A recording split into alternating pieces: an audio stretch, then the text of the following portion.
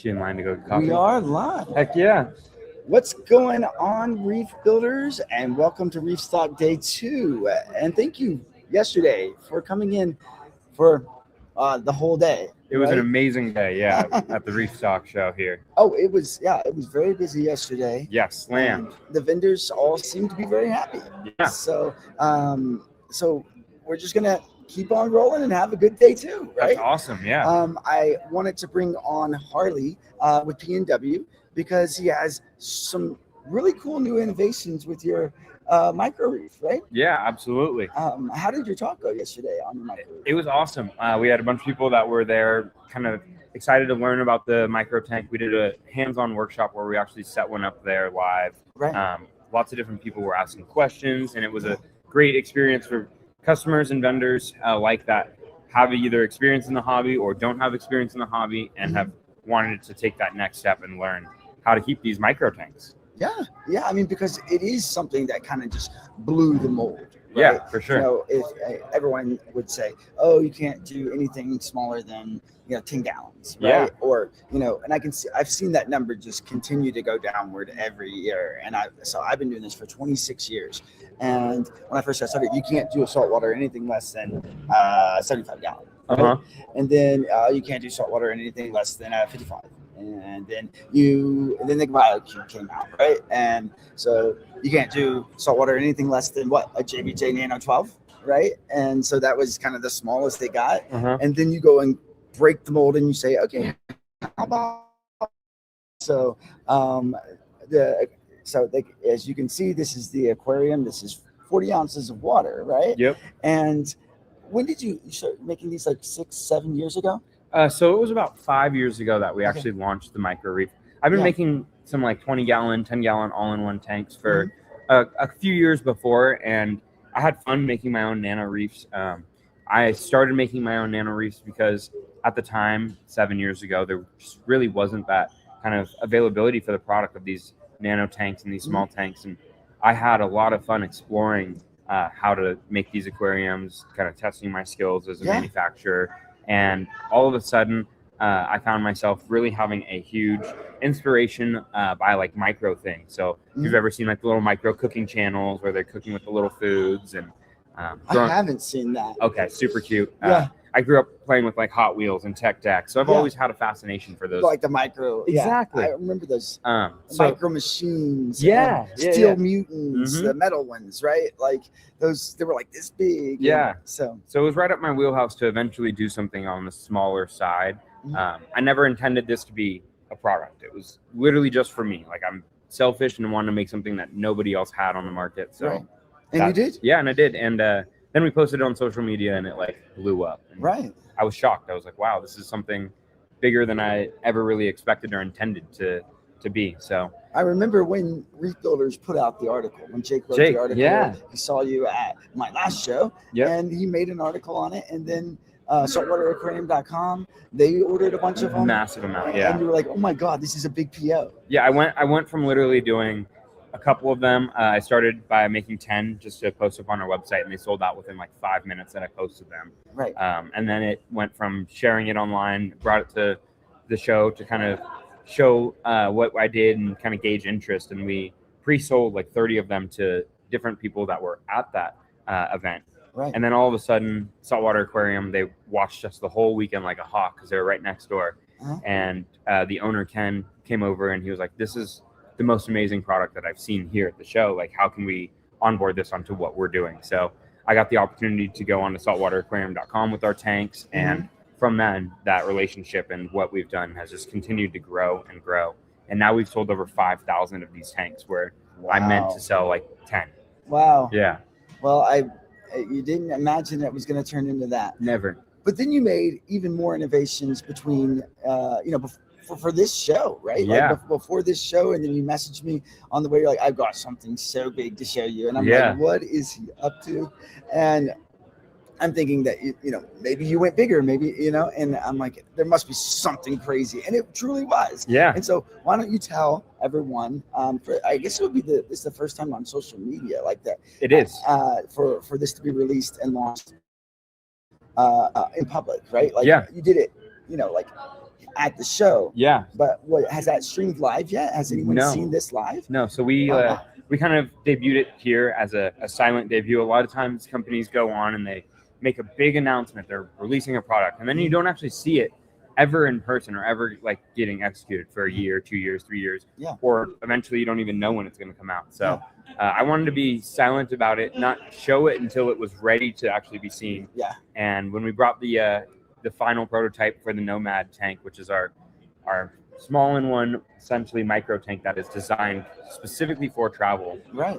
I knew that it was going to be something that I was super excited to show off, and I didn't want to blow the cover on it until it was ready to go. So we just released at this show literally yesterday the very first final prototype of the small-in-one Nomad travel-ready system that you can literally take anywhere. It's a watertight tank, so no matter if you're flying, if you're driving, if you're going on a long-distance road trip, you can take your aquarium with you and know if you're bringing corals back with you, if you're traveling and you're going to a new store that you'd really like to see, your corals are going to get home safely. Your tank is going to be able to go and plug into a battery pack and then plug right into the wall when you get to the hotel. Right. So super excited to be able to release that. And literally I can turn that tank upside down. And you did it yesterday. Yeah. And I think we were actually on live when that happened. And I don't know if some of the footage didn't come through. I know Evie, who just hung out and made this thing work yesterday.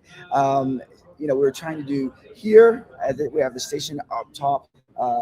It's on the top floor of, or not the top floor, but it's on the main floor here. Yeah. Where the Reef Therapy booth is. But if you go downstairs, that would be going into the showroom. And so we did have some connectivity issues, but I think we got it all dialed in. And I think that everyone saw you turn it upside down. Literally and upside down. I was just like, I had no idea you were just going to go boom. And you're like, look, only like 10 drops of water came out of it from, I guess, an airline or something like that. Exactly. On the left so side. where the air comes in, Yeah. it's kind of like a purging, so that air can continue to Right. siphon through while the tank is operating. And yeah, you can literally flip it upside down and it'll drip down through that little gasket for a quick second, but it will then it hold. stopped Yeah, it'll completely. hold the water after, and it's really, really cool because just like you're saying, I can flip it upside down. I can take it anywhere. If I ever need be, I can check it under, a plane. I can check it, and I'm not going to be worried that it's not going to make it back. That is such a game changer with It's that. really cool. And I could see, for people that, how this could be used,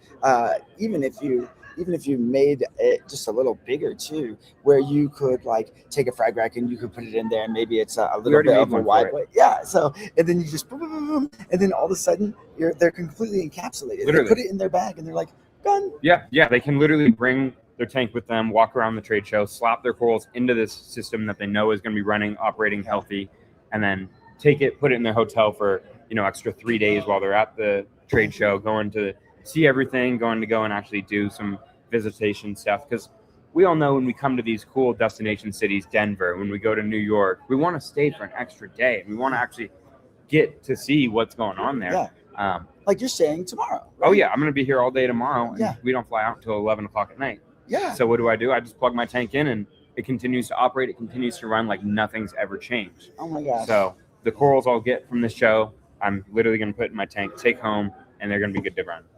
Well, it was truly incredible to see it yesterday. I know we showed it on the live, but this is not the unit you were showing me yesterday, right? Like no, this is my micro tank. This is your micro tank. The battery packs in the back and things like that. Yeah. But you have the design yesterday. It's a little bit wider here, and everything slides in here. And the aquarium's just a little bit bigger because everything goes in through the back here, right? Yeah, exactly. So it's an all-in-one. So the filtration is in the back, rather this one has the filtration underneath through the sump. What'd you call it? It's an all-in-one. It's the small-in-one. It's a small-in-one. Small-in-one Nomad. Yeah. Exactly. Yeah. And that was such a good name. I was even thinking like later on, like about another, like all-in-one that was like 12 gallons, and I was like, oh, someone should call it the smaller-one. And then Evie's like, you're just thinking about what Harley called his. I was like, has he already done that? Of course. Yeah. And then she's like, yeah. It's like this little 1 gallon. Yeah. And I'm like, oh yeah, you're right. Okay, I gotta stop thinking of Harley's ideas. Yeah. It's the small-in-one is small tank, 1 gallon tank is an all-in-one, small-in-one. So it's a very good play on words there. Yeah, I thought I was all creative. I was like, oh, someone should call it a small-in-one. Like, that was like a year ago, Sean, please. But no, you have cool names, you have catchy products. It's obviously super innovative, and it hasn't been done before, right? And never. That's trailblazing. That's what I liked about some of the things I've, been able to be a part of and create sometimes within the aquarium industry, is to target something that no one's done, to trail, just to blaze some trails, right? Yeah.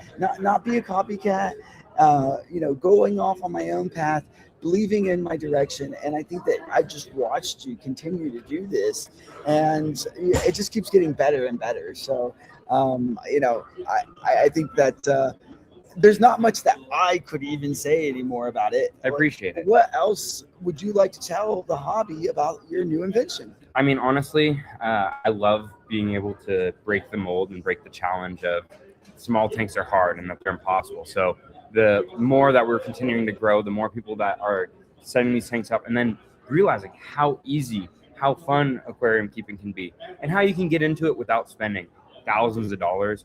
I have so much fun just like changing the way people think about it. Mm-hmm. Every single day that I go to these trade shows, I have people come up to my booth, especially people who've kept these tanks, and been like thanking me for making something that is easier for them to do, making something that they've wanted to see or wanted to try out, but have never had the opportunity to. And just in the past few years, it's really gotten to bring me a lot of joy, sharing something I'm so passionate about, and sharing how much detail time and how much innovation goes into these small little devices. That brings me joy, and also brings all these other people joy. I'm gonna grab our camera and be able to show a little bit closer in, and hopefully I don't mess everything up. And set this up just I'll give you a little tank tour here while we're checking it out. I want to show everyone just how cool some of the corals you have in here. And so it really kind of blows my mind, because I'm thinking, oh, well, you'd be done in just like, a couple of days, what people would say. But when you take it where you're going, you're finding all the tiniest, coolest micro corals. And so let me just show you. So, I mean, a frag plug looks really odd in this tank, right? You see a big circle in this aquarium. So we cut everything all the way down. We make very, very small frags of pieces. You can see my clam there right in the front, right next to the mushroom. That's one of my favorite corals inside of this tank. It just always looks really good. Being directly under the light here, it gets all the nutrients that it needs from that. I don't supplemental feed it. Lots of different corals in here, zoas, button scolies. I've got a few different kinds of shrimp in there.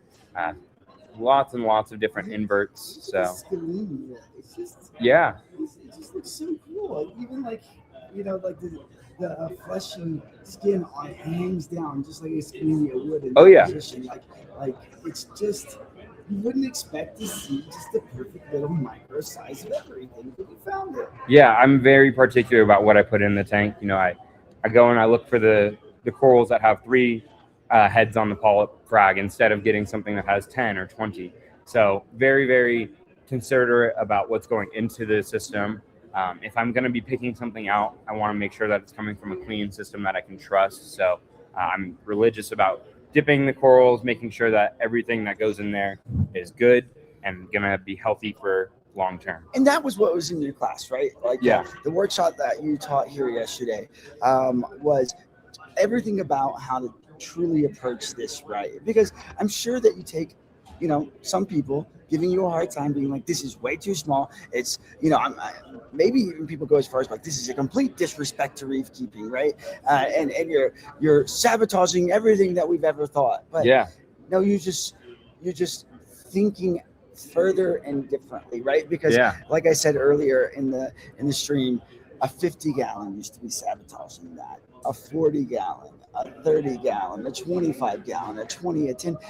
Where are we going to draw the line? I think you do have to draw the line after this. Maybe you'll make like a completely encapsulated orb one day. I mean, that maybe like sit on top of something that causes it to spin, or I don't know. But, this is got to be the smallest it gets. It's got to be. I mean, I don't plan to go much smaller at all.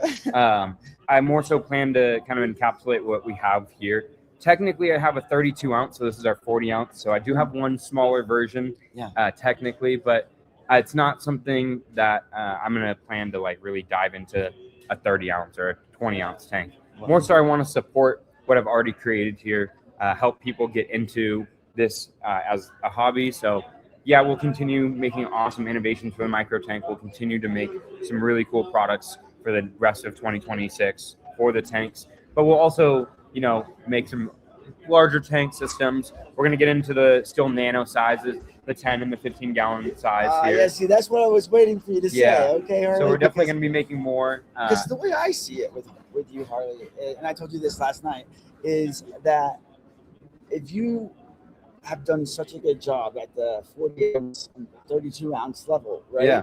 This much innovation, what could you do with a 10 gallon? What could you do with a 15 gallon? And I can. Exactly. Yeah. There's a lot that I want to put into it. And there's a lot of things too to make this reef keeping simple and easier that I feel a lot of companies just miss because they want to keep the prices low. They want to keep their, consumers not having to spend a bunch of money on the actual tank and then buy all the upgrades. Right. So I'm going to be focused on making systems that work right out of the box, that you never upgrade, that you get to enjoy right there. You have all the equipment that you need. You're not having to worry about upgrading anything. You're not having to worry about if things are going to go right or wrong or work together. So our whole goal is to continue growing the niche of the small aquarium hobby and just grow what we can about nano tanks. Oh my gosh. What's going on, Sharky? I know. Can I fit in there? Can I go for a swim in there? Yeah. Oh my gosh. I know who this is. I know who this is. It's going to be a great day here. You need to tint that little clear thing that comes to the to tint that clear part. So that people don't know it's you. Oh gosh, that's great. What a legend, huh? Yeah.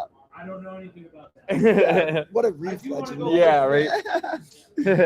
Oh gosh. All right. Well, I know that you have to get back to your booth and set things up, right? Let me tell you, I got to go and redo like half of my booth because we sold so many things on the first day of Reef Stock that I have to make the table look completely full, make sure that the people that are coming for Sunday feel that they have a great experience at the show, get to see all of the products. So we're going to make the booth look immaculate, put a bunch of cards out to get people to join our Facebook group, learn more about these tanks. And we're just going to continue to share our passion and knowledge about the hobby today here at Reef Stock Denver. Yeah. We can't wait to continue sharing the podcast, sharing what we make on the tanks. We'll do this. And this is really, really fun. Why don't you type in some of your, like the places right here, right into here where people can find more information about, your company, P&W. And so just pnwcustom.com and all your social media handles are listed right there. Yep. Okay, so that's right there. Yeah, that's what I love about going live. Is like we just talking to, see, I'll just quickly check this before I let you go. Some people have said good morning to everyone that's coming in. Absolutely. Do you have any questions that you'd like to ask Harley before I let him go back to his booth? I told him till 9:30, so technically we have him for four more minutes. And so if you have any questions for him, we'll wait here a minute. You can just throw it in here in the chat, and then we'll let you go back to your booth. So what's new for Reef Builders for 2026? Oh, so much cool stuff. Hey, we just swap places. There we go. As I've told you, we did take the studio down in Denver because it was very difficult for us to manage it down from Dallas. I think that it is something that Evie and I will need to be working on daily. Be fully present for. And we appreciated Salem before. We appreciated all the help we had in the studio from Jack. But it really is going to be something that we pretty much have to be on top of it at all times. Yeah. And Jake did it successfully because he was an owner of the platform. And so Evie and I are also owners of the platform. We also have Rob. We also have Raj. But looking at our schedules, Evie and I have the most time to be able to focus on that. Yeah. And so we're going to be taking that down to Dallas. We've already got all the equipment there, and we haven't quite set it back up yet because we're deciding between two locations that we might be utilizing. So we want to make sure that we don't set it all up and then all of a sudden Have to do have anything. another opportunity Yeah. that seems really good for us. And For so sure. we're going to see how that plays out over the next month to see if we get that space. And then we're going to set these aquariums up one by one. And we're going to do live streams. We're going to do step-by-step videos. And we're really going to think outside the box, not only setting up some of the newest, coolest gear and systems, but also setting up stuff that we can find on the marketplace. Yeah. I wanted like half of the studio to be made off the marketplace. Off like Yeah. the Facebook What Marketplace you kind of can stuff. That's find, funny. what you can see that's out there that's not being loved Budget anymore. friendly. Yeah. You know, because I've seen, I even thought about doing it at this show where I take an aquarium, because I've done this and made videos on this before on my previous platform. When I was over with Fritz Aquatics, I made a video on how you can take, it was like a 75-gallon aquarium, and I took it and broke it down. I bought it used off the marketplace for $200, broke it down, cleaned every part, showed it that day on what I did.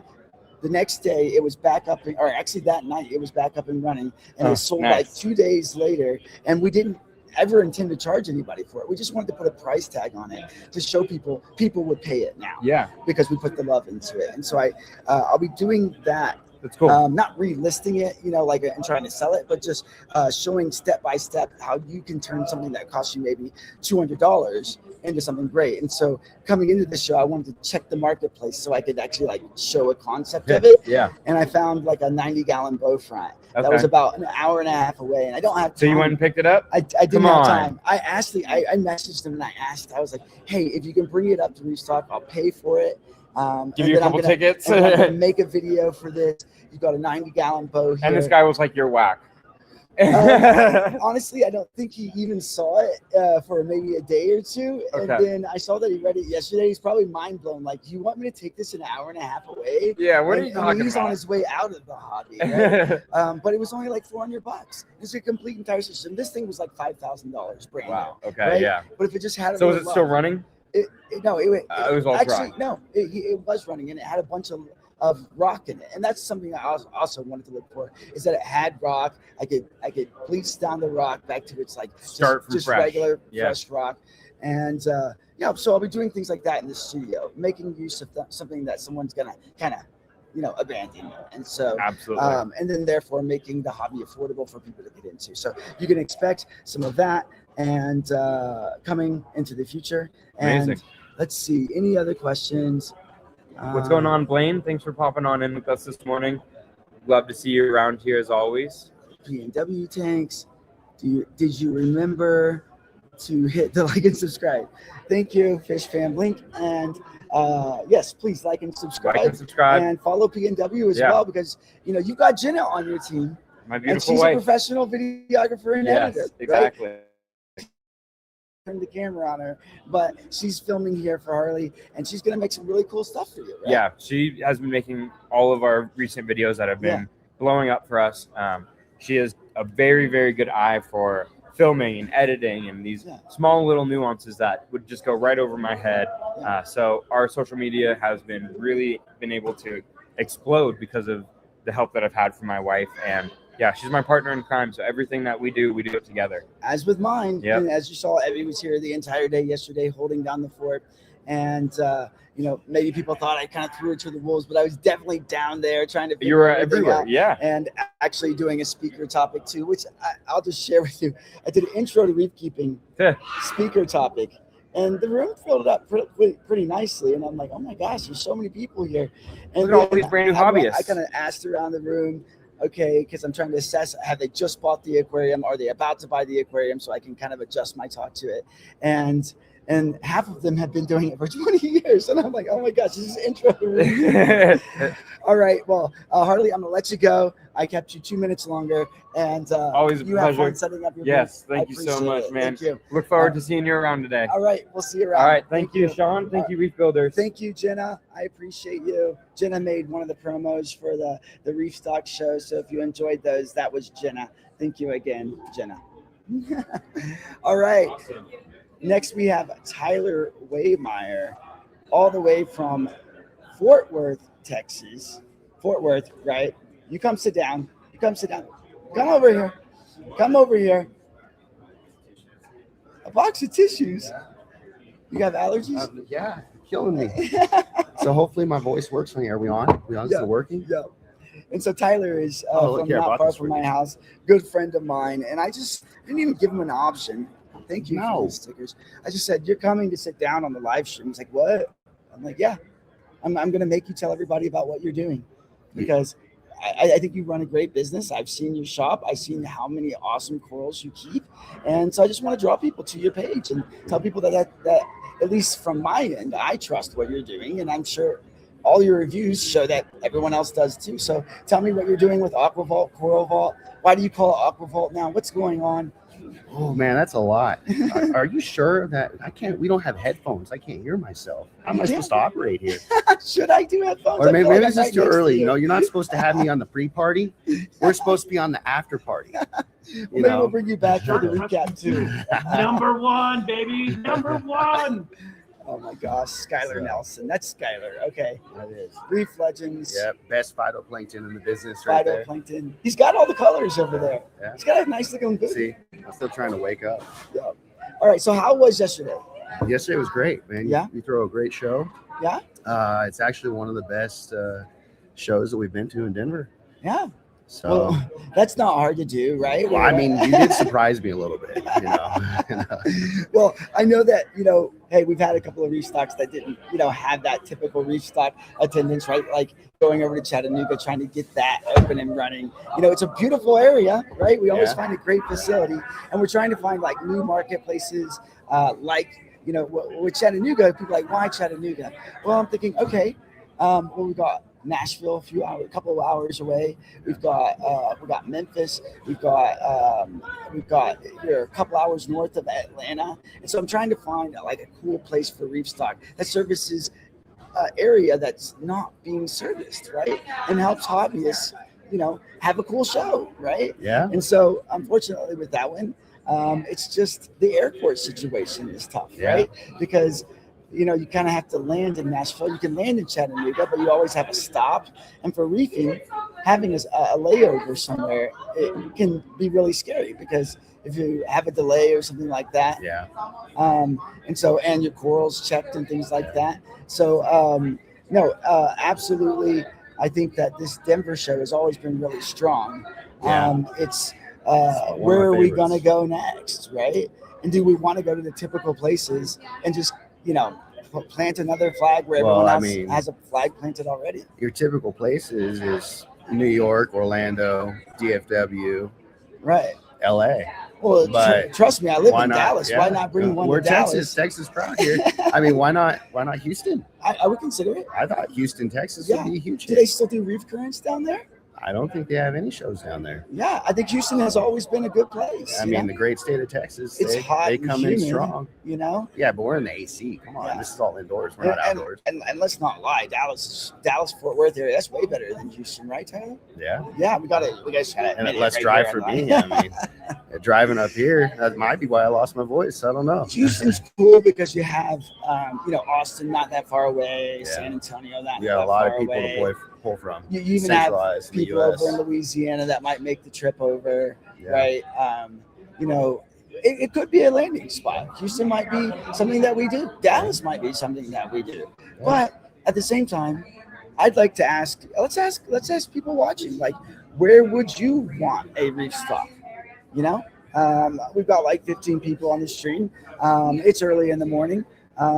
Where would you want a reef stock? And even if you're watching this after it's released, if you go ahead and continue to comment, I think it actually adds back to that live feed there, and your question will pop up if someone's watching it live. Then I think, again, new to StreamYard. So let's go. It doesn't matter where we go. Wherever we go, we're going to bring some awesome coral. Well, let's talk about the coral. Yeah.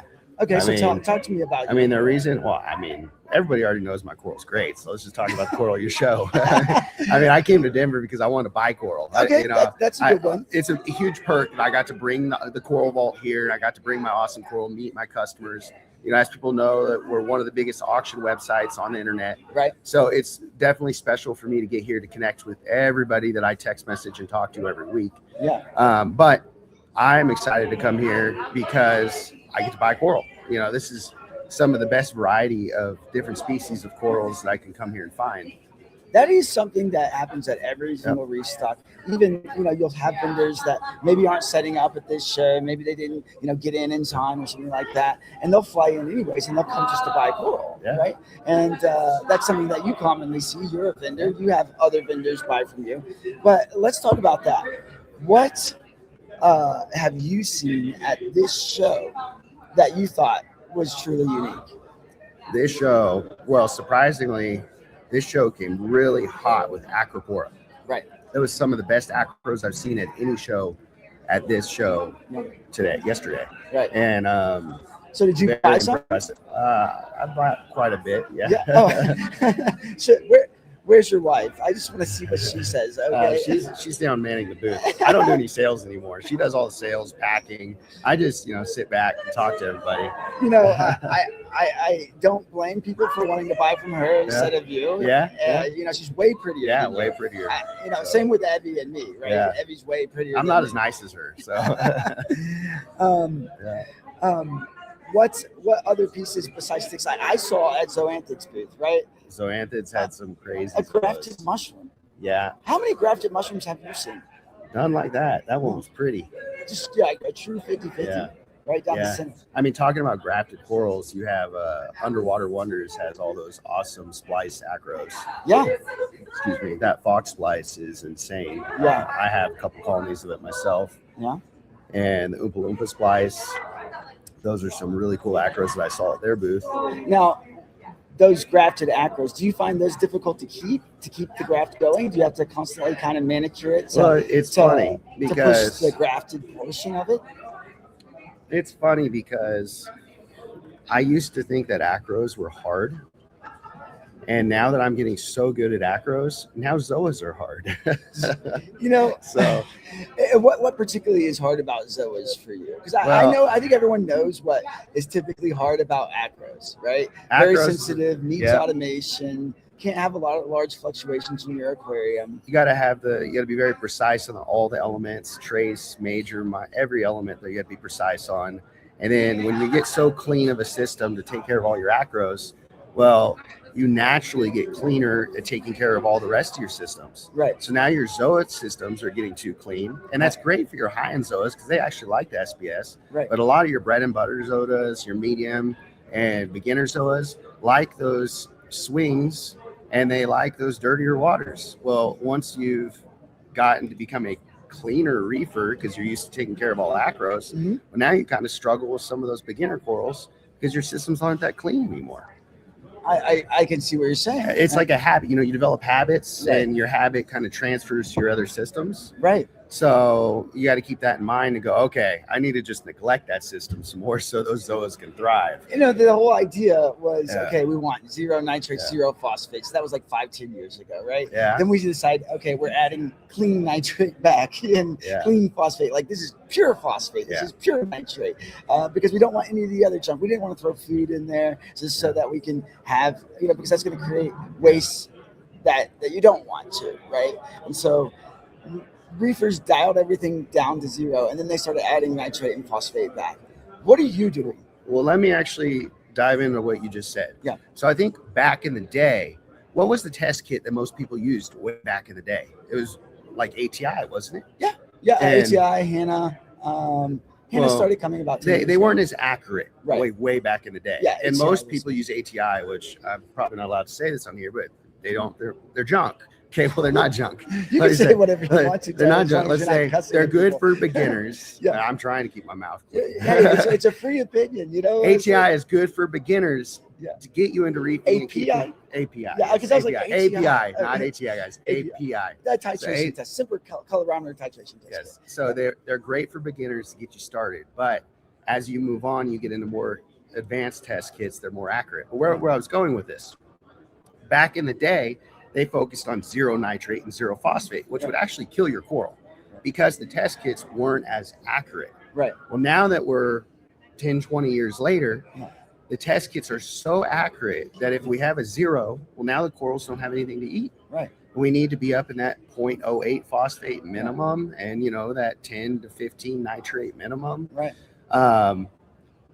So now that the test kits are so accurate, we can actually dose to hit those numbers. Dial Where it back in. in the day, it's like, oh, we're at 0, so we're going to have some because the test kit can't read it. Well, now the test kits are all ultra low reading, so now they can read all this stuff. Right. So now we can actually dose it and get it really intact. Now, I think your question was, what am I doing? Yeah, what are you doing? Well, I'm not doing anything. I just sit back. I watch my wife do it. That is so not true. I've seen you, and you work a lot. Yeah. You are a hard worker. I love your ethical standard of doing business, right? I know that you're always trying to approach this like, hey, you care about who you're doing business with, your customers, I do. treating people with respect. Yeah. And you've always treated me with respect, and I haven't seen you disrespect anyone within the industry and what you're doing. And that's why, I kind of handpick who I want to have come on, right? It is a fair bit of advertising to have you come on. Hopefully this live stream gets watched over and over, and people learn more about your business and have trust to come and purchase from you maybe when they haven't before. Well, that's what I can say is, if anybody doesn't know me out there, I'm aqua-vaults.com or coral-vault.com. Mm-hmm. We really do this because we love it. Right. I went really, really big in 2020, 21. I opened this massive super shop in Dallas, Fort Worth. Yeah. I was doing all these Facebook live sales. I was doing crazy amount of business. You were hustling so hard. I was going really big. And I could tell it was wearing you out. It wore my family out. It wore my health out. People think owning a fish store is awesome. It is. Don't get me wrong. Like, owning the fish store is amazing. This is a dream come true. Every single day, I love corals. Now, it went so big. I one day sat back and I went, this is too much. Like, what am I gaining from this? It's actually taking away from my family, from the hobby. Like, I'm doing this because I love it, right? So why am I making it where I can't enjoy it as much anymore? Right. Because it's turning into a job and about the corals more than my family. Right. So I scaled down, building my dream warehouse on property that I own. Right. Exactly how the store was set up, how I wanted it. And then I scaled it down where now I can actually focus on the customers, my coral, and my family, and getting back to what we love. Right. And we love taking care of all this stuff. It's not so big anymore that I'm now driving my health in the ground. I'm not seeing my kids. I'm not going to my daughter's gymnastics. So I feel like from what I see, because I saw your shop set up, right? Yeah. I feel like you have just as much of growing coral area. You just don't have to have more retail. Maybe more. Yeah. Because it spreads throughout, right? And you've done a nice job of having good looking aquariums in your home that don't make your home look like it's jumped up, right? But then you also have, the area of your home that's on property that you built out for the studio or for a studio, right? Yeah. And a grow out area. Yeah. And the only thing missing is like retail tanks for sale. Yep. We're not going to do retail anymore. Right. Yeah. And I even saw someone say here, right? Everything is basically online these days. Yeah. Blue Reef 9530. Mom and pop stores are gone. That's not necessarily true. Yeah. There's some people that have, found success in having a retail shop. And I think the ones that are the most successful are the ones that, have an online component like yours, have a shop that is a lot of overhead to take on, and then have a servicing company. But you pretty much have to explore all areas of profitability. Yeah. And where you were being successful before, we have sound, but what happened to our view? Click the camera button to turn it back on when you're ready. What happened, Debbie? Oh, can you see us?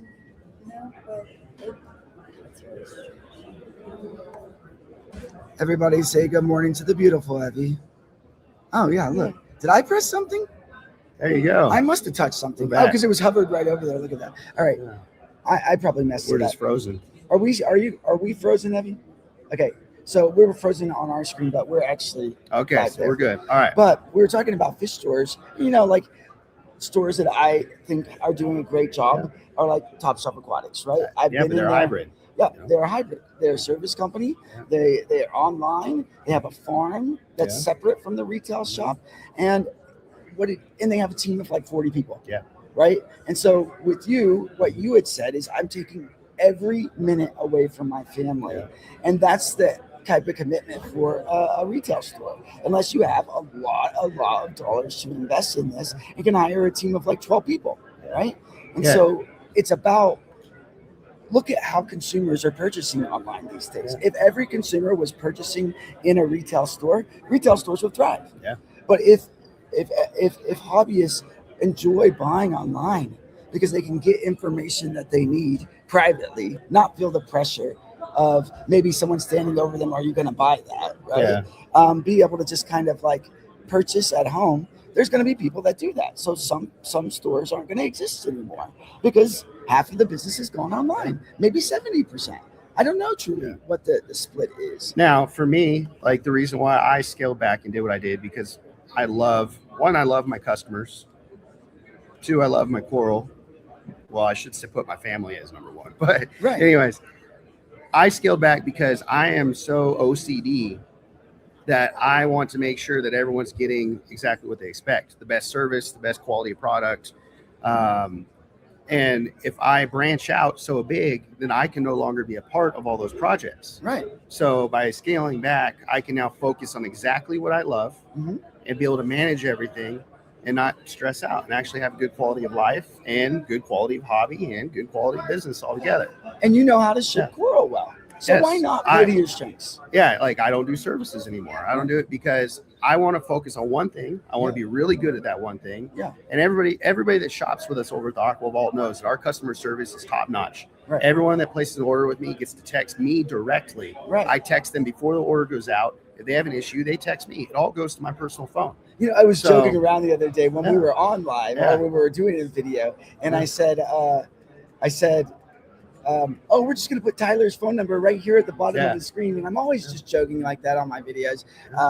But you were like, yeah, sure. Yeah. Sure. Yeah. Everyone call me at can. 2:00 in the morning. Yeah. I was like, you don't truly want that. But if you have, you've had I customers respond in the morning. message you, you know, in the middle of the night because maybe they're in some sort of emergency situation and you've helped them. Yeah. And that's, again, what I've respected about your hustle is that you really are dedicated to And it. that's the thing too, is anybody can reach out to me and we will help. Like I have a lot of customers. What happens? A lot of customers get an order of an acro and they're not so, ready for acros, and then it dies in a week. Right. Okay. Well, the first thing I like to do is point out and say, hey, your product's no good. Well, it's not always true. So, but we don't accuse anyone of that. First thing we do is how can we help? Right. And then I actually dive in with them to teach them on how to keep these corals alive. So that way the next shipment they get doesn't do the same thing. Right. So that's one thing that we're not just selling people coral. All these customers that shop with us, they text me and I'm actually willing to help them understand their numbers, because if I can provide a product to them and they can keep it alive, what are they going to do? They're going to buy more product. Right. So, or I should say corals, they're going to buy more from me, and that's what we want. If you buy more, then that helps keep us going and expanding. Right. Now, one thing I want to go to is kind of expanding on the comment of mom and pops are gone. Yeah. It drives me nuts. I see all these live stream videos on TikTok of people going to shows. And it's like the most expensive coral in my tank, and they exaggerate the dollar amounts that they're paying for these corals. Why has the hobby gotten to the point where everyone's talking about the most expensive thing they bought? Why can't it be switched to the most colorful coral I've found? Like, why did it go from people bragging about how much they spent on something, but then instead of them saying, look how beautiful and healthy this coral I found is, like it went from a rarity of a color beautiful coral to this coral's cost. Yeah, I mean, I think that it just depends on how you're looking at it. I think that, people these days, they connect the price of something with the rarity of something, and that, that would be how you would, like, look at Pokemon cards. Yeah. This is the most expensive Pokemon card. And the reason why they say that is because this is the most rare Pokemon card, right? And so maybe sometimes I think the answer to that to some people is they're giving a value on it in dollars because it shows its rarity, right? And so I don't think people want to spend more on coral, right? Yeah. Do you want to spend more on coral? No. I think we're constantly with what we're doing and things with people, efforts like yours, aquaculture and coral, right? We're bringing the cost of some of these rare corals down, right? Like how much was a home wrecker, 5 years ago? I think it's better to talk about Stratosphere, OG Stratosphere Zoa. 5 years ago, $1,500 for a head. Yeah. Now you can get them for $100. Right. But it's also because a stronger strand was found. Right. And we all know it's about supply and demand. Right. It's all about, I guess where I'm getting at is I feel like the saltwater hobby is being advertised incorrectly sometimes. You might be because right with that. Look at freshwater. Freshwater is what, 10 times bigger than saltwater? Yeah, 90% of the aquarium hobby is freshwater.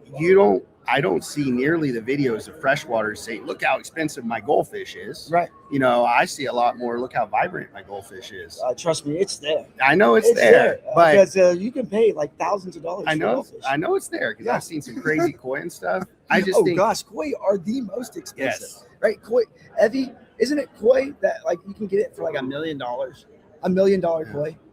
Yeah. Do we have $1 million coral? I've heard of a $100,000 acantho, but No way. I mean, I don't think I've seen a $100,000 acantho. I've seen 5 of them one time. No way. Yeah, I sold them. Why didn't you let me do some coverage on it? Was I not with Reef Builders at that point? This is a long time ago.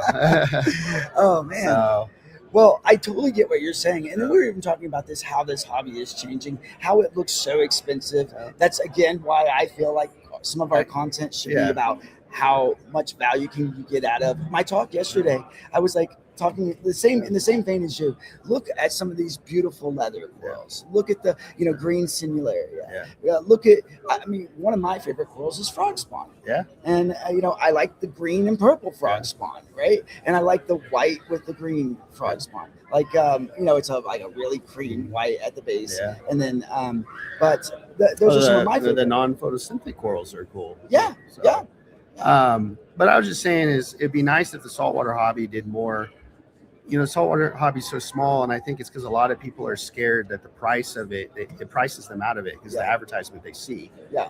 And I think that's true. I think what you're saying is, it seems like even on Reef Builders, take that grafted coral article.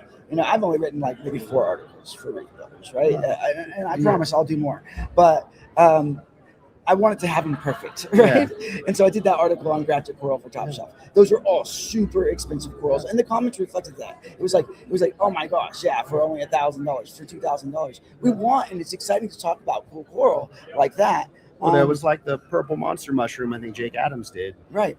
We had a DAT that brought it in from I think Plano, Texas. Right. And I don't even remember the price, but it was crazy. But that mushroom was insane. Right. Yeah. Now, I'm not saying that every hobby doesn't have an expensive, because obviously there's collector's parts in every hobby. Right. I just wish that we should celebrate. We could celebrate the more. You can have vibrant, crazy colors in an aquarium at a beginner price, mid-range price.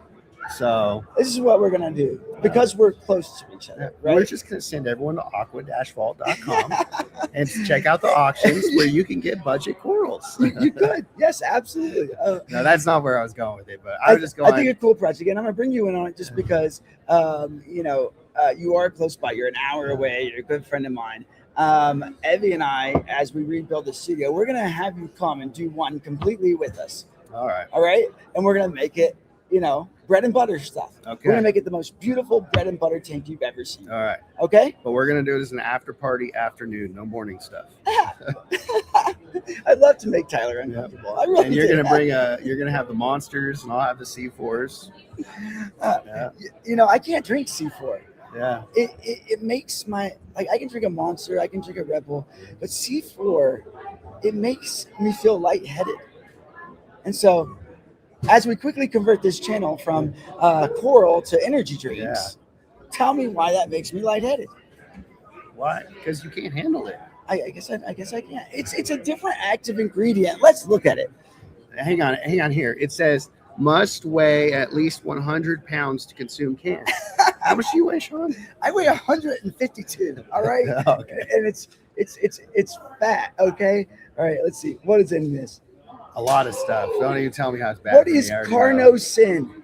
Beta alanine. It's a lot of stuff that makes you vibrate. I'm sitting here like, haven't ate breakfast yet, so it's even worse. That's C4 energy, man. All right, yeah. Tyler, I'm gonna let you go back Next to the time, booth. I'm gonna wrap it in a Reef Legends Fido can. Say I'm drinking Skylar's Fido for the advertising. He does. I've seen him drink his own Fido. Yeah, That guy is crazy and he is fun. something. But he's a good dude. He's a good dude. I like him. All right, Tyler, thank you for coming on. I want to send you back to your booth because the show's opening. There's people coming in. It's time to go sell. And despite you saying that you don't help, I watch you in your booth. You're working the whole time. So get back down there. And thank you for coming on. Thank you, everybody. And if anybody needs help, don't be afraid to reach out. One more shout out to your website where you can find all your social media handles. Aqua-fault.com. All right, or plural-fault.com. Yeah. Okay. And then there's a YouTube channel coming next month. All right. Yeah. Oh shoot, I haven't even heard about this. Why haven't you told me this? Nobody knows. Okay. All right. Well, I'm gonna get down to the bottom of this. All right. All right, Evie, get in here. People don't want to just watch me. They like you better. So. All right, Evie is here. There was people complaining all over the thread. Where's Evie? We're not gonna watch you, Sean.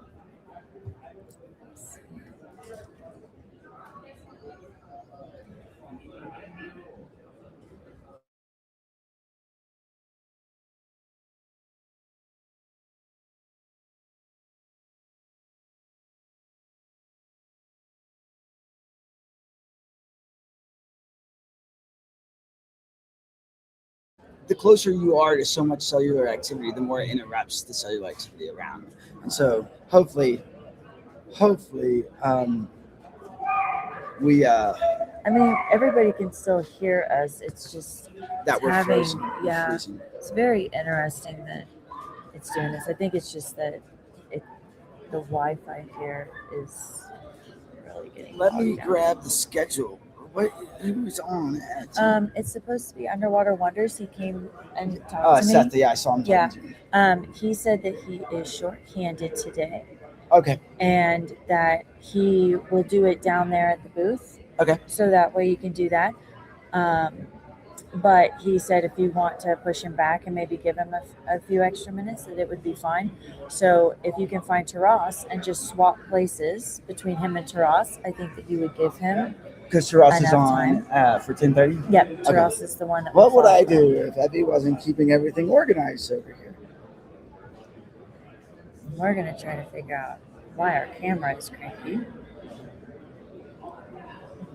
I love that you guys can all comment and talk to us while we're doing the stream.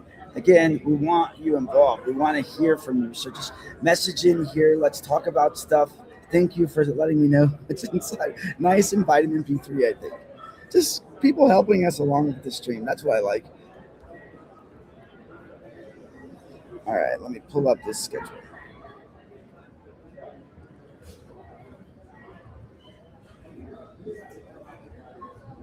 Not sure why this is being cranky at us. I'm going to pull us down off of this main deck, everyone. And then come back on? Yeah, and see if it'll readjust the camera for us because it's being cranky.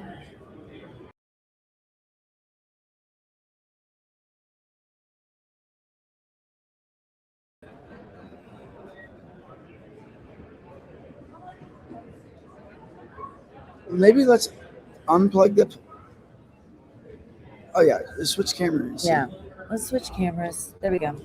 That's very close to my face. I know, but we're just gonna have to deal with it for a moment.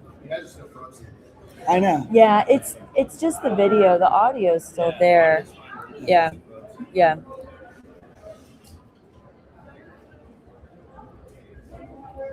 The VIP swag pack, you were supposed to get the Reef Nutrition bag and your t-shirt, and that was given out exclusively to the VIPs for being the first ones in line and getting admittance into the show. Yeah, if you didn't get it, just come see us if you're still here around the show, and we'll take care of you.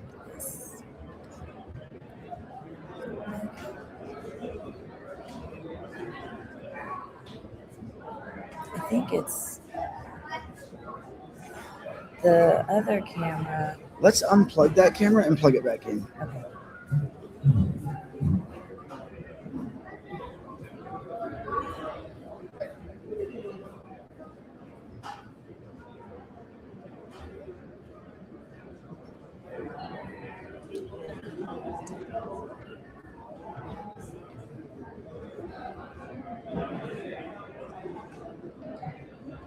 There we go.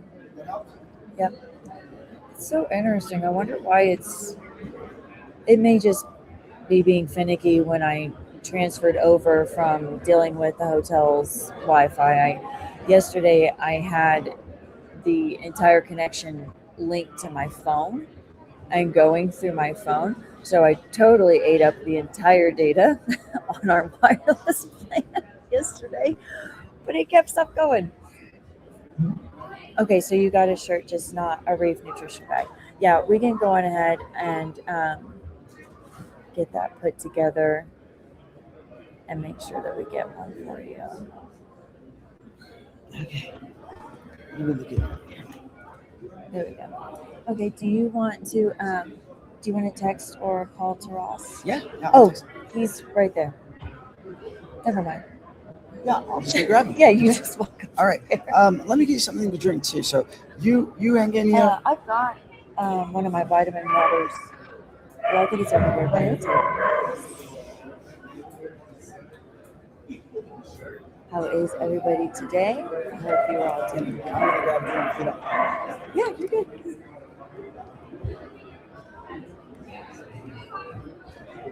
Well, good thing the guys had well-traveling voices this morning because Sean actually turned this mic on. So, oh, look at here. We're gonna have a shark video he's coming bomb. Back. He's All right. coming back. There we go. What are we doing today at Reef Stop? We're hanging out live, everybody. All day. all day. Woo! This is It's a Skylar. fun time. No. with Reef We Legends. got to come up with a name, okay? Okay, all right. We all got to find a name for Skylar. We need a little bit With more Reef room. Though. Legends. We got to scoot the table out a little bit so I can run behind here. Sam's going to show me how to do Just some like tricks here in a minute. Run back and forth. Who's going to show you how to do tricks? I'm like, Sam, Oh, Sam's going to show you how to do Yeah. tricks. she's my trainer, okay? She's your shark trainer. She's my shark trainer. Not only does she train with the orcas, but she trains the sharks. Nice. Yeah. So are you doing like target training? I don't know. Oh, Sam hasn't told me what we're doing yet. oh man. I just know we're working with a very limited space. You should totally do some target training. They do target training with elastic ranks. Oh, I don't know where they went. I can't see very well. You But can't see. where did Sam go? Where did Sam and Taras go? Yeah, I think Taras, Sean is locating Taras. I don't know where Sam He went. was waiting to come on. Yeah. Well, like I was about to tell Sean to just call him, but then I looked over and he was sitting there. So I was like, oh, we'll just go get him. So then he went to go get him, and then they both apparated. There you go. It's okay. Mr. Shark's cooler, okay? Right? At least you get some entertainment. Oh my gosh. Did you have fun yesterday? I did have fun yesterday. Were you a shark all day yesterday? Part of the day. Part of the day? In the afternoon when I had a little time to wander around. Yeah. When I wasn't signing paperwork with everybody. I think I signed like 4,000 cards for autographs yesterday. So Really? yeah. Oh. Whose card or I don't. It's something like ASD, like Treasure Hunt. They were asking for like oh. signatures. They stopped by. That's I don't know cool. if it's really like. Oh, that's my for the signature, scavenger but- hunt. Yeah. Yeah, So Maybe I'm not as cool ASD as I was thought like, it go was. get Skylar's autograph. that's right. Nice. That's right. Nice. I like it. That was a good one. Well, what else did you do yesterday? I was at some trade show. I had to sell some products. Sold some products? Yeah. Nice. Whatever. This is way better to walk around in here. Is that tough to put on and maneuver around? It's hard to unzip it when it's pressurized. So I need some help. But it is very hot. It's hot in here. Is it like anyway. being in a balloon? I am drying out. It's very dry here. It is very dry here. It is. I keep asking the hotel for like their little lotions because I'm like, I feel like my skin is just like, oh. I have some very cool like sea lotions for you, whatever. If you need that one, Oh yeah. I need that one to keep my shark skin so dry or so moist in this dry environment. Oh yeah. Yeah. I didn't know that sharks cared so much about moisturizing. Well, we don't when we're in the water, Oh, but when yeah, we're when on you get it land out. in Denver, where there's no Great Salt Lake and it's dry, it's very hard. So you Yeah. gotta have really good lotion. I can see how that would be tough on the scales. That's right. Yeah. Really tough So- on Where are they at? I don't know. They vanished. Oh no, maybe I see one coming back. Here comes Sean. Anyway, But I don't see Taras. I need to get a speaker in here that plays Jaws. Oh yeah? Yeah. You should. Right? You just need like one of the little oh what is it? Like the teeny tiny boom boxes. Oh, I bought one. Yeah. You just need it just playing the Jaws theme I the just whole didn't time. think about it that much. You gotta do it. He can't see. He's like, I'm backing out. Hopefully he doesn't unplug anything. Oh goodness. All right. There he is. Oh, is this all just screwed? Yep.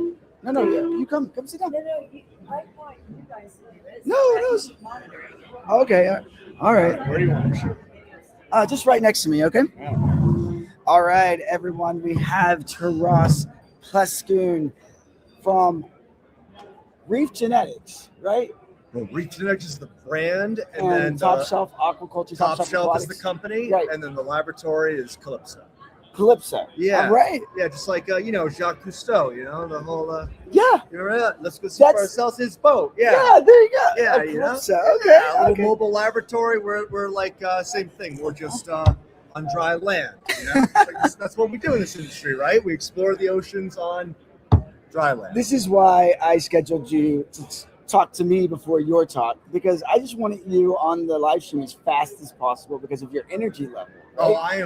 I am pumped. I just came from the Mojave. We were marching through the Valley of Fire and Caesar's Palace, and I got here at 4 a.m. and I am ready to talk pods, man. Let's go.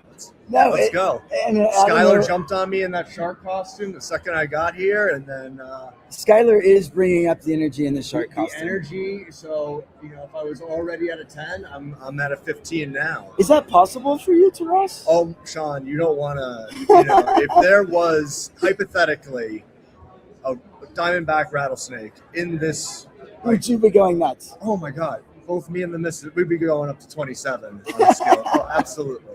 Yes, but we're going to say a nice, comfortable 12 to 15. So, Taras, you're not just a pod hunter and a genius when it comes to phytoplankton and foods and health for coral, but you also I'm an enthusiast. you are also a snake hunter. Well, I would say so, not always successfully, but yes, no, I can say Taras at is a that snake point. hunter. Yeah, I've seen your videos. Well, it's the missus, and I'm more of the facilitator. Okay. Yeah, I'm the hunting dog. I retrieve the Yeah. animal, and then we take photos. But yeah, That is cool. If you, I'm sure that you probably don't want people to flood to your social media, but if you find him, Taras Pleskun,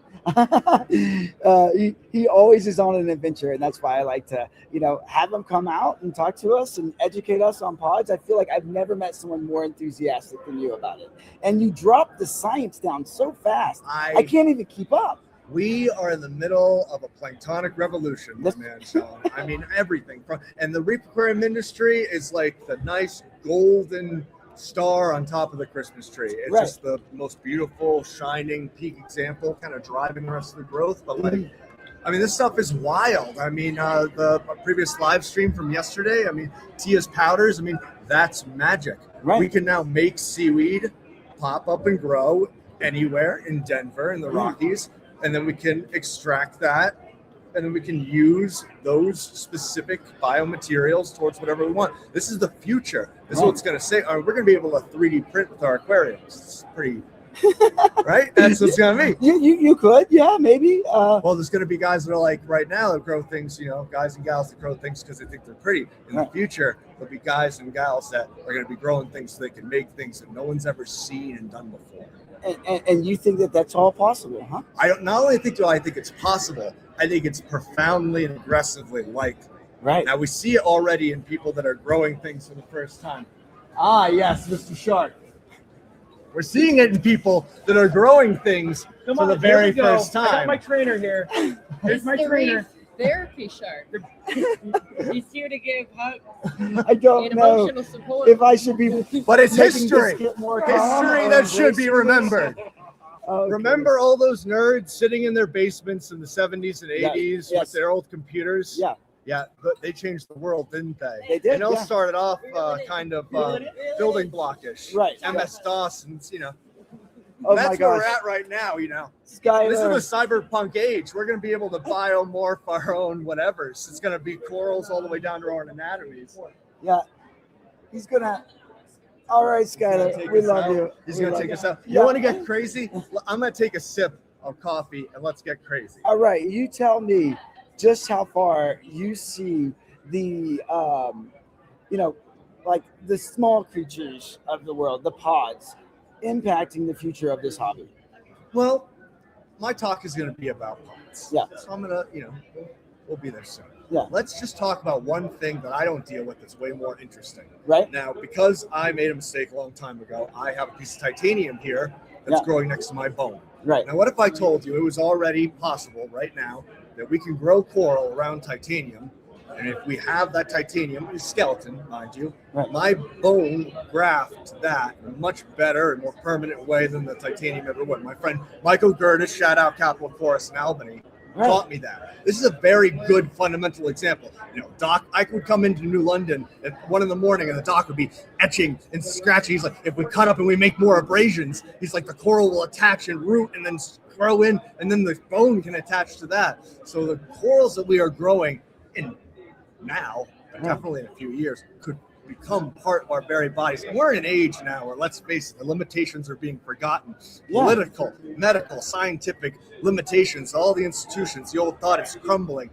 Now, dawning is an age of glorious, beautiful, scientific, crazy docs, Back to the Future types, and they'll be actually growing things that will be part of the human experience in ways that will look back at the aquarium with the same, it's going to have a beautiful antiquity. You know who you remind me of, Taras? Back to the Future. Doc. Just the way you look out into space and you imagine the world in the future. There was You're something, just like there was Doc. something to that. Yeah. There's something to that. Yes. Because all that limitation, window dressing with the DeLorean, they're like, oh, that's possible. We're in an age now where it's going to happen. It's going to be crazy and counterintuitive. It's going to fuse with, among many other things, our love of the aquatic world. Yeah. That's where we're at right now. Yeah, It's a world creeping in. It's scary. I mean, okay, best inventions that we had 100 years ago, the airplane and the radio. Yeah. We are getting new versions conceptually of the airplane and the radio right now. So it's going to change everything. Right. Including what we have. It's going to be cool. Yeah. We're already breeding fish that were 50 years ago. We barely knew what their larval states looked like. Okay, so think about the innovation that we've had in this hobby for the last, let's say, 10 years, right? Where we come from. It has been an incredible growth with filtration, with lighting, with automation. Where do you feel like the next 10 years will minimize the growth that we had this previous 10 years? You think that our next 10 years are going to be even better than the last 10? Yeah, it's like saying, that primitive old Model T. It's like, well, they're always going to be like this. This is working. Yeah, and we've gotten it to the pinnacle. It's just the beginning. Just the beginning. It's just the beginning. And everywhere across the world, no matter what happens, people will look for their aquariums for a moment of happiness. Yeah. Even in the Depression and the Dust Bowl, when the world and our empire was scattered to the dust, movies still boomed. Aquariums and the technology, and it's gonna happen. It's gonna be cool. When we're the modern day aquarium industry, I mean, it happened before, but the Romans and everything. But like, what happened? Contemporary aquariums happened in the post-World War II area, where all this new technology, new enthusiasm, people that had seen countless horrors and wanted to see something pretty. Yeah. And they brought that love of what they wanted to see in the world, and that's where we're at. It's That's reef where therapy. what we're doing. It's reef therapy. It is. It's reef therapy. Therapy Such a for the good world, the mind, the people. Why else would people spend the money, the frustration, Yeah. let alone the money, the time, the space in your house, the fear of saltwater creep? But why would they go through it all? That's what they want to see, a more beautiful world before. Yeah. That's good part of humanity. Yeah. There's a lot of bad. That's good. Yeah. That's the part I like. I subscribe to. Let's go. I feel like on. after Taras coming in with this level of energy and enthusiasm and the depth and beautiful words that you have to say, I feel like I'm just kind of an average Joe now. Like you're gonna have to take over. Well, it's not. I got my lab. Yeah. And I got my wonderful assistant. Shout out to Mauricio. Yeah. And we're gonna make this thing. The lab itself is gonna pay for itself. It's gonna make money for Topstop, but we are going to make an institution. It's not gonna just be a boat with some measuring instruments on it. It's gonna be Calypso. It's gonna be this lab. We are going to do what we do, not just because we have to do it for our economic imperative. We want to inspire and spread and be we're not going to be the star, but we're going to be one of those ornaments on the tree. Yes, we are. Maybe you will be the star. I believe in you. And you know what? I am coming to Orlando this month. Yeah. Or now it's March 1st. Come this month. through. All right, I'm gonna come visit you in the lab. Yeah. And you're gonna show me all around. Oh yeah. Okay. Yeah. That's what we're gonna do. All right. We're not 100% done, but we're running. We're making money. We're like a quote. We're growing. Yeah. I believe in what you're doing. Yeah. All right, Taras, I'm gonna let you go get ready for your talk. Okay. All right, Sean. Thank you for coming in with me this morning. Great to see you. All right. Look out for that shark. How am I gonna follow that? Okay. Like, Evie, you better get in here and save this thing. All right. Get over here and sit down. Yeah. I'm gonna give you the ladies for a little while, Tia and Evie, and I've got to try to find a way to go get some energy after that, okay? Because I feel like I'm so small. All right. I'll be back. He's so funny. There you go. Love Taras. Yes.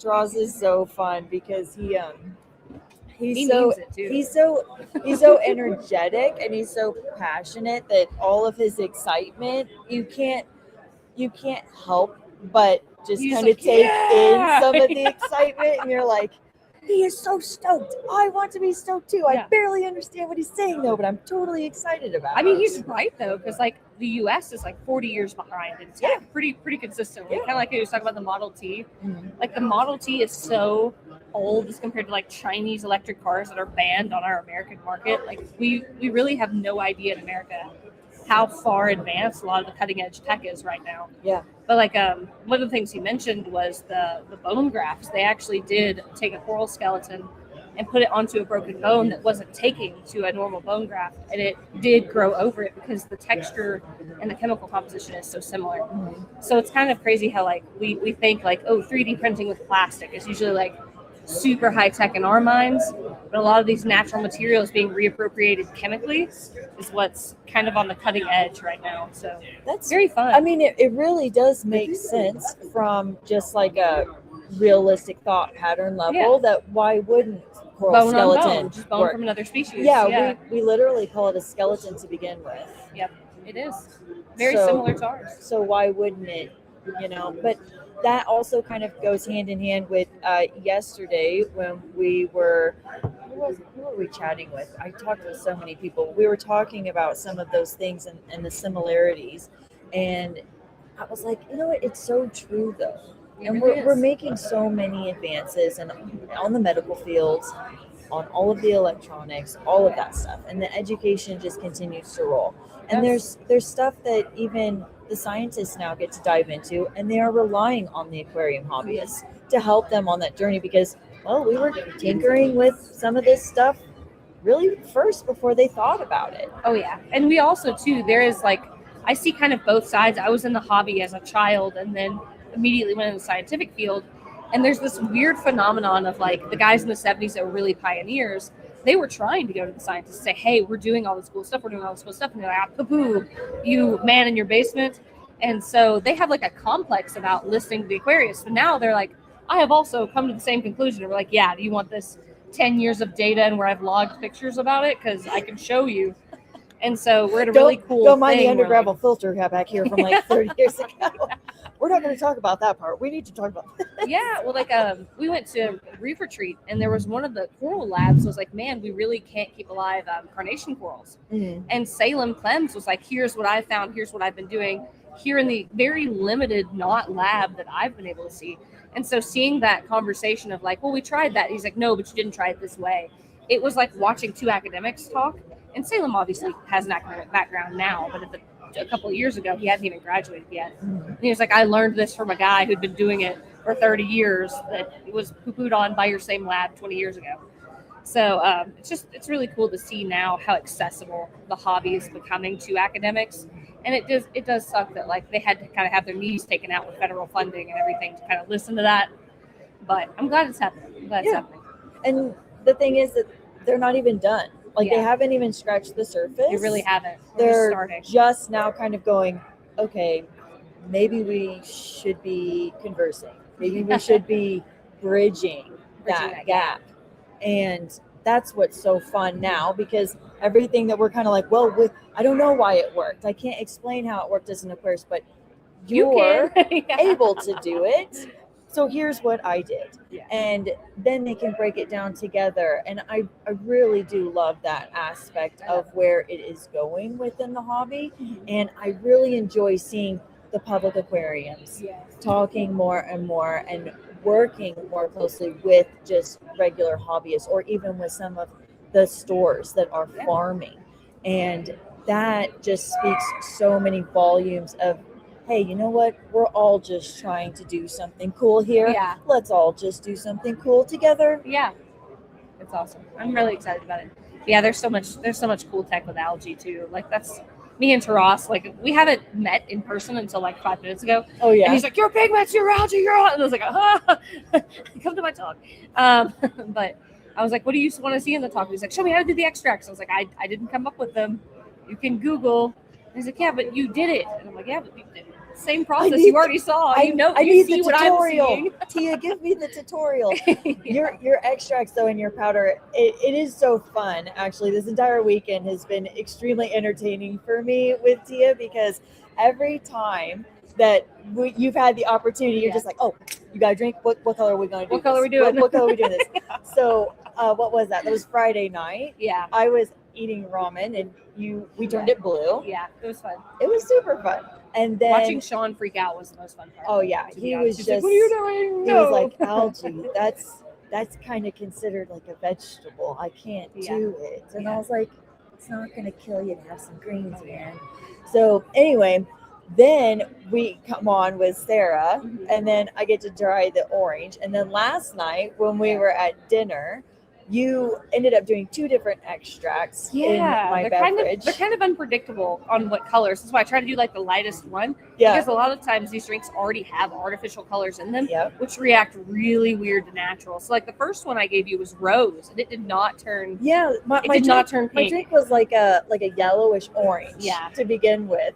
So you put. It was like a weird purple color, and I was like, that is not at all the color I was aiming at. Everybody was like, did that just turn brown? And I was like, no, it's not brown. It's like a gray purple. I was like, it's still cool though. And then like blue in, and then it's like a weird gray navy. I don't know. The chemistry with the artificial stuff is really weird. The natural is pretty predictable, but you never know how it's going to bond to what's already in there. And that kind of freaks me out. I'm like a natural. I want everything to be as organic and close to what it was intended as possible. I thought that, I tried really hard. Like ever since I became a mom, you really become very conscientious of like what your family is ingesting. And when you start doing some of that research, you're like, die, all in everything that we're consuming. And then it's true. You do have the capability of predicting the more natural stuff. Yeah. And so when I did see that whole color just shift, and you're like, well, that's what I was going for.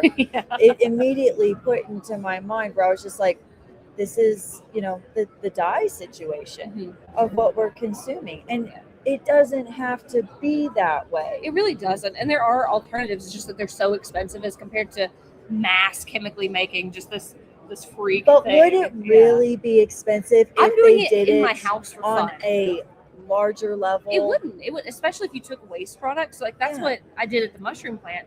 Is I actually approached them and I said, hey, you guys have a gray water system that you're purifying with like mechanical means, like a traditional filter. What if I took your wastewater and put it into an artificial salt mix and grew seaweed? And so that's what they did. And then we ground that seaweed powder up to use as a nitrogen supplement for the mushrooms. So we kind of closed that gap, just like you do in your aquarium, but on a giant industrial scale for agriculture.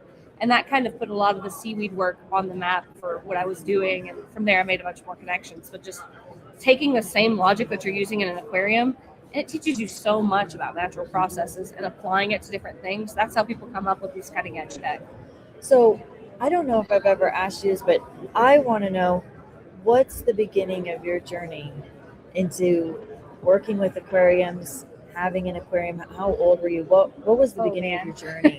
Because I don't think I've ever asked you that. So I basically came out this way. My fourth grade project was, if you added algae pellets to goldfish food, would they be brighter colors as compared to just feeding them a store pellet? Like I've been like this. But my dad was kind of stuck with this marine biologist in Tennessee daughter, and I constantly had fish tanks and pets, and he went to a clownfish hatchery because they'd reached out to him for electrical work. And he was like, will you please take this marine biology child? I don't know what to do with her. And so I had a really great opportunity to work there for about 8 years off and on while I was in college. They let me work on really cool projects like the pelagic spawner project. They let me play around with a lot of the nutrient management as far as buffering and using different wet-dry filters. And they really let me play in the facility. And every time it was improving, I got to learn about genetics. And so kind of having that footing, especially in Tennessee where there's not a lot of marine biology opportunities, let me go to the University of Alabama, Birmingham, and they have the Dauphin Island Sea Lab. And so from there, I kind of made the academic connections. And I went back to work at the clownfish hatchery. That didn't work out. So I kind of went on my own. And when I went on my own, I wanted to make a chemical product called Reef. I don't know if anyone remembers that. I do remember. It was really cool. It was like a calcium carbonate matrix that the matrix was bound with iron, and it had a bunch of heavy metal compounds in it. So what it did is it was very light amounts of heavy metals. So as your tank absorbed iron, which is the main metabolite in a lot of your different processes that absorb trace elements as far as metabolism in your corals, it would release trace elements based on how fast your tank was consuming iron. So it's kind of like dosing out the nutrients as you needed it. And because iron is red, when you had a red like sand mixture, you could mix it with water and use it like a sand castle, and it would turn white. So it would tell you when you need to top up, as compared to like running ICPs and trying to dose it out. And it was a really neat product. I sold it, they patented it, and they never manufactured it. I was like, oh. So, but in those experiments, I was trying to prove, like if you had a totally sterile environment, just using instant ocean, feeding out TDO pellets, what corals could you use that you were having a hard time with? So I tried like Duncans and Acros, and I kept trying to make this sterile experiment. I was using like we have a quarry here in Tennessee that has aragonite. And so I got quarry aragonite, I got totally dry live rock, and then I used well water mixed with instant ocean. So there was no contaminant from the ocean. And I kept growing macroalgae. It's like, where is it coming from? Where is it coming from?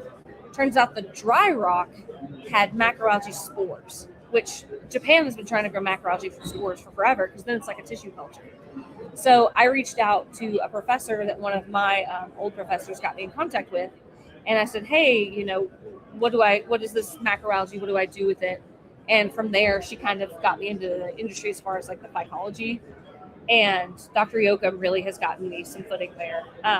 But no, that's just messing around with the hobby. You've spoken very fondly of her. I love Dr. Yoakum. Taras reminds me a lot of Dr. Yoakum, but she speaks very fast, like with an accent English. So I'm catching like a little bit of what she's saying. But one of the first ulva trials that we did, I sent her some of my ulva lacticula that had come from spores whenever she came to America. And she had sent me some deep water Graciliera species. And she was like, your ulva is delicious. I was like, what did you do with the algae? She's like, well, it had to be destroyed after the trial. So I made it into like an ice cream. I was like, what? She's like, yeah, you need to make it. You need to make it. So she had to video call me. And like, she was showing me how to make it. I'm like, you promise this isn't going to be gross? And she's like, it's delicious. And it was. It was like a mochi, but the outside edge, instead of using like a gelatin, you used ulva. And it was, I'm not even joking, the best sweet treat I've ever had. And it's so good. I still make it sometimes. That's really fascinating because, you know, there is not a huge array of options when it does come to certain binders like that. Yeah, there really isn't. You really have like gelatin. You could do like a synthetic chemical gelatin. Yeah. And then you can use like some kind of oils, but they don't really work well. They say they work, but it's always so greasy when you cook with them. That's why a lot of times if you get like the gluten-free like vegan, where they don't want to use like the gelatin from cow bones. It's like oddly squishy. They're using that synthetic oil-based binder. They just use algae. Yeah, you just need to run on like a full-blown algae campaign. Like algae can change the world. The Everybody. pigments is a good way to get you into it because there's no Yes. taste. There's Yes. none. And so it's just like, hey, you've consumed algae. You didn't die, kind of like what Dr. Yoakum had to do to me. And I had actual extract. Wasn't just the pigment, but the actual extract. It is kind of scary because you see it look really algae. So, What does it smell like when you start breaking it down? It actually doesn't really have a smell. So like kind of like how phytoplankton has like that grassy smell. Yeah. Most of the smell people think of seaweed is the bacteria or it dying. So like if you have live algae, actually my algae greenhouse smells like an air freshener. Like it's, you know, that like clean linen laundry smell? The whole place smells like that because it's absorbing so much CO2 and so much pollutants. It's just fresh air in there. It smells really good. Oh. So, and it absorbs so much. Like they absorb heavy metals, they absorb a lot of toxins. They obviously break down detritus a little bit easier than copepods. So even like, I would say my predator fish tank is the stinkiest thing for the whole algae operation because they're just shredding mussels. And it's just kind of a nasty tank. The skimmer's always kind of going crazy. So on your predator tank, have you tried working around having any algae present in the system so that way you can kind of alleviate some of that? I think the predator tank has kind of gone out of style, like the Fowler where like you have the big group. Nobody's doing that. Everybody wants a little reef. I love predators. A little love bit. Them. I think every once in a while we see like a wave, but that may only come from with me being in a store and having a store and then having the customers that they're like, oh my gosh, I really love clown triggers. How and what do I need to do to have a clown trigger? And I'm like, you can't have what you've got. We've got to get another one. Yes. And they're like, you know what? That fish is so cool. Let's do it. Yeah. And I think that's where you'll see a lot of the predator tanks typically come from. And a lot of people it's from think they have getting to told, choose. no, you can't have that in your reef. You can have a really cool reef with seaweed instead of corals. And so like if you've ever seen Amanda Macrolady's personal tank, that is like to me the epitome of like what a predator tank could look like. It looks almost like a Planet Freshwater tank. And so you have these really, really cool big giant saltwater fish. So like I have a big batch of Euchema spinosum, which is bright yellow. It looks like almost like a sea fan or like a tree, but it's algae. And the fish really don't like to eat it. So like it's got some nibbles where they try it every once in a while, but it's not very tasty. And so it's just a giant yellow tree in the middle of my tank with all these fish swimming in it. Everybody's like, whoa. And I've got like cool acros in the corners that they haven't touched yet. And like those are the cool things. They're like the yellow tree every time they look at it. So I do have a couple like the Halimeta where it's got the waxy coating that the predators don't want to eat. But I actually have something that Rich Ross talked about last night. He has, which is an end of line tank. Everyone should have an end of line tank. I think it's so cool. Basically, you can either have automatic water changes where it goes into a second tank that then has an automatic drain on it. And so if you wanted to have like a quarantine, or if you wanted to use that to grow seaweed, if you wanted to have like an extra area, instead of just using your sump, you can actually have an end of line tank, and then you don't have to worry about like bacteria getting back in your tank, or if like it has a pest, it's going to get flushed off. So that's really cool. I use that, and I also have my sump has the dwarf seahorses and a scorpionfish in it. So the sump scorpionfish rhinopius or scorpionfish like the little dwarfy guys? I wish I could keep rhinopius live. I don't think anybody's kept them live long term, have they? Well, I mean, what do we consider a long term? I have had them. The one that I kept the longest before it got sold from the store because everybody was scared of it. I had one for 6 years. Wow, that's probably the longest I've heard. It was hand feeding. It took me a long time to get it from wanting to only have a type of live food, and this is early 2000s, okay? This is like over 20 years ago when I'm dealing with this. And that's what it was, just try to get it to eat, try to get anything. So it's kind of like the sweet lips, like they'll live if they eat kind of thing. Okay. Yes. And eventually it got perfectly fine. It would actually just kind of wander up to the front of the tank because they have a really, they're so cute. They have a really cool movement about them. It's almost like a rocking walk. Yeah. They're trying to pretend to be a leaf. Yeah, it's It's very much like when you see some of the praying mantises Yes. that look like the orchids or look like real leaves, and they have that kind of a movement to them. That's how they move around. And I remember it would just come to the front whenever it was hungry. I just hand feed her or him. I don't know. You can't really tell. You can. If it's pink, it's a girl. It's purple. I don't make the rules. You can move it around. But I enjoyed it, and that's exactly what I have in my intake setup. That's they're cool. anemone tanks, same way. Yeah. Like, I love a really like big, like, people hate on the gigantic maxima anemones, or like the giant carpet anemones. Mhm. Like, oh, they eat your fish. I'm like, that's what I want. I love to see hate- stuff eat. I don't love to hate feed them. things. I just want to like isolate it Yeah. to where like There's a I don't time have and to place. worry Yeah. about any of my other stuff, because technically I would not be considered someone that loves anemones, because I don't Oh. want to have an anemone all Love the time anemones. in my tank, in my reef. I'm like a moderator for the anemone but I group. love- Big anemone fan. But I love anemones. them if I put them in the right situation. Yes. But I'm not going to be someone that typically would advocate for, oh, you have a mixed reef, it's time for a rose bubble. Oh, It's time for a Chicago, whatever. Bubble, yeah. All the different names Nick's that they fire have now. bubble tip, Nick Yeah. Nexus. Yeah. Yeah. Yeah, I'm like, I'm not going to do that, because I don't trust that thing, because they don't have eyeballs to see where they're going. They absolutely have complete free will, and they use it willingly, and they do find the power head. They Like, do. so I don't want to do it. I'd rather give it its own situation. Yeah. Now I will do like maxi mini carpets, Maximinis are fun. like the little fire nymphs. I'll Yeah. do those guys in my reef tanks, because when you put them in there, like, they anchor. Yeah. They're not moving, so I can trust them. Carpet nymphs, they're awesome. I've kept all sorts of different colors, but yeah, they like to eat fish. Oh yeah, I like to do I had That's just for a what they do. long time 40-gallon, the gigantic carpet anemone, and like 20 clownfish, and it was a big harem just constantly swimming out again. It was so fun. That was one of my favorite I times. love that, but I'll have to do this when we do the studio. I've always wanted to do a really big saddle carpet and just I want to do it in a 60 cube, so you can view it from 3 sides, a big saddle carpet, and then put a whole group of domino damsels with it. Oh, that'd be sick. I They're so love cool. Yeah. that, because it's not the clownfish, but they host carpets.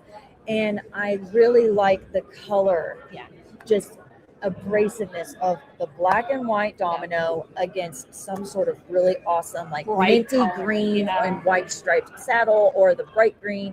I think it looks cool. And I every time I go somewhere That's and like I see a the deep carpet, cut. Like I'm when like, people are like, I have a cool tank. I'm like, I want That's that. a cool tank. But I never Yeah. see anybody do it. I've never No. seen it in person. The only time I've ever seen it was, I think it was on Blue Planet during one of the episodes, and I was like, I want to do that. I want to do that as a tank, because it is so freaking cool looking. My video goes around on the internet.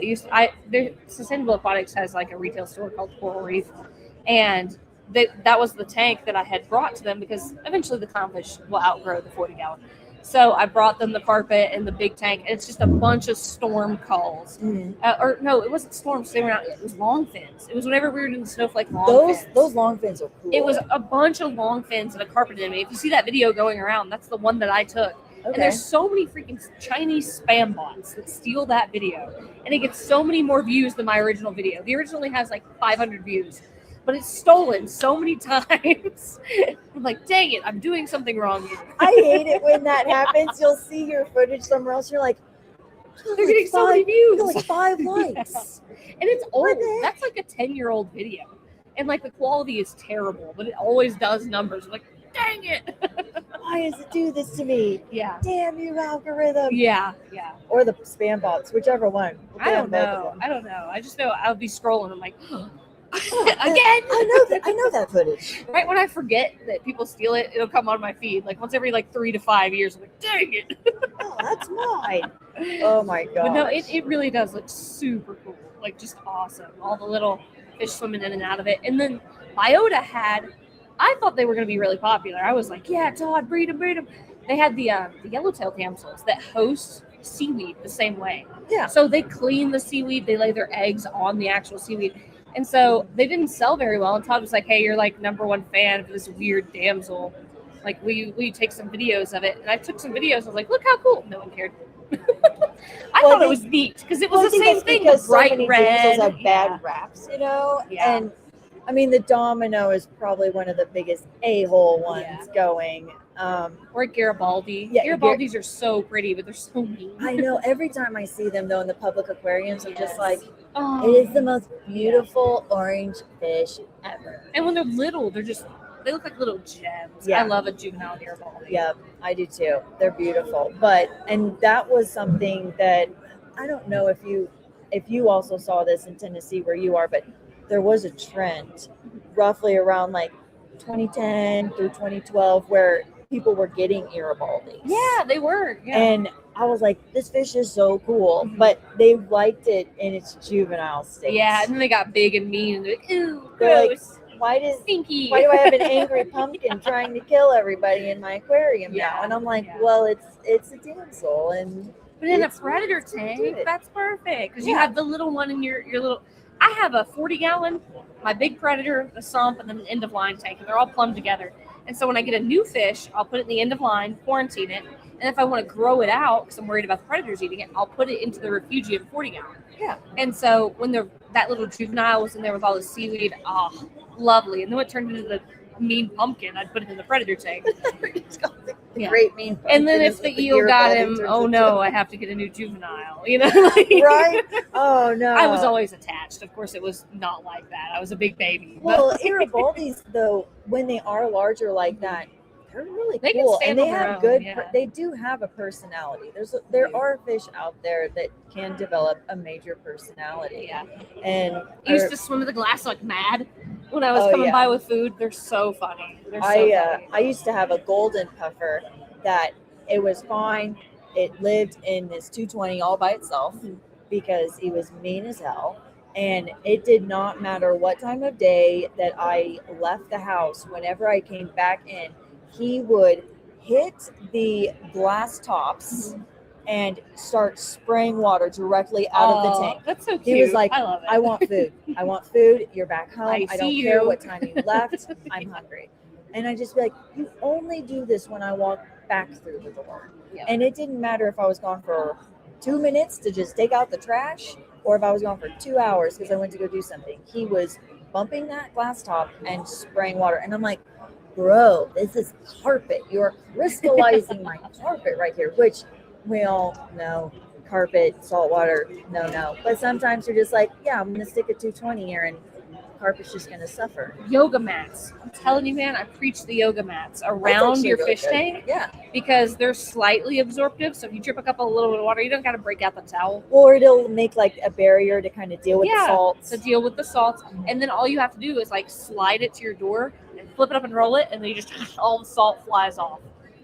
I love a good yoga mat. And they have so many patterns. Really good tip. It will always match your house because they have 10 million yoga mats. Yeah. And sometimes if you get the padded one, if you're like me where you stick your arm and you re-aquascape and your feet get real tired because you stood there, you got some cushion on your feet. So that's love true. a good yoga mat in front of the tank. That's a really good tip. I like that one. That's Especially if you've got a giant tank that makes giant messes. Yes, they do. In one way, shape, or form. If you have a big tank, you have dealt with a giant mess. Because usually if you really get in there, you are also a part of the tank now and dripping just everywhere. Yeah. I used to be like, I used to approach some of the big tanks or even larger tanks I would maintenance and be like, all right, this is going to be a clean day and I'm only going to get up to here. It's going to be fine. And that's always the day that I would literally be up to here in water, just literally one arm swimming around, dealing with whatever I was dealing with. And I was like, I can't keep that mindset because every time I think I'm going to have a clean day and not have to deal with a partial swimming issue, it turns into that every single time. I have so many fish shirts from like events and I'll always wear them to go maintenance the tank because like I'm like, okay, this is the one that I'm allowed to get salt on. It's really funny because Logan calls it when it gets pauldrons, you have to throw it away because the one armpit seam has just started to separate. He's like, you gotta toss it. I'm like, I That can make was it a tank done. top. It's over, Tia. And it's just one arm. The one arm you put in your tank. Okay. So you do the one arm. I do one arm because Okay. I always like to be like, I have a clean arm in case I have to do Yes, something else. I do like, that too. Like making chicken, fried chicken. You gotta weigh and just try. Okay, my tank arm is my right one. My right one has had all the injuries, like anemone stings, cuts, Mine's the left. stings. Yours is the left. See all the Yeah, scars. It's just like this The is predator tank. This is all predator tank scars. This is a giant regal tang, like a blue hippo. Mhm. And then this one was my puffer actually got me. It's like a big, it looks like a coin chunk. And Wow. then that one was a rabbit fish that got me sideways. Oh, So all of, sick. I could remember my fish by my scars. Dude. I really liked them. That's awesome. The only one that I have that's visible, but it's only if I really tell you, is the slight paralysis that I have from the bobbit worm. Oh wow. So that's the only one. I mean, I've got like small ones. These are all from like anemones. Like I've got this weird Yeah. like scar texture that I've got going on. That's all from anemone stings. I don't get stung by anemones. You know what? It's so strange. I didn't used to. I didn't I used don't know. to. I can pick up a hellfire. I had I've my. tried it. I have too. So I had weird. too. But it all changed when I had my first child. Oh, don't tell me that I'm about to get married and we're talking about having kids. When I my had- superpower. When I had my first son, no. it completely changed, and I was absolutely mind blown because I was like, oh no. I can't even deal with. And I found out, and I got this scar right in here from a Mahano. All Dude, I was doing, They can mess people up. all I was doing was in there with a scraper, and he was just sitting there, just a little bit, just brushing against me while I was getting down in some edges below the sand bed, and I lifted back up, and I had this giant welt, and I was like, what is this? I was like, I literally didn't touch anything. Yeah. And of course the Mahano, because I was sitting there just like making it mad, it already had like receded. And so I couldn't tell what it was that got me. So whenever I'm finishing up my maintenance, it finally popped out and I was like, oh, I missed that one. Let me go get rid of you. So I go and I'm like, oh, this is the exact same area. But I'd never got had any that. issues before then. And also after I had my son, I had never had the carpet anemones release their little nematocysts. yes. Yeah, that's couldn't think crazy. of the word. My arm would just be covered in them. It would just That's let so scary. all of them loose, and I'm like Top 10 worst sitting there. fears. I'm like sitting there with tweezers, and I'd have customers coming in. They're like, "What is that?" Because it kind of looks like duckweed almost. Yeah. If you dip your arm in a tank of duckweed, and you're just like, "What?" Oh, but it's That's crazy. not fun. See, my sibling has eczema, and whenever they went to work at the same clownfish hatchery, I was like, oh, I had so many opportunities. They wanted to be a chemist. Because, of course, they got to see me doing my fun chemistry things. But they went and they had to quit because the Portuguese upside down jellyfish polyps. They had, like, Portuguese upside downs that had gotten in some of the tanks at the facility where they imported. And they were scrubbing the tanks, and they had, like, it looked like pock marks. And they had attached from the Portuguese upside down jellyfish polyps. I was like, I don't even think people get stung by those. And I was like Googling it, and it turns out you can if you have like thin skin or if you have some sort of skin condition like they had. So I was like, dang, tragic. Didn't get the family superpower. Oh. But now I'm going to be got it. I'm scared. Eventually. Well, yeah, because, I mean, so you've never had. Never. I've picked up a hellfire because somebody didn't believe me at a show. Yeah. And they're like, I bet you won't get this one. I was like, I'm telling you, I used to move them because I was the only one that wouldn't get stung. And so I picked up a hellfire and just had it in my hand. I even went like this, put it in the water, and they're like, you don't hurt. I'm like, I had some mild irritation because it's a freaking hellfire. Yeah. But I didn't feel a sting or anything. It just turned a little bit red. But yeah, it was wild. I hate that. Well, I hope you keep your superpower. I hope so. I did not get to keep my superpower. It was awesome though, but Yeah, it is. at the same time, I was the only girl in the store, and I not only got to move all the anemones because they didn't bother me, I also got to be the one who like got to check for any currents. Yeah. If the guys ever were like, I think I can feel that little sting. Will you walk over here and test check it. this? And I'd be like, okay. I'd be like, yep, it's there. I hate the, you know, where you get a little bitty cut You get the salt in it. It feels like there's electricity. I Yep. feel like a crazy person. I have to go over to like, I get a little cup of clean salt water and put my finger in it and then be like, I okay, did that it's too. me. I did that too. And because I don't know, I get like little hangnails, you get like just Yeah. little abrasions on your It's fingertips always if the you work with tiny rock. ones. Yeah. And they're just little cuts that you just don't even think about. Yep. And it does happen, and it does make you feel crazy Yeah. when you're going around from tank to tank. You're like, man, it's kind of stinging today. It's a little burny. And I go wash my hands, and I'd be like, I don't even see anything. There's no little cuts. That's what they don't tell you about getting a fish tank. They don't tell you about that stuff. They're like, oh, paleotoxin. They don't tell you about the magic shocks. yeah, no, they don't tell you You about just the have to magic feel like a shots. crazy person for a little bit and Google Yeah. it. Yeah, you're just like, why does it kind of sting every time I put my arm in my tank, or Yeah. even just my hand? Yeah. Oh my gosh! But the guys were always just big babies. They were just like, I can't. You move that. I can't deal with it. And I'm Yeah. like, okay, I'll do that for you. Yeah. But that's so. Did you have to do all that? Oh usually? yeah. Oh yeah. Because When we nobody had else imports, wanted to? we would get in the giant. And so I know that there's a trick to getting off anemones too. I don't know if Oh, I yeah. learned this in marine biology school, but for some reason it's not in the hobby. I went on the anemone group and proved it with a piece of glass. So your anemone's foot's called the concha, Uh-huh. and it does have a start and stop. There's a little divot, Yes, there and is. so you can put your finger into that divot and just press, kind of, whoop. and it will release. Yeah. And so I would do that for the fish bags because for some reason, I don't know if the guys we had were just super impatient or what. They'd always rip that foot. It'll die. It'll die. It'll go bacterial infection and die almost every time. So they would have me like slowly work and find the concha because you had to put your hand in the anemone Yeah, to do it. yeah. And so I was always releasing them off the bags. That's what they had me doing. Oh We'd my get shipments gosh. in. But yeah, it was fun. I love anemones, so it was just cool to see them and get to know them and be like, oh, it's got a little rip right here. Make sure we treat it.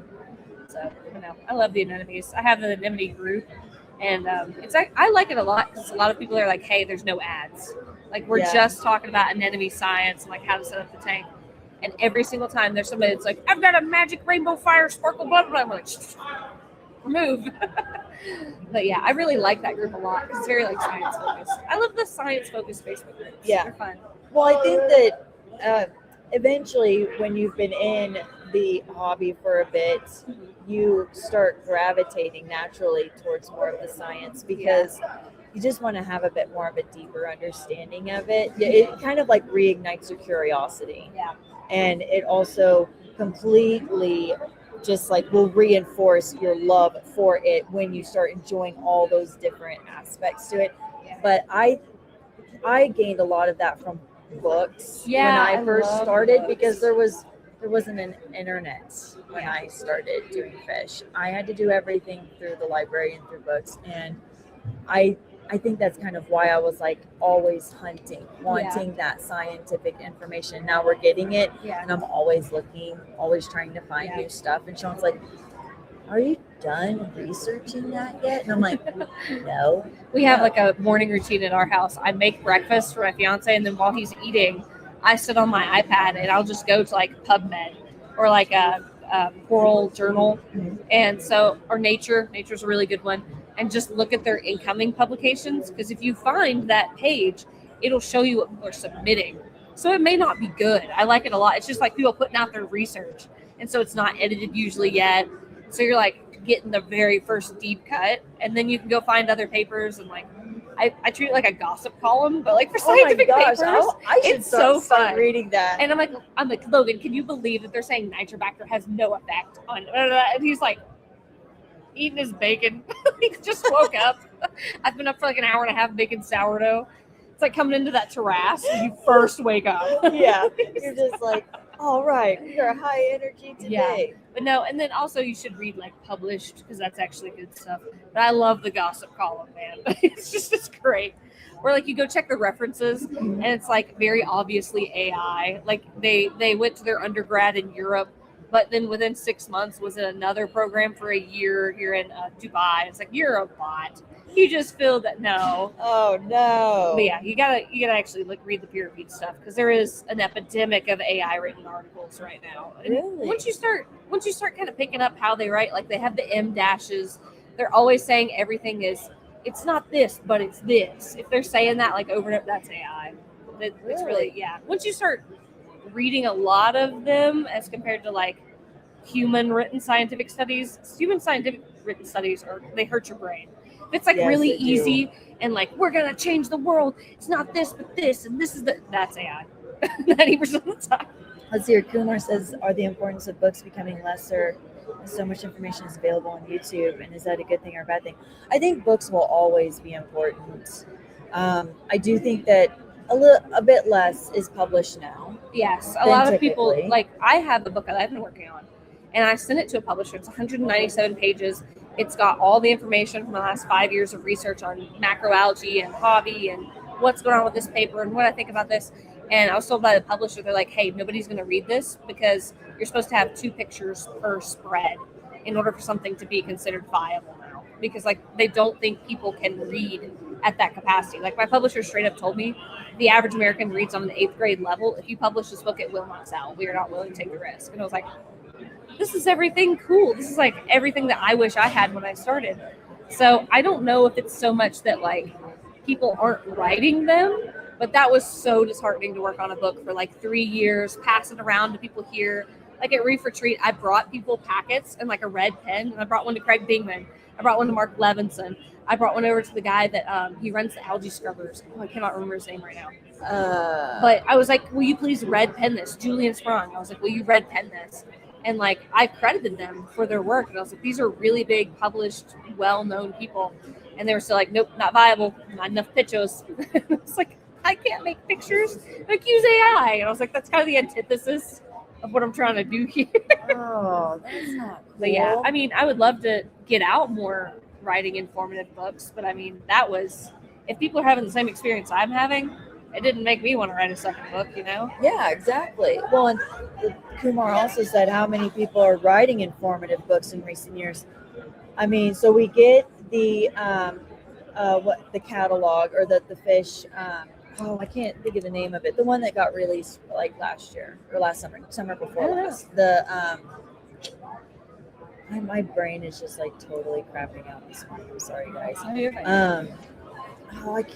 The journal. The fishy encyclopedia journal thing that got published last year. Anyway, I don't think I saw that one. It got published, and it was a new volume, and there's not a whole lot, but maybe stuff like that is getting published a bit more because it is including pictures. Yeah. And so that's disheartening because it's not that I don't appreciate the pictures. 197 pages of text is hard. I will say that. But now that I like say it out, yeah, that's pretty rough. Dude, I read Harry Potter. We didn't get any pictures in Harry Potter. You got to look at the little drawing at the top of the chapter. Like that was your picture that you got. Like that was it. And it's not just scientific jargon. Like I've got my own little anecdotes and stories in there. I love Julian Sprung's old books and like Tony Vargas's Reef Aquarium volumes. I tried to write very similar to that. Yeah. And so I was like, I feel like I'm copying what people have out there, and I mean, those don't have a lot of pictures. The Reef Notes volumes, where it's literally just what he wrote on forums, copy pasted with his revision notes. That's all it is. There's no pictures in Julian's book, and mine look like they've been in a battlefield. Like I use them so much. So do ours. Yeah. Sean and I went through our library, and because we were trying to sort through like where we wanted to put our fish books and how we wanted to display them, and we're taking them all down. And I'm like, man, these Julian books, they were used, they were read, they have been dropped, they have been folded and creased and just utilized. At Reef Blues in New York, I met Julian for the first time. I had my books with me because I knew people were going to ask questions about algae. I need to have Julian sign my stuff. I had him sign them. And it was so funny. I just brought out book after book, and I was like, when you don't want to sign anymore, let me know. But his algae guide, I had like tabs, highlights. I'd written notes because like the science had changed, and I had written corrections. It was for myself from like I had read a paper, and Julian was like, "Huh, you wrote corrections in here." I was like, "Ugh." I just totally forgot, and he was like, "It's right, but you corrected it." I was like, "Oh, no." But no, and he was like, "Actually, you missed a couple," and then went through and showed me what was, and so that was cool. But it was just really that was cool. Like the person I'd been reading since I was like 12, being like, you corrected my book. I was like mortified. Yeah, I fangirled hard over Julian whenever I first got to meet him. I still do every time I get to be around him because I'm just like, it's strong, you know. So I smart. grew up reading his stuff. And he just oozes intelligence from his pores too. And When zen. you meet to him in I was person, talking about that. yeah. yesterday. he's so like, it's like meeting, zen. I swear, it's like meeting a wizard. Like, you know, like a D&D wizard. It is. Julian Sprott, Reef Yeah. wizard. Yeah, it totally is. It's like Gandalf the Grey. Just he's at that point where he's just He's knows a mythical. all of it. Yeah, he's awesome. Love Julian. I do too. He's gonna watch this and be like, weirdos. He's gonna be like, I gotta avoid those two. That's why they're always trying to hang out in my booth and stuff. Oh my gosh. I'm missing Drass's talk. Well, I you gotta better get out of go. here. You better go. If I don't show Don't up that be talk, missing. oh my goodness. I'll Hurry, see you. hurry. Okay. My talk is Bye, at 1 if you're gonna come. Should go. Tia's run into Taras. I bet Taras's speech is very, very entertaining.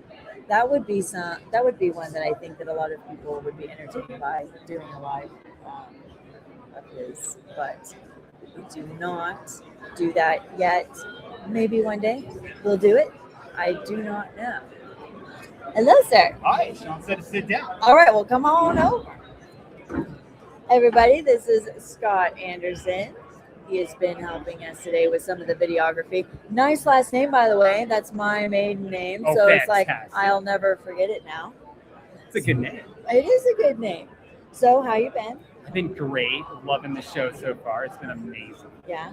So what you've gotten to be behind the lens Yes. throughout pretty much the whole show. What is something that you're seeing with this one that is exciting and maybe just a little bit more, like a little bit more newness, or like something cool that you've seen that you haven't dealt with or heard, or even just any education that you gained on this round? So much. Yeah. So the community is always my biggest favorite part of this show. I always get to come see all my friends. It's always great for that. But it's been pretty cool seeing a little bit of the growth of the freshwater. Like there's little freshwater pockets popping up in here, and There is little freshwater pockets. I'm a hardcore reefer, so it's fun for me to actually get in there and start learning some of the freshwater stuff and seeing all that. But honestly, some of the talk stuff is where I've been getting the crazy information I didn't know about. Like Sarah's talk yesterday, when she's talking about how the aminos are being used to actually help with some coral infections and tissue resuscitation and all that kind of stuff. That blew me away. I did not know that was being done with high concentrations of aminos. Yeah. So just the knowledge coming from some of these people we're going to talk to. Yeah, when we had when Sean and I had Julian up here yesterday, we touched on that, and even Julian was shocked that it was being utilized like that, because he's like, I don't know the science, I don't know the data behind it, but I'd love to know, but it hasn't quite been broken down yet. So what else have you gotten to see that's super cool through the lens? Tons of crazy coral. I've been hearing that there was some really insane stuff. I'm kind of an oddball fan. I am too. I found this Scalemia ventensis. It's not your normal Scalemia. Everybody knows the regular Scalemia is the master Scalies, all this. This is more the like flatter, almost hardcore looking thing. It doesn't pop up as much, but the thing is bright yellow with this like green fluorescent center. I've seen plenty of Scalemia ventensis in my day, but nothing like that in that color. It's just so killer. Oh, it's probably gone. So there's it's no way still there. It's or at least there? it was this morning. It's at a price that I personally can't afford, but it's so incredible. But it's one of those oddball things you just don't see anywhere else but at a show like this. So since you enjoy the oddball corals, you probably also enjoy some of the oddball fish. Do you think that when you become more of a seasoned saltwater aquarist, you start to lean more towards the weird and unusual, because you're kind of like fine-tuning some of the things that you really find intriguing for your aquarium? But some of it's because you've gotten everything else, right? Like once you're into you load the tank up and it's like, well, I've got every flavor of Euphilia. Now what else do I get? And you start looking around, and there's always more. They're always finding new corals in different colors, and that's what really drives me, is seeing the different corals, the different colors, all of that kind of stuff. Okay, so you're talking about different colors, but since you like the odd ones, Right. do you also gravitate towards some of the uglier odd ones because they're different? Like I like weird stuff. Like I'm not gonna snub a coral that is like light pink, pinkish brown, because I'm like a daylight tank with no blues. This will look totally kick ass. So you aren't going to sit there and be like, I only want neon. No, it doesn't. You want I'm cool not. stuff. No. It's If you look at my tank, I've got all of it. I've got the bright stuff, but my lights really aren't that blue. So it doesn't. I mean, okay, I run 20K metal halides, and I've got some 20K metal halides. Okay, so those 400 waters. They're 250. 250 So I run watts? two 250s and a 150. Okay. And I've got some LED supplementation. The 150 But, dual end ceramic, or is it still the screw in bolt? It's the double ended. The double ended? Yeah. So it's a 20-year-old JBJ Viper light that's Oh, sitting nice. on it. Yeah, it's crazy. I'm a metal halide person. I come from that era. Yeah. Like I was all metal halide T5s or metal halide power compacts with the 50/50s or the deep blues, because that's how I utilize getting my blues.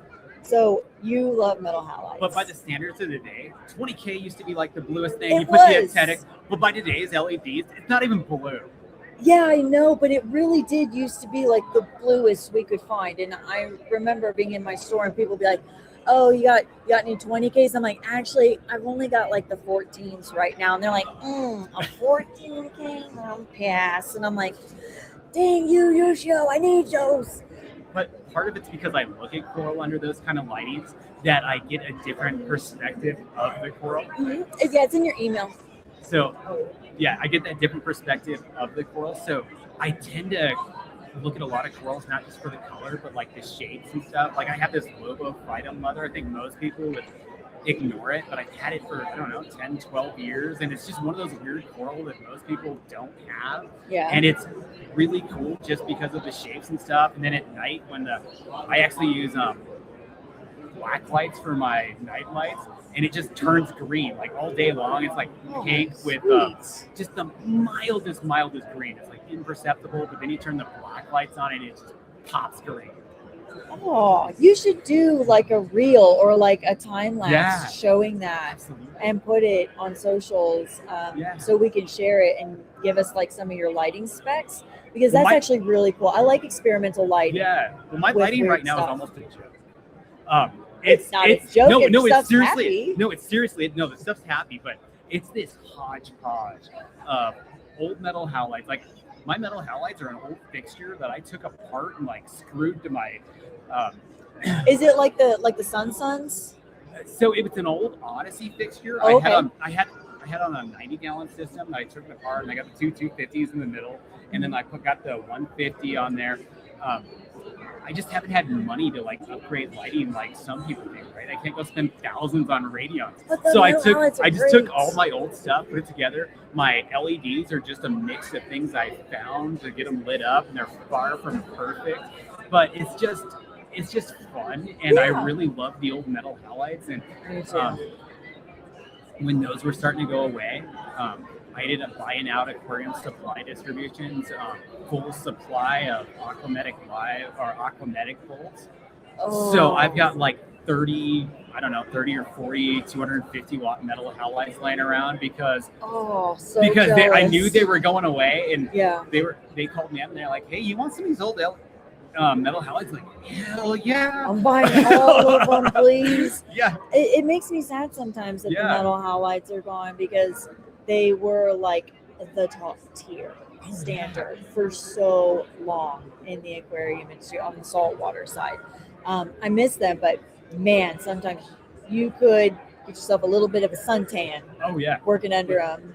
But part of what was cool with them is they were plug and play, right? They really were. And another thing that I liked about them, and I feel like LEDs did do a good job trying to replicate like the beginning portion of it, is the warm up. and the brightening of the metal halide as it would turn Yeah. on from the ballast. I feel like that's something that the LED market was just like, that's kind of cool doing the ramp up, but that's just how metal halides were. So Right. I remember in the beginning when people were transitioning from the metal halides to the LEDs, and the first round of LEDs, it was literally just like turn it on, and you moved the dial, had it right where you wanted, but for the most part, you just flip the switch and your LEDs would turn on. And then all the programming started coming for the ramp up, and I was like, I know where that came from. I know exactly where that came from. But I miss that. So did you ever deal with heat issues running metal halides all this time? Yeah, so I didn't have heat issues with the tank, right? Like, so I tried to integrate LEDs with my metal halides, but I didn't do a very good job like venting the hood. So I think I've fried LEDs because I'm running them next to halides, and I don't think I'm getting the life out of the LEDs that I would normally get because I'm sticking them next to really hot halides. But as for the tank itself, I'm not having those kinds of issues, which is cool. But I think part of the reason why is my sump's in the basement, and my water volume in the basement is almost as much as upstairs. Mm-hmm. So I think that really helps, right? So the water goes downstairs where it's already cool, and then it stays cool. So I don't really deal with those heat issues. I've never had to run a chiller or anything like that. That's nice. I remember when there was that segment of time being in the store where people were just like needing to figure out, how do I cool off my tank?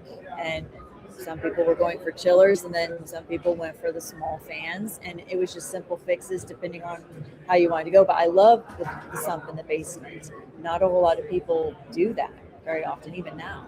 But it's so nice. It is nice. It's more quiet. It's more quiet. It's in my furnace room. So if I make a mess on the floor, there's a floor drain. It's concrete.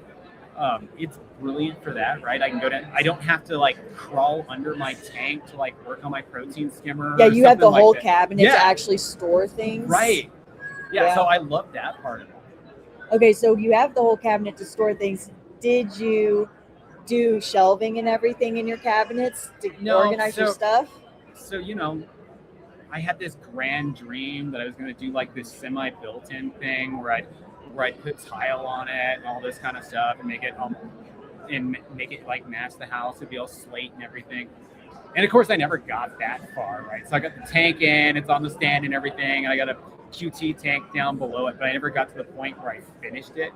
So hopefully I get that done one of these days. Yeah, you'll have to, and that'll be fun. Yeah. And you should totally document that, because that was a really, I don't know if it's like, I would say like popular, but it was like a very common thing for people to do, where they wanted to do like the tile facing on the stand. I liked it. I thought it was cool, and it was easy to clean. You didn't have to worry about it really. So, are you guys going down on the floor? You getting ready for it? What do you think you'll see today, Scott?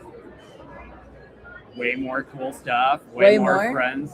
I mean, I know people have been bringing more coral in, because I've already talked to some people. Oh, yeah, some people restocked. Yesterday? Yeah, totally. I was talking to people on the floor that they sold enough yesterday that they were going home, they were going to their shops, they were grabbing more coral, they were getting stuff on the floor. So now I got more coral to go look at.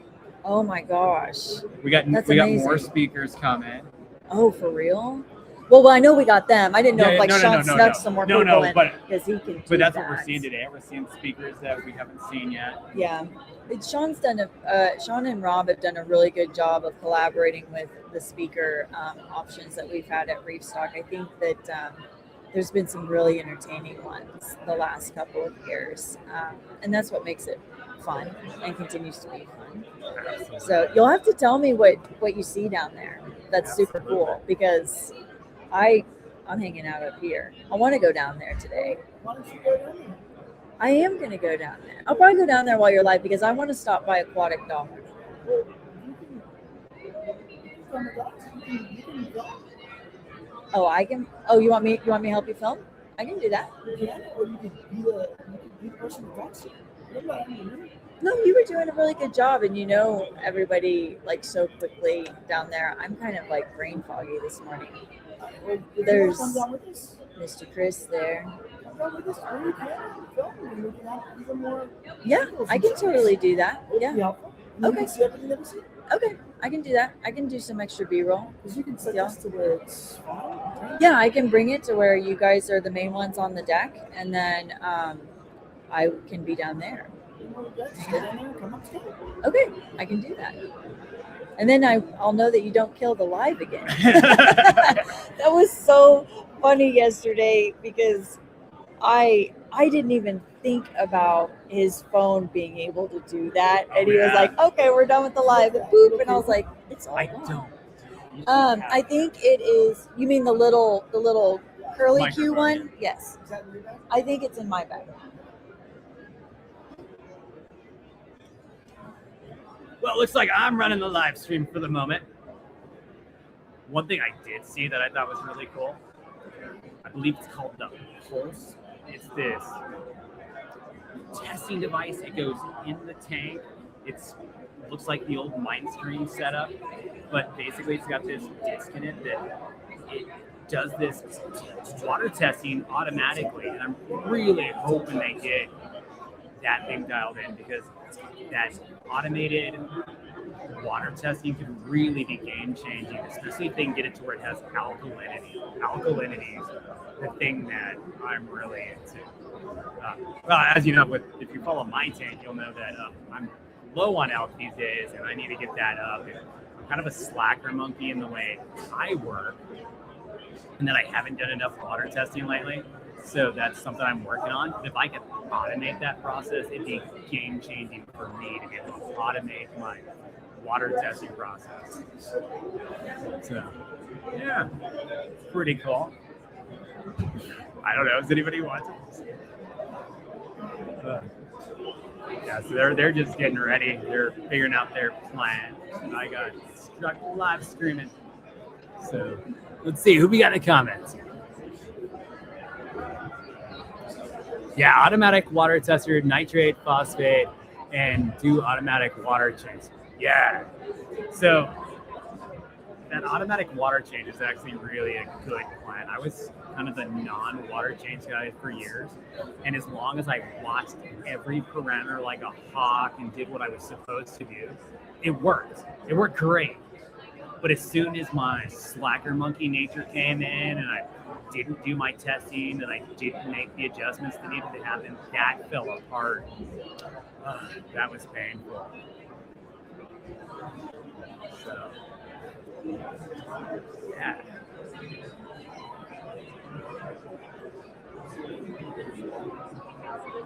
I think we're about ready to go film. We've got some mics right here. I got to load up on my camera. Get those going.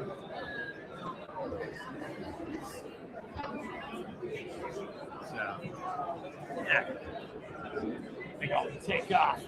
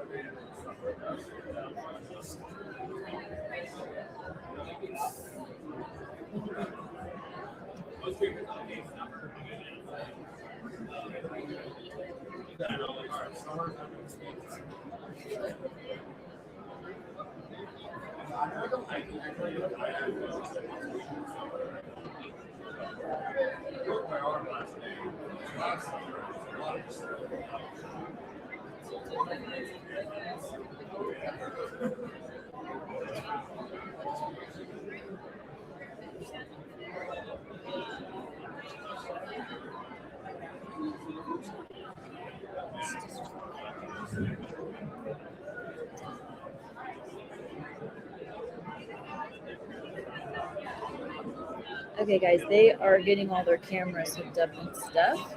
So that'll probably be about 5 more minutes.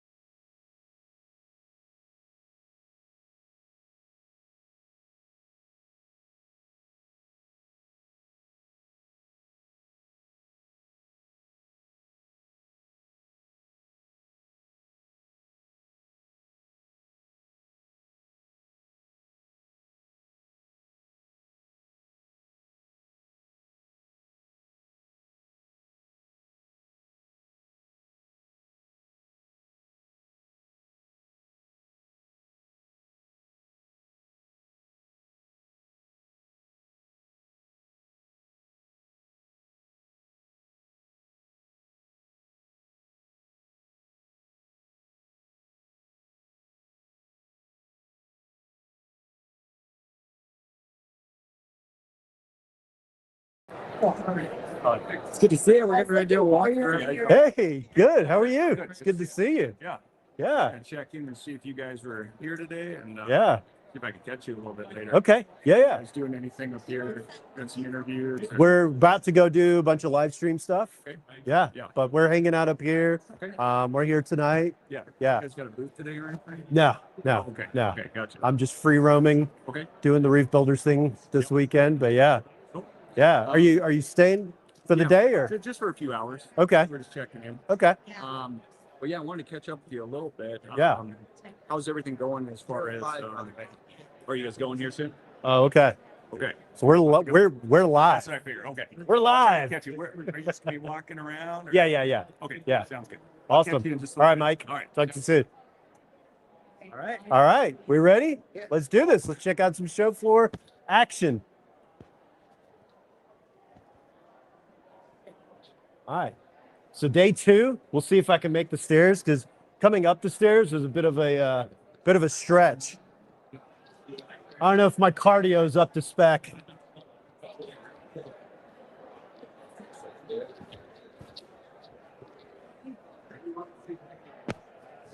Hey, Rob. We're live. All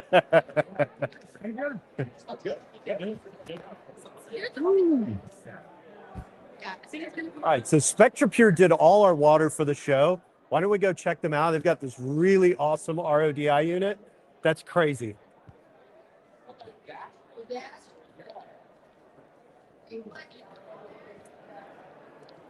Good.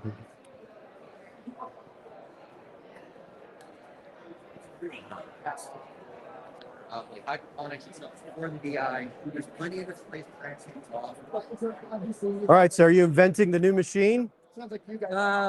Actually, about to be. Getting ready for the talk at 1:30. Okay, all right. Well, we're gonna steal Nick for a minute and go over the RO unit. I think that's me. Right, you're up. How you doing? Good. How are you? You too. I'm alive. I'm alive and well. It's been a long weekend. A lot of water. Yeah, a lot of water, a lot of people. It's been great. So we're live right now. Awesome. And so we want to show everybody kind of what's going on here, right?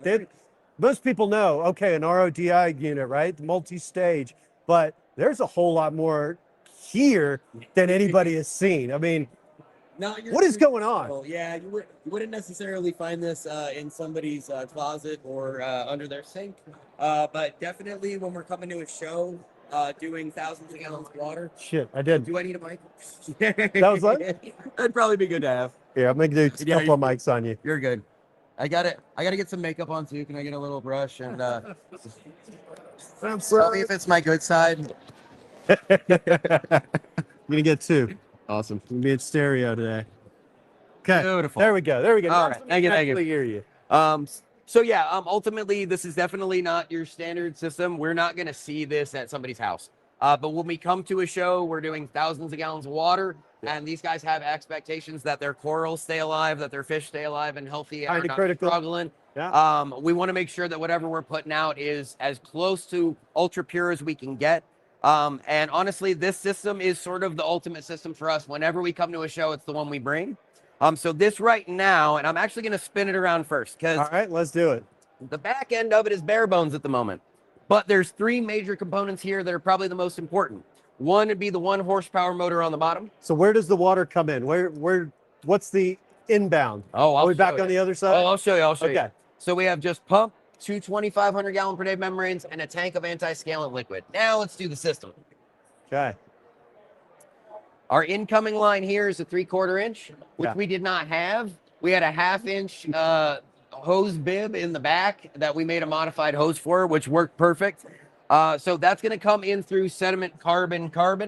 It's going to come up through into a mixing chamber. That little tank I showed you on the back has anti-scalant liquid. It actually suspends hardness, potassium, magnesium, calcium, suspends it so that it can be recirculated. And that's injected into here. It's injected in here at 7 milliliters an hour. So pin drops. Hardly of liquid. anything. And it is actually food grade, safe for consumption and for fish. Mixes in here in a mixing chamber, comes through. System's going to kick it up into the membrane. We're going to into the RO membrane. Into the RO so it membrane. goes from here. into the RO membrane. Yes. Yep. We're going to make adjustments here as to how much product and how much waste we want to see. And what's the waste to product ratio that we see on this unit? Because of the fact that we're running it with the anti-scalant at about 200 psi, we're able to do a 3-to-1. So that's 75% recovery. It's 3 good gallons to 1 gallon of waste. That's incredible. That's backwards. It is 100% backwards to a passive system. Yeah. And because of that, we have 300 TDS coming in, and we have about 1 or 2 coming out. It's running at 99.8% rejection. Okay. So this is an ultra high efficiency And system. that's just through RO membranes. That's no DI. There's no DI on that. Yeah.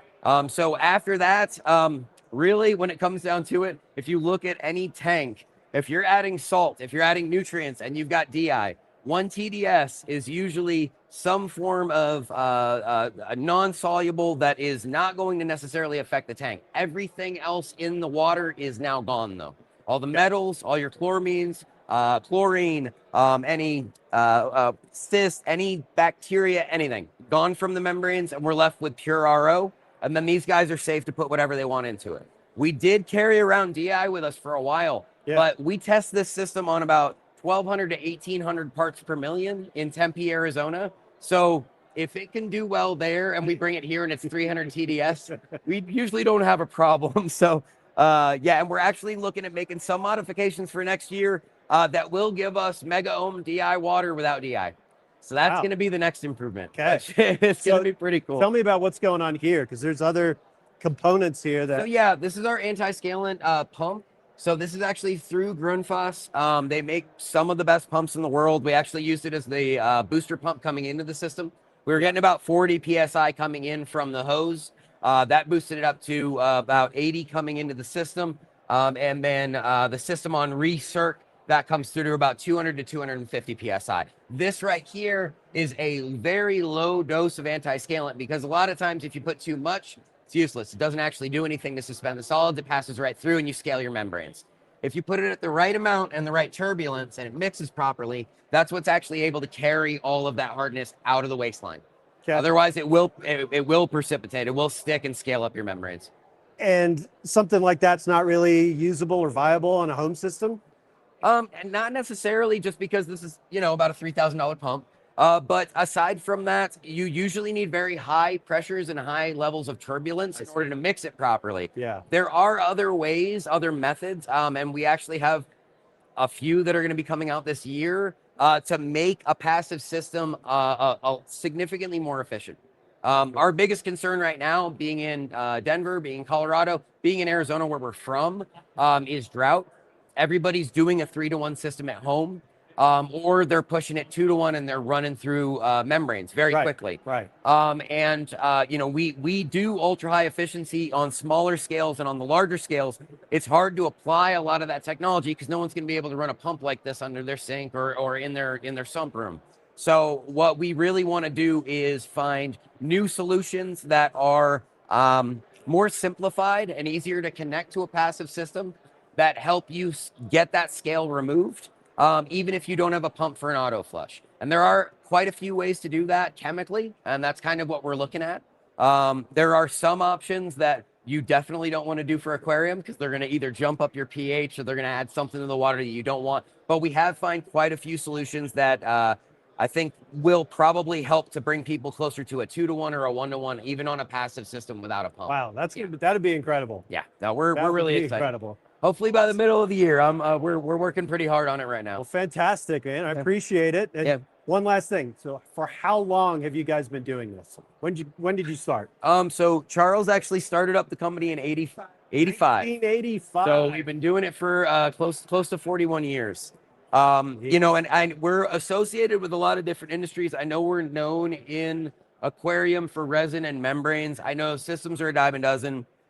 We specialize in pure water. As much as we like to think that we're a part of any particular club, we work with some of the highest levels of government laboratories for ultra pure water. We work with NASA. We work with Lawrence Livermore Labs, who do nuclear fusion and rinse their instruments with That's the resin. only reason why we reached out to you to do our water, because if you're not NASA level, we're not interested. Okay. We appreciate the recognition on that. But no, it's important to us. Pure water is the most important thing to us. Yeah. If it works well in one industry and it works well in another industry, that's just success for us.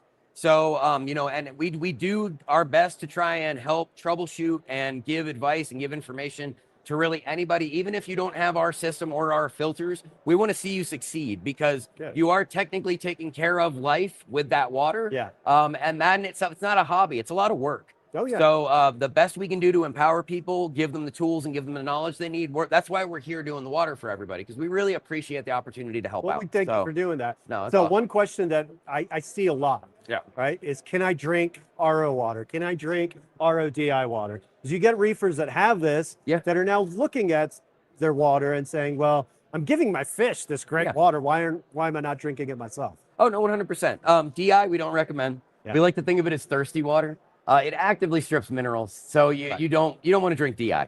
RO, though, there is one thing that is, I guess, a common misconception. Humans need water. We need H2O. Yeah. Minerals we get from food. We get from all sorts of different things throughout the day. It's not necessary that you drink mineral water. If you really like the flavor, you can add in minerals. We do have Remin cartridges. A lot of companies offer it. It's basically ground up calcite. Yeah. It's naturally occurring. It does add a little flavor, a little minerals to the water. RO water is the purest form of water. It's what your body needs. So if you want to go ahead and tap off to a pressurized tank under your sink before it hits your DI, or if you want to fill up a couple of jugs for the fridge, RO water is going to be the thing that hydrates you the best. Minerals do not do it. DI, on the other hand, that will strip you dry. Don't do the DI. So to flavor it, a little bit of salt. Yeah, I mean, it's whatever you prefer in terms of preference. Some people like 9.5 pH water. They like the alkaline water. Okay. I see those alkaline filters. You can do whatever you like. It is 100% preference. The main thing is just that the water be pure and be free of, fluorides and trihalomethanes. And there's 100 million things that are being put into water, chlorine being one of the worst. And the RO membrane on any system is the strongest filter on the system, and it guarantees that the water is coming out pure. Carbon filter water is great. Sediment's great, takes dirt out. It does not affect TDS. It does not remove the majority of the things that pass through. So the best thing I can recommend is a good membrane, and just consistent filter changes. Check your water, and drink the RO. It's good for RO is very good for you. I drink RO at home. It's all of my freshwater tanks at home. Yeah. All of our shop taps for everybody for their water bottles. It's all of our coffee lover systems underneath. We stand by RO. I think it gets kind of a bad rap just because of the waste, and I think that's the thing we're trying to really pull back from. But ultimately, a lot of that water is going back to municipal, or it's going back to the water table. It's in a concentrate at that point, but that was already in the ground. The waste is really in your pocket in a lot of ways. Obviously, you don't want to be dumping water down the drain, but you also don't want to be drinking everything that's coming out of the tap. Sure. So it is unfortunately, the lesser of two evils in that regard. You gotta kind of choose the devil. Of course. Yeah, but yeah, if fish need it, we probably need it too. So Exactly. Well, thank you, Nick. I appreciate your time. With you, always. Appreciate you going over this. And everybody loves the water here, so awesome. You did a great job. Yeah, if you guys ever need 3 gallons a minute, let us know. We do that as well. This is half of what we do, actually. We do 10,000 gallons a day for a lot of grows in Phoenix and a lot of greenhouses.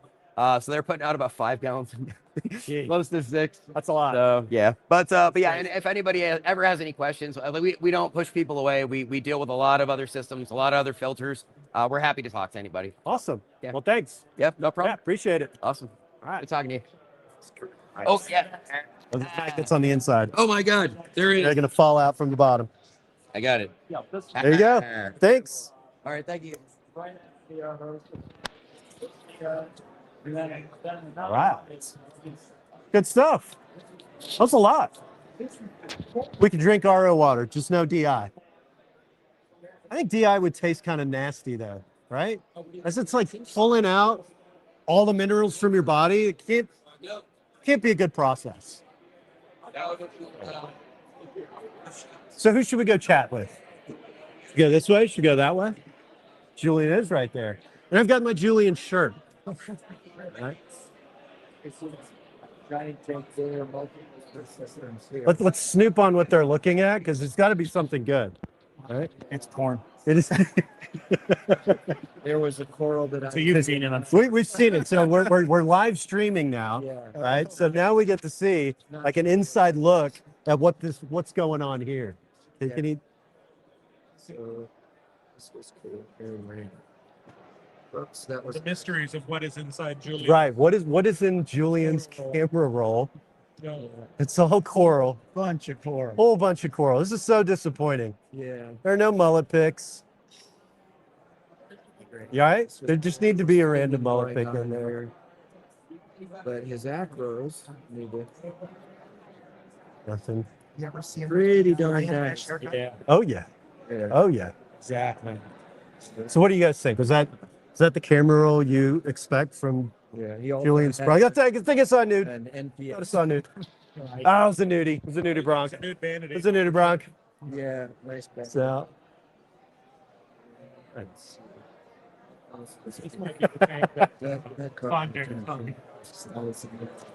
Let them do their thing. What's the deal? This one? You said what? It's 150. 250?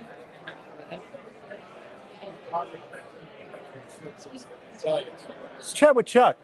See what Chuck's got going on. Miking you up. Miking you up. All right, let's do it. Gonna press it. Wherever you want to do it. I said, let's go find somebody sexy. And then you couldn't find anybody. Then we couldn't find anybody, right? We're like, well, if we're gonna fail, let's fail spectacularly. Do it to the max. Do it to the max, right? If you can't find somebody sexy, go with like the polar with opposite. The real low-hanging How unsexy the can ugly we be? mofo. So we're live. Yes. Okay. Everybody's watching right now. Fantastic. They're great. What up, Reef Builder community? Tell me what you got going on. Everything. Everything. So Higer Aquariums is basically the brand that we've got. Hopefully a lot of you have gotten a chance to see it online.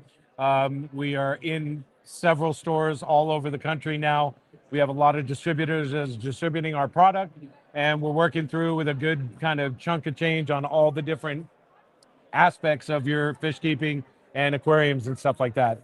We're heavy into the lighting, heaters, cleaning products, wave makers with water movement, filtration, and a good quality mix of different types of other products like the Foodie Cam, which I love showing people because I got to name it.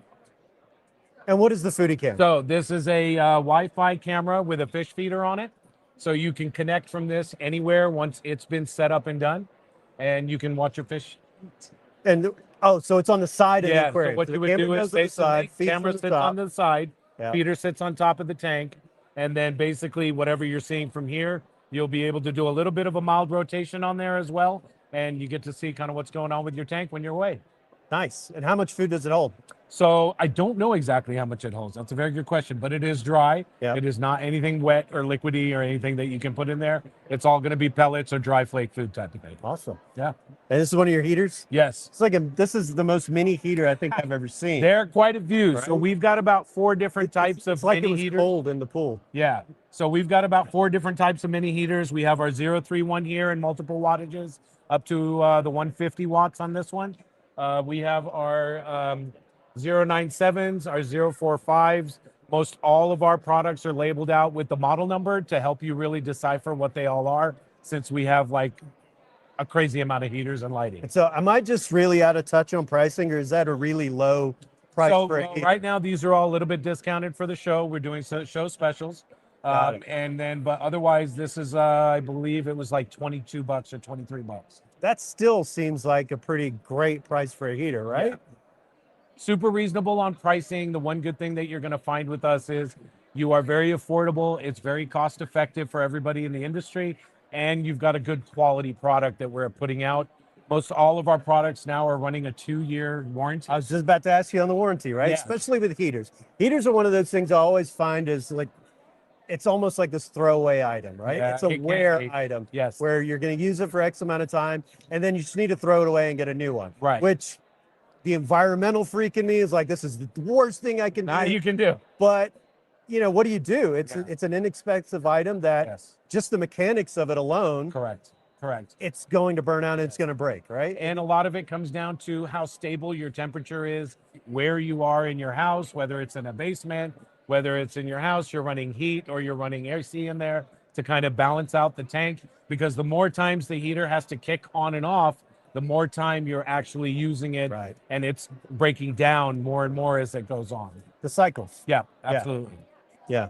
But I'm always leery of heaters anyway in general, across the board. Me too. Me too. Me too. That's always been one of my sticking points is that, unfortunately, it's not an item that you just stick in your tank and forget. Correct. You need to put it on rotation to just replace before it dies, right? Yes. Because it's never going to die at a convenient time. No. It's going to be during a cold period where you're out of town, you're on vacation, and you're calling up your wife and be like, yeah, look for a heater. I need to change it. And it's just. You may be calling your husband to do it too. Or that. Or that. But yeah, we've got a lot of new different products coming out. We have some new stuff over here. We've got our new wave maker, which is a heater combination in there. So we do have some of this coming out as well in multiple wattages. I do have another heater as well now. So what's the theory about that? You're just So this using one the is excess basically energy? water movement as well, so that you've got the heating element going at the same time. So it has the an water. actual heating element in Yes, there? yes. Okay. Yes. Got it. So we have that coming out as well. We've also got our new adjustable heater. So you can adjust wattages in this along with the temperature as well with a full controller. So this one in particular does a 250 to 500 watt range. Then I have a 500 to 800 watt range, and then a 800 to 1,000 watt range. That's big. And is it all this size? They get a little bit bigger, but not by much. Most of them are all about the same size. And what's the price point on them? So price point on Starts this at right now, $50? the show is $50, but I believe it's about what 56, 57 For a 500 watt heater. for a 250 to 500 watt heater. Wow. Right. And like I said, the best thing is the warranty right now. We've moved everything to 2 years.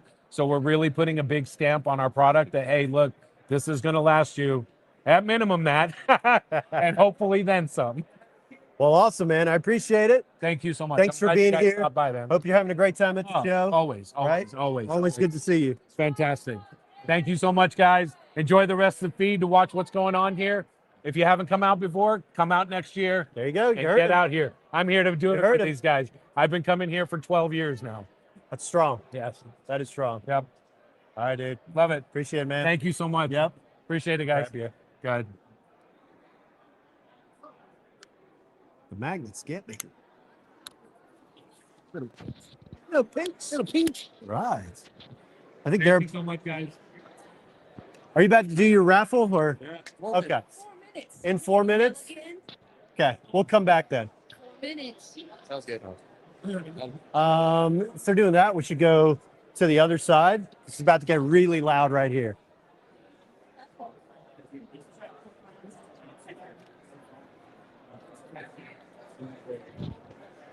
They're still at it. Still doing it. They're still doing it. I do not. I don't know, but I'm oddly fascinated by what is so interesting in that phone, right? There's a bunch of coral pictures, but that's a deeper conversation. Like they're in it.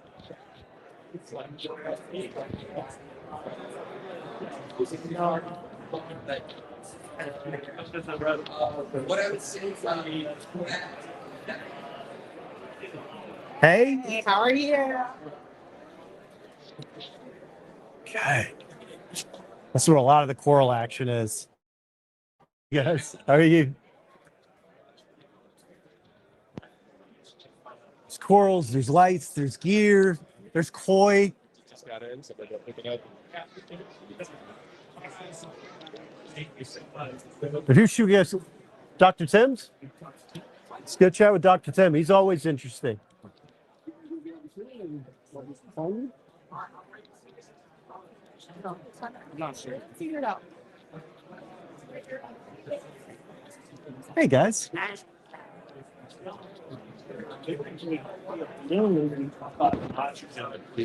are the really main things. And that's why, like, one guy using the 16, because why I put it in at night. Hey, like the shirt. You're not watching. You're not there. We don't know how the tank's going to react. It's always our friends at CCAM. Friends at CCAM. Friends at CCAM. So I know are you still doing the hug? Yes. Yeah. You know, if you come to Reef Stock, you hug the bottle, you get CCAM loot. I mean, what's easier than that? So you've got new products. Demonstrate. You want to demonstrate? You want me to mic you up? Oh, we're miking you up. I know. We are so miking you up. No, I And it's live. There you go. We are having so much fun at Reef Stock, and today, if you stop by, Raj is I'll going do to the demo. demonstrate. You give it a big hug. CCAM a hug. You get a And free vibrates. sample of Prime today. So stop by and There it see us. is. Now you've got some new products here today. You're going to catch me off guard. I'm totally catching you off guard because we are live, so we're doing it. So, okay, so CCAM has a new aquarium glass cleaner. This is amazing. We have a glass cleaner and polisher. So this is for the exterior of the glass. Exterior, it is a Okay. glass cleaner. So Right. it will We said it's a cleaner and polisher. polisher is going to be kind of like a Rain-X where it's not going to make a stain. And the glass cleaner is going to take off all those water stains. So why would somebody use that over Windex, let's say? This is safe for your aquarium. I'm done. You did Anyway, great. Today, I'm trying to see how many hugs I can get. Not me, but my Prime bottle. Please hug my Prime bottle. That's 2 hugs, all right? That's going to cost that. 2 hugs, 2 bottles of Prime. Thanks, Reef Stock. We appreciate you guys. Thank you. Oh my goodness. You did take great. this off of You me. did great. Take this off of me. I do not like to do that. Doug's going to be so proud. No, shit.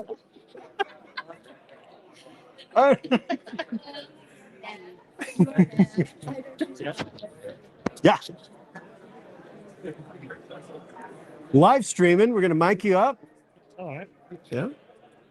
Let's see. Julian on your chest? Nope. Yes, sir. Well, put this right. Well, hopefully I can get it. There we go. Does that work? We good? All right. Dr. Tim. Hey, how you good to doing? see you. Yeah. As always. Yeah. How's the show been? Show's been good. Yeah. Busy. Busy, right? It was Yeah. quite busy yesterday. It's a really good day. Yeah. Yeah. And a lot of good energy. Yeah. Right? Everybody's in a good mood. Yeah. Yeah. Yeah. So nice. Denver's always a fun time. Yeah. Yeah. So I don't know. I was thinking, let's pick either a controversial topic, because you're good at that. I'm good at that. You're good at that. Or tell me about something new. What do you want to pick? Controversial topic. How about controversial topic? Yes. Yeah. How Yes. about that? ICP can't tell you what your nitrate or phosphate is. Yes. Let's do it. ICP. ICP. Okay. I did my ICP and my phosphate. ICP can't measure your phosphate level because Why? Because the phosphate you're interested in is the P is called soluble reactive phosphate, SRP. Okay. It's PO43 minus if you want to get chemical. All right. ICP measures elements. It's measuring the P and not PEE, but just the P from the periodic table. Yeah. That does not tell you anything because you don't pre-filter this sample. Right. You've got phosphate sources from all sorts of stuff. It doesn't tell you what the soluble reactive phosphate is, which is the form of phosphate that algae and corals and bacteria use. So it's completely worthless information. Okay. It's like nitrate. Yeah. Nitrate, ICP cannot measure nitrate. It measures total N. The periodic table's got an N, not an NO3, and it's measuring N. You don't know where that came from, so it can't measure nitrate at all. It's completely a waste of time. Ooh. Well, I know. Look at that. Wanted controversy. I love it then. So for everybody that is getting the ICP test and are relying on that ICP to make whatever adjustments they're making to their husbandry or dosing, they still have to do additional testing. They have to do additional testing, right? It doesn't do ammonia. It doesn't do the soluble reactive phosphate. It doesn't do nitrate. I'm not saying I'm not anti-ICP. Sure. But you have to understand the limitations. Every test, everything has a limitation. Yeah. And ICP has a lower limit. Yeah. You know, it can't measure everything at these super trace element levels. Sure. So you have to understand the limitations of the test, which I get emails all the time, and people are putting way too much into this. Well, I mean, you know, you send off one water sample and you get this myriad of data. Right? So it's kind of great that it's low effort, really. Oh, yeah. Right? You pay the fee and all of a sudden you get all your answers. So yeah, I can see it's. Yeah. I'm guilty. I do it. Yeah. Because I don't want to do all the little individual tests. Right. I'd much rather drop something in the mail and just tell me what I have. To look at trends. That's Sure. That's the other thing. Yeah. Because if something bad has happened to your aquarium, by the time you collect the sample, send it off, and get the result, it's too late. It's too late. It's too late. Yeah. So you just have to understand that every test, everything, whether it's bionomic, because that's the big thing now. Yeah. Is, you know, in my pet field. Everybody's a microbiology expert now. Yes. That's the flavor of the month. That's the flavor of the month. Yeah. You've been in the industry long enough. Everything is cyclical, right? You see these trends come and then they disappear and then they come back again. And you're like, wait, where did that come from? I thought we killed that. Yep. Yeah. It's really, really funny when you've been doing it for so long that you get to see them come back and be like, oh, okay, we're in that phase again. Yeah, exactly. And I've got to do this stuff again and I've got to address it. Yeah. Right. Yeah.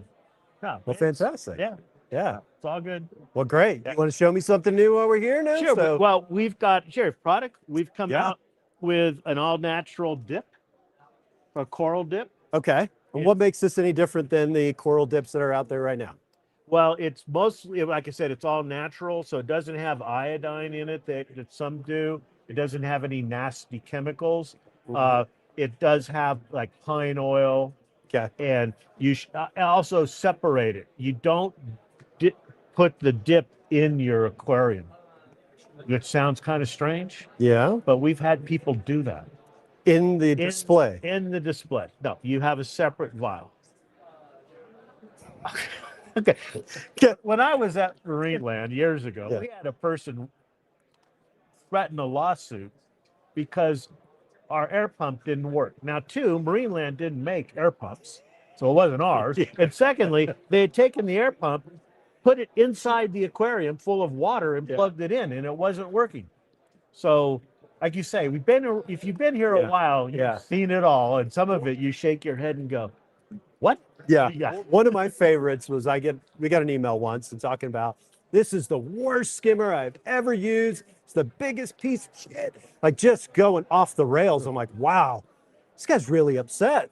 Send me a picture. Let me see what's going on. Not our skimmer, right? It took everything in me just not to reply back. You're right. That is a total piece of shit. And it's not ours. It's not ours. Good luck. Yeah, good luck with that. Yeah. No, that's amazing. Yeah. So still pine-based. Pine-based. Yeah. Yeah. Made in France because the French pine is better than But just like French oak is great. Right. Doesn't You want get the that. worms. Yeah. Je ne sais quoi. Je ne sais quoi, right?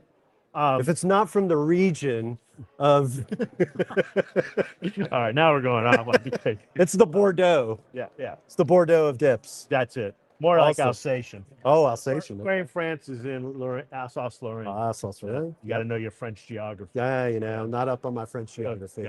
But it's very Gotta fail on the natural, very easy to use, but you use it separate. So we have the directions that talk about that.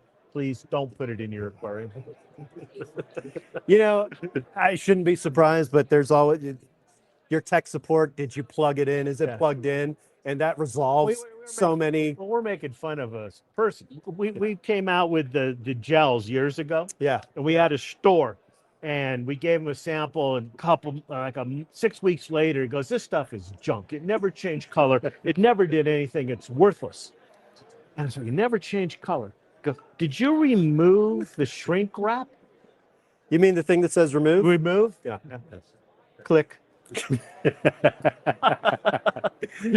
So Yeah. It happens. I'm sure if I wanted to disclose something stupid I did in my life, I'm not going to. Been there, done that, right? We all Yeah. did something stupid. All right, maybe that's a new session that we need to have. Yeah, what's Right. something stupid? Talk about you all the did? dumb stuff that we did. Yeah. So, Yeah. I'm glad that none of that stuff was recorded back in our time. exactly. It was much easier. Yeah. Yeah. There Got away wasn't with any far too cameras and much. Facebooks and Right. stuff like that. Right. Yeah. So, all right. Well, thanks, sir. Thank you. Appreciate it. Nice Enjoy to the see show. everybody. Yeah. Yep. Come to a show. Come on, get out here. Meet everybody. That's why we're here. It's lots Exactly. of fun. Yeah. Get the best stories that way, too. Yeah. Stuff we don't want on camera. Right. Exactly. But you're live stream, so it's way on camera. Oh, okay, there we go. Great. Thank you. Yeah. Appreciate it. Appreciate you. That's always fun. You gotta do this tank. This tank? Because I talk about vodka dosing. Yeah. And everybody's like, what do you mean people add vodka to your quart? And that's crazy. Well, okay. How about scotch? Okay. Let's talk about the tank. Scotch people. That is, I mean, that's kind of amazing, right? Vodka dose, but instead of vodka dosing, we totally are whiskey dosing here. Single barrel bourbon, got the Eagle Rare 10. Yeah, it's a good thing I didn't know this was here, because that would have been refilled with water. Ah. So you've just been poaching from it? I see the Blantons. It's got my name on it. If that's not there later on today, it's not me. So that was a first. I don't think I've ever seen a tank loaded up with liquor like that at a show before. Kind of like that. Kind of like that. All right. Talk to the Coral Hawk guys. So what Tyler's got going on? What's up, man? What's up, buddy? How are you? How's the show been? Show's great. Yeah? Yeah. Toss that on. We'll chat for a sec. You want to hold them? We got both. They're both the same? Both different ones. Got two different timers going. Okay. One's live. Here we go. So don't drop them in the water. Well, see, you got insurance, right? You're bigger than I am, so I can't threaten you. But I'll like bruise you or something. Like raise my booth fee for next year. So how's the show been? Show's been awesome, man. It's been one of the best years. So that's fantastic. I've been doing restock for I don't know 5-6 years now. Yeah. So this has definitely been one of the better shows. It's real exciting. This new venue for us, right? This is our second year here. Yeah. We've made some tweaks to the floor plan and everything. You've done both now. You've done the old one. You've done this one. Yeah. What do you like about this one? All right. This is my favorite venue, and I've been to a lot of coral shows. I like how it's compact, but it's not too compact where you can't walk around. Because you know how if it's free open, you kind of lose track of everywhere you're going. And where when it's compact, it just makes it more friendly, more family. Yeah. You know, nobody likes a whole lot of extra space. Right. So that's my favorite thing about the venue, but also having different levels. So to go out and you have more like some of the freshwater stuff, dimmer lights and brighter lights. Then upstairs you have the lounge. Yep. Definitely really cool. I really like every once in a while, I'll just go up to that upper level and just overlook that balcony and look at the show from the top down. Yeah. It's kind of like looking at your tank from the top down, right? You get to see everything, but you're like this step away from it. And it's really cool because you're in it, but you can take a breather and be out of it at the same time. I don't know if that makes sense. Does that make sense? And I think, look, it's just like the top down view. Okay. Don't judge me. I think another good thing about it too is we're in the lovely state of Colorado, right? And, and the vibe here kind of goes with Colorado. So. Yeah, it does. So I'm in Atlanta, right? Just going out in the parking lot and you see the snow-capped mountains all in the background. That to me is phenomenal. And we're in a random parking lot, but that's the backdrop. That's the view. Right? I get view of just pine trees. We're in Texas and we have a view of the sky. I mean, it's just flat. Right. It's just something kind of special about seeing the mountains out there, which is, I don't know. But yeah, to your thing, you know, like when Jake first started Reef Stock, it was a quaint show. Yeah. Right. It's just starting out. And it was one of my favorites because everybody got to really hang out together and got to know each other. And there was this really great community. And we went from sleeping on sofas to, Yeah. the La Quinta and then the Radisson, and Now you're in the each time penthouse. leveling up. But it never lost that real community feel. Yeah. And that was always kind of the fun part of it. Like, to me, that's the show. Yeah, I remember It's- we used to all go back to Jake's and be on Yeah. the couch and have the brewery next door and everyone's hanging out and talking about the most randomest corals that no one's ever heard of. Yeah. And then Jake would correct you and be like, that's not the real name of it. And, then you would fight about the names. But That was part of it. So, Yeah. great guy. That was good stuff.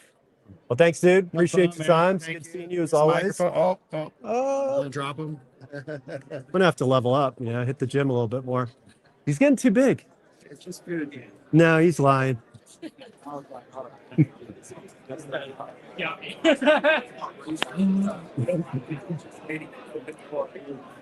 It's so dry in Colorado. A little dry. It's really dry. I'm so thirsty. Okay. Let's chat with Ben real quick while he's here. What's up, Ben? You wanna get mic'd up real quick? Sure. Okay. So we're down two. We're recording one. We're live streaming the other. All right. You ready? Ready. Okay. Get those and one more.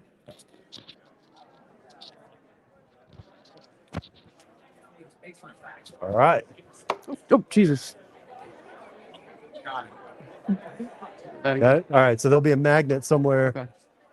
It might have dropped. Might have dropped down in your.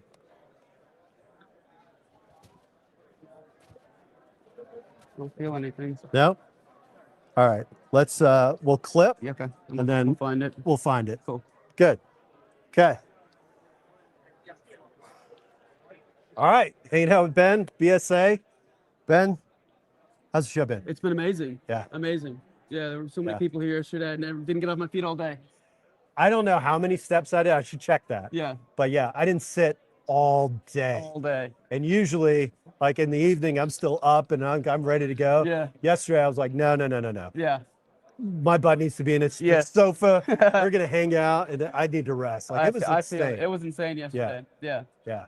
Great turnout. It was good. It was a lot of fun. Yeah. How's the people? Right? Like, did you see new faces? A lot of new faces. A lot of people I've known though. Too, Yeah. Which is Oh nice, yeah. nice Yeah. to put some faces. It's really good to have the regulars It too, is. right? You It get is. those.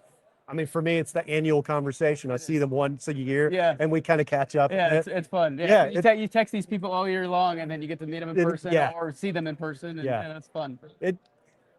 So, for me, nobody ever looks like what I think they're going to look like. Exactly. Right? Yeah. Does that hold true for you? 100%. Yeah. Yeah. And it's wild. I'm never right. Like, not even remotely close. Yeah, neither am I. No, neither am I. That happened to me twice yesterday. I was like, I actually told them, I was like, I expected you to be either shorter or taller. I don't know Yeah. why. Yeah. Yeah. Yeah. I get that a lot. Right. So, it's funny because then people get weirded out because they don't want to tell me what they pictured me Yeah. as. Yeah. Right. And I'm like, no, you thought I was like scrawny, right? Yeah. Like, you thought I was short. Yeah. They won't say it, but Yeah. it's just funny because they turn red. Like they're embarrassed that they pictured me different. Yeah. I was like, dude, we all do it. Yeah. Oh, this Nobody is ever such looks a, like it. such a behind the scenes hobby too. So Yeah. we very rarely get to actually Yeah. socialize with you Yeah. guys. Yeah. No, that's what I really love about the shows. I do That's too. what I was telling Tyler. I do too. It's the community It of is it, the right? community. Making Yeah. that personal connection and yeah. So tell me, like, show me something cool. What do you want to show me? My favorite piece here would be the Scully. That's probably one of the favorite pieces of the show. I think you guys actually did a video on that yesterday. Nice. You just don't see them in that color with that That's pattern. a crazy coloration. That's fantastic. And normally they're just brown. And what does that go for? That guy's 500. See, I always get sticker shock still. You have a good taste. I know, but Good that's taste. my problem. I It is want the pro- good stuff. That's my and problem as well. So I have a whole warehouse full of it. So how did you start?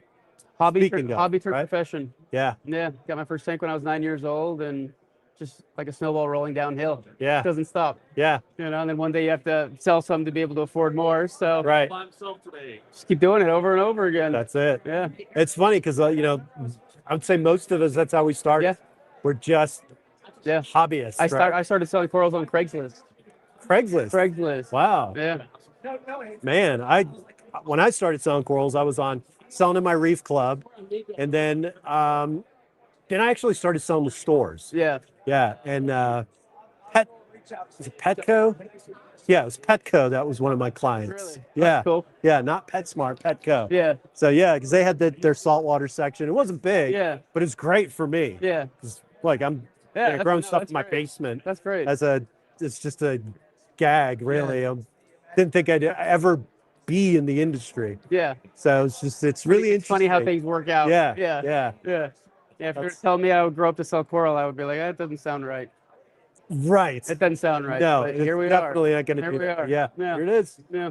Yeah. And out of anything that you've done, how do you enjoy this? I love it. Yeah.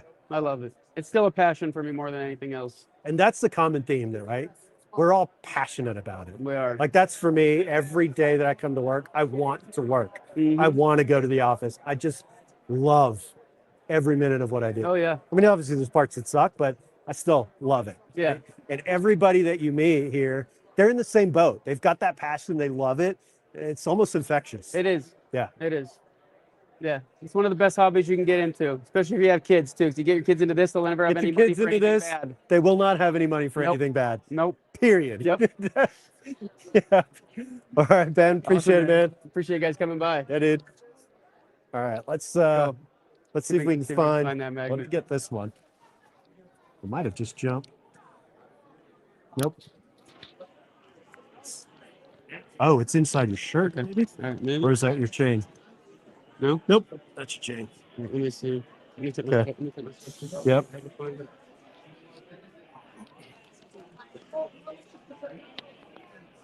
I didn't see anything else drop. No, I don't see it either. But it's also there. It goes. There it is. Awesome. Cool, dude. Thanks, dude. All right, sounds good. I just wanted to drink something. Oh, it's still live. Try not to just set it down, but Yeah. it's getting a little. But it's yes. Same. Same. They've got these little vitamin tablets. Have you tried one of those here? They're up at the lobby. At the check-in desk, they've got these little vitamin tabs that you drop in your water bottle. That's so. I had a liquid IV pack this morning. Yeah, that's probably better. This is free. I went with free. Right? Free just tastes a little bit better.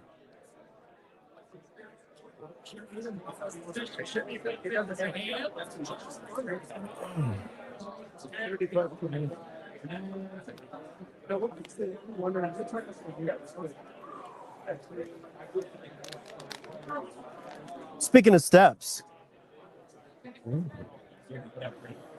we'll pull up to see what kind of step action I did have yesterday. Oh, there's no way that's true. That's weak.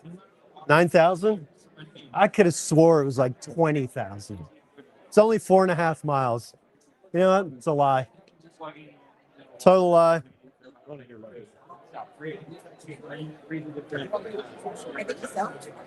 Hey, good. How's it going? Great. Yeah. Wanted to pick up the goods. What'd you get? Well, so far we only hit 2 booths, but Trying to remember where got they're some at. fresh waters, Yeah. some macros, some branching cyphastria, some stuff to feed the tank. And then See that? It's all the good stuff that you can get. You're live, by the way. 10 other vendors that we still gotta go pick up because, yeah, you gotta bring your money if you come here. And next year, how many years does that make it for you as an 10 attendee? years will be 10 yeah. years. That's Yeah. awesome. Awesome show. That is awesome. Look at that. Yeah. 10 years, right? That's a long run. All right. We'll be So here. Make sure we're going to do something cool for 10. Okay. Okay. Yeah. All right. Meet at the La Quinta, don't forget. That's it. It's the La Quinta, baby.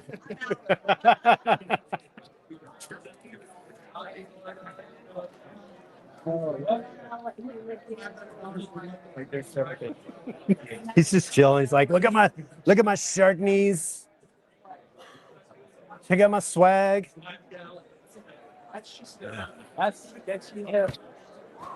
Hey.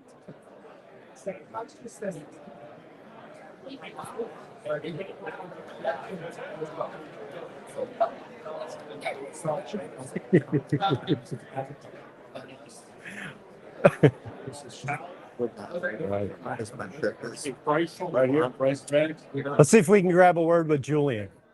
If he's still looking at that camera roll, okay.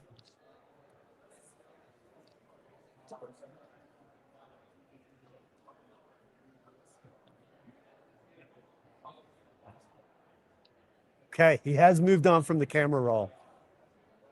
That's a plus. There's nothing shady now going on.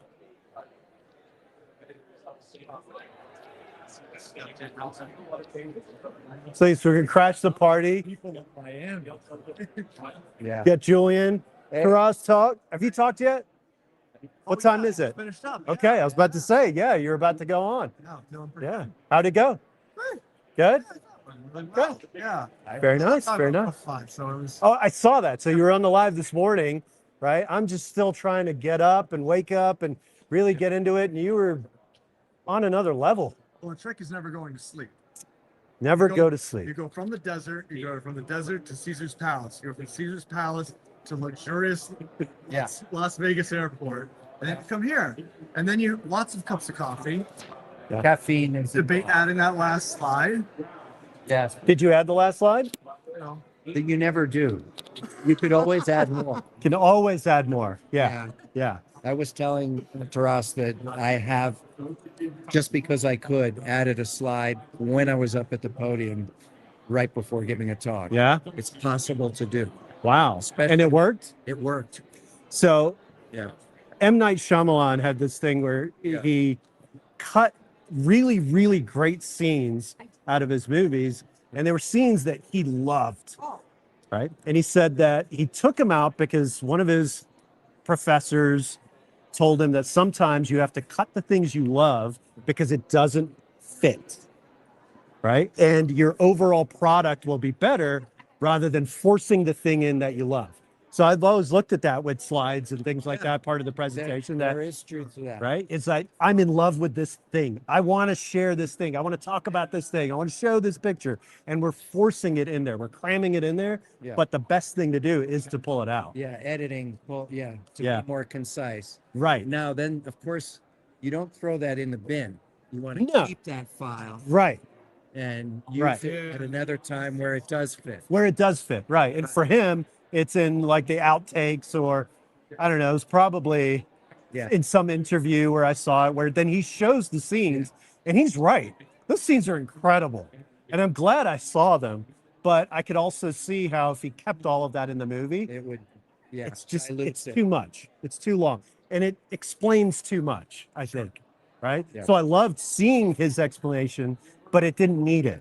Like, sometimes you don't have to explicitly explain something. You let somebody connect the dots. That's the valuable role of the editor, right? That's it. And you can't have just one. You know, there's got to be Right. something that reins the creative in. Otherwise, you get growth everywhere. You know, I know how that is. Yeah. Yeah, there's the I come physical, off the right today. physical aspect of that editing, right? Right. Yeah. And then think about in your aquariums or whatever, pulling out excess stuff or excess equipment or whatever. Yeah. Right. And even with the aquascaping, right? Like trimming the coral. Right. Like once you're Making the tank- negative space. Yes. Providing more room. Yeah. It's prettier than Like I'm notorious for very minimal aquascaping. So, my guys would always make fun of my aquascaping that I'd have a big tank and I'm going to drop one rock in there and be like, yeah. right. But I wanted the space. Yeah. Like I'm thinking 10 steps ahead saying, okay, where are the corals going to grow? Yeah. I don't want it just filled with rock. And you remember back in the day, how you aquascape the tank was just a rock wall. Right. Right. And then you it's a planted- solid rock. Yes. Then you planted stuff. And now we've gotten to where we're doing islands, we're doing arches. It's become more of a thing. Yeah. Aquascaping before was just a pile. Yes. So coral bonsai is what you're saying. Pretty much. Um, Yeah. Yeah. The old school aquascaping was not. It was building a wall and that was it. Right. Everybody's aquascape looked the same. Yeah, that's one of the things I like so much about the freshwater side of the hobby. Yeah. Is there from the beginning there's a greater appreciation, at least the freshwater planted. The planted. Yeah. Yeah. And that ties to the hardscape type aquascapes Right. too. Right. That there's an appreciation of that first, primary. Mhm. Whereas the reef aquarium hobby did start with that whole thing. Well, you need so many pounds per gallon of rock. Yes. Let me just put that in there. And now I'm going to add my corals. It didn't come from an aesthetic aquascape Right. as the first point. Yeah, right. You're right. Yeah. Yeah. It came from this is what we need for biology. Right. This is how much bacteria And then people were space just we doing need. numbers. Correct. Ordering Right. that many pounds. Yes. That's a good point. Yeah. The transition there from using the plants and the fish as we're obsessed about keeping this alive, and now this is Yeah. our medium. This is Yeah. oil now. Right. Yes. Oil painting. Makes one wonder. I mean, are we going to have actual panels of like the MoMA? We're gonna have sections of the MoMA in the future where it's like this is the curation of this living exhibit. Yeah. Right. Like instead of Damien Hirsch watching it, like a cow's head rot. We'll see. Right. We're watching acro grow. That's Right. the exhibit. Yes. 30 days of acro growth, then death. Yeah. And that the artist could perceive based on the position of the light and the rock and the coral what it was going to be. I mean, that's groovy though, because it's way better than looking at like a blank tile. Right. Like, in Guggenheim. Yeah. It is. It is. Yeah. Yeah. Yeah. Right. Coral is art. It is. Art, yeah. It is. Yeah. You guys seen the new device over there at Tons? The spinning, right, with the ceramic bearings on there. Sure. I'm just imagining a coral being on there. A source point light on one side and just letting it spin and seeing Yeah. how that grows out. Yes. Yeah. To be more symmetrical. Yes, right. That's exactly what I was thinking. It's going to be perfect. Imagine those frags or colonies are just perfect balls of coral. Right. Sometimes when you see people, some guys, they got this, slowly constant rotation. I mean, Yeah. what's the name of the machines with all the multiple parts to complete a simple task? Oh, a Rube Goldberg thing? Yeah. Yeah. You get a functional one of those just covered in Coraline all of a sudden. That's Oh my God. stupendous. Yeah. There is another person whose name applies to that, but Yes. I don't remember. But Rube Goldberg is the one people remember. Yeah. Yeah. Yeah. Cool. So Awesome. where are you coming up with all this stuff? What? Good ideas. You inspire me. That's how. Right. I come to these shows to be inspired. Yeah. Well, now this is a one of one because it is signed. Yes. It is signed. Yeah. That's great. Yeah. I'm really proud of that. I really love that they did that. And you guys did it. It was great, right? I it's stuff like this that really gets me energized and like loves the hobby. And yes. I don't know many other industries where you could do anything like that. Yeah. Right? My staff at Two Little Fishies have them. Yes. And it gives me a kick to come in. They sometimes will time it to coordinate to wear it together. Perfect. Come in and Perfect. I walk in, I'm like, nice day. All right. We're gonna need to see a company photo at some point. Yeah, I should do right? that. Yeah. Just Yeah. have everybody. Yeah. Yeah. It's funny. Yeah. And you could wear the wig. Do you still have the wig? I do still have the wig. Perfect. Thanks to Sam. Yeah. Uh, Sam from Wetwork came through and Yes. clutch on that. That was amazing. Yeah. all right. Well, yeah. Thanks for chatting, guys. Thanks for the interview. You're on live stream, by the way. Nice So, to you know, know. all of that was. Hello, America. It's gonna be a while. Yes. All right. I need to take a water break. Sounds good. I don't know how much battery we have left. Okay. Anyway, so Yeah. probably good. That was about an hour. Conversation. Cool. Perfect. We got all our magnets, so we're good. That's important. Yeah. Yeah. Sean Yeah. almost lost him a couple times yesterday. Excellent. Excellent. Yeah, I usually even just take them off and clip everybody. Yeah. Just for that. But good deal. All right. You good? Yeah. Still live. I don't know if I hit. Oh, are we still live? Just bring this up to Evie. Oh, okay. Good. Great. Glad I didn't say anything. Yeah. How are you, man? Good to see you. Good. Good. Going with Reef Builders. This is Ron. Hey, Ron. Hey. Meet you. Well, likewise. Pete, yeah, Hey, Pete. out of Denver. I love the shirt. Yeah. Thanks, Phil. Yeah. Crazy shirts. I like that. See, I did socks. I did There you fish go. socks. Okay. I had different fish socks each day. I got the. Look at that. You're stacking. It's double. Stacking, yeah. Yeah. I didn't see Deb anywhere. Vic McKinnon. Was right over there. Yeah, I bought Okay, I'm glad she was all over. Good, good. Yeah, the first camera. John said hi. Yeah, that was over there. Oh, go check it out. Good seeing you. Nice meeting You too. I have one. Yeah, I have one. Right. Well. Good.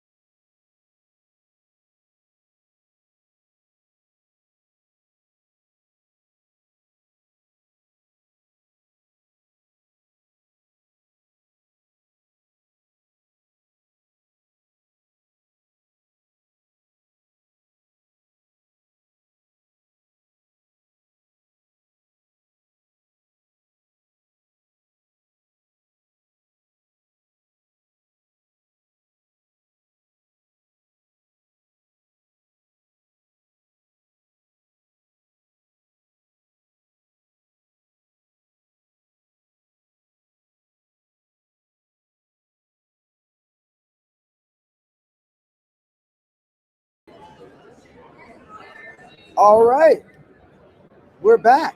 Here, I'll scoot over. Are you gonna sit down? No, I'm gonna go grab some food. Oh, okay.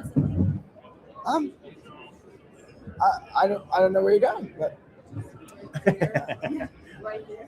oh, okay, sure. All right, what's going on, everyone? Thanks for our quick break, and I hope you enjoyed Raj's walk on the floor. I need to take a little break to step away, so hopefully there were some good things to see out there. I've got Chris Kapp with Aquatic Art with me. Hello. One of the geniuses of the aquarium world, of the reefing world. Not so much a genius. I'm a hard worker in it. You are, and I've learned a lot of mistakes over the years. and I would say that you're very smart. So that's coming from me. I think you're Well, one I of the best appreciate out it. there. And so, Chris, how's the show been going? The show is great. Yeah? Yeah. We've sold some livestock, but more importantly, you see how many reef keepers are in Colorado. Yeah. I mean, it's really cool to see everybody. We have a lot of customers that are in our retail store. Yeah. And there's a lot of them. They all came, and it was a very good attendance. It was really good. I was really impressed by it today, especially yesterday, and today's been really good too, because usually Sundays are a ghost town, and there's a lot of people down there still. Yeah, so it's, I mean, it's really good. And I was sitting out front for a while, taking a little break over the last hour, and there's constantly people coming in. Yeah.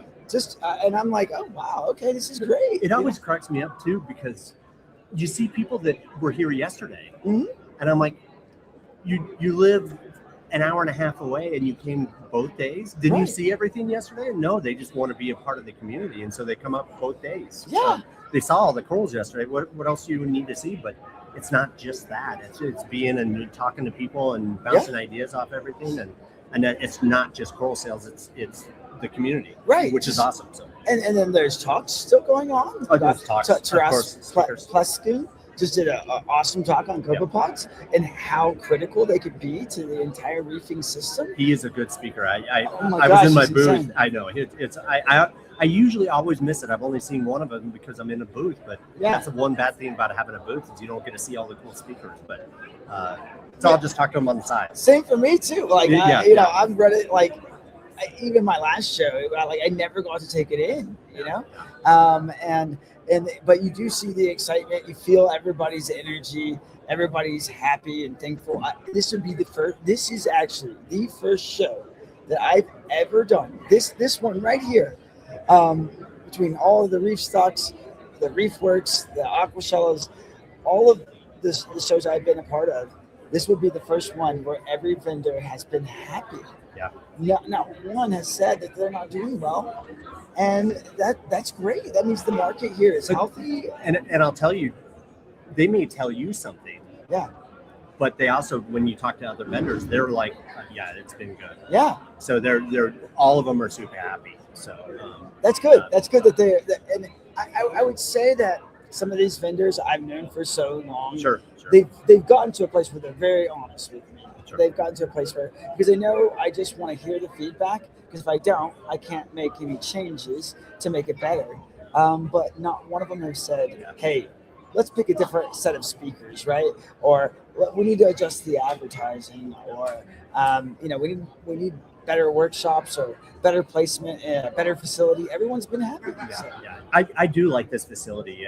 I think that coming here really, it's open. The hotel's been great. I don't know. I mean, the rooms are great. The staff is great. It has a bar. It has breakfast.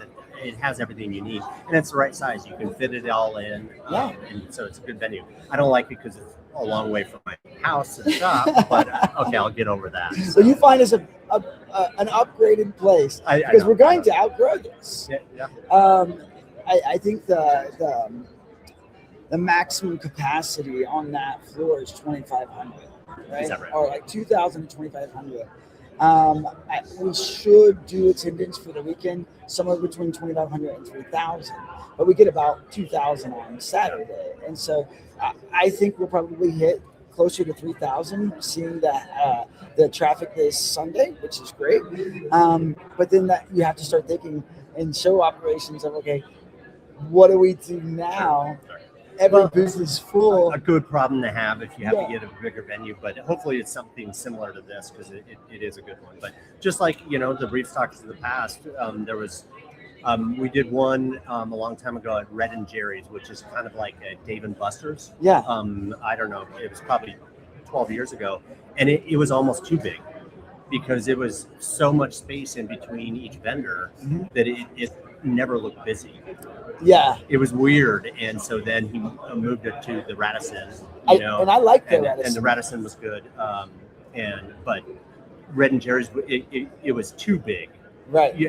And you it can do seems that weird, too. but you totally can do I it, 'cause remember my past each booth is like pretty far away, and so and you don't get the same community. So It was interesting. Right after COVID, I put on a big show out in Chicago, and I wanted to get more space just for separation and bigger walkways, and just being extra cautious. It was done, but there was still the feeling of like we should kind of still be careful.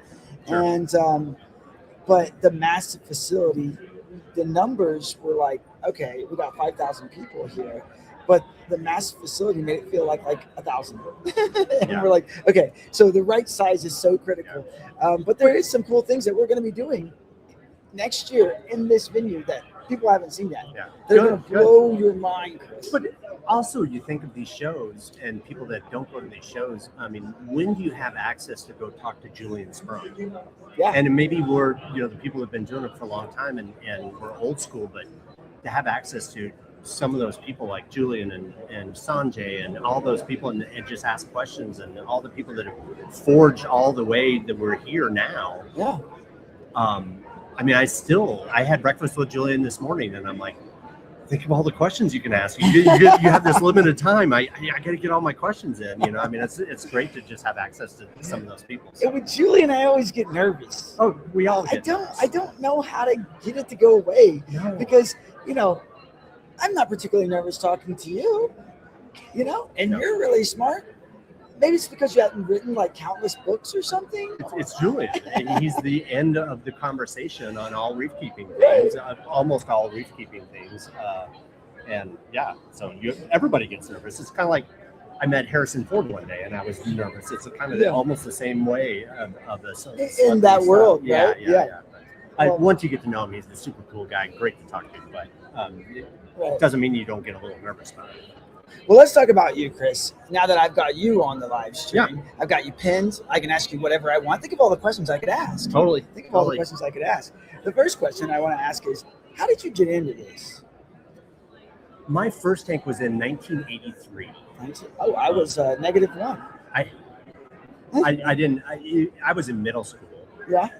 It was onyx and oyster shell, and it was a bunch of green hair algae flowing and a couple damsels and everything. Yeah. But my dad was a wildlife biologist. We always did things that seemed to revolve around biology, whether it was fishing or looking in creeks or hunting or whatever it was, looking at bald eagles' nests, those kinds of things. So it was always in that nature. And I don't know why the aquarium world really drew me in. Yeah. But I just always, from freshwater to eventually saltwater, and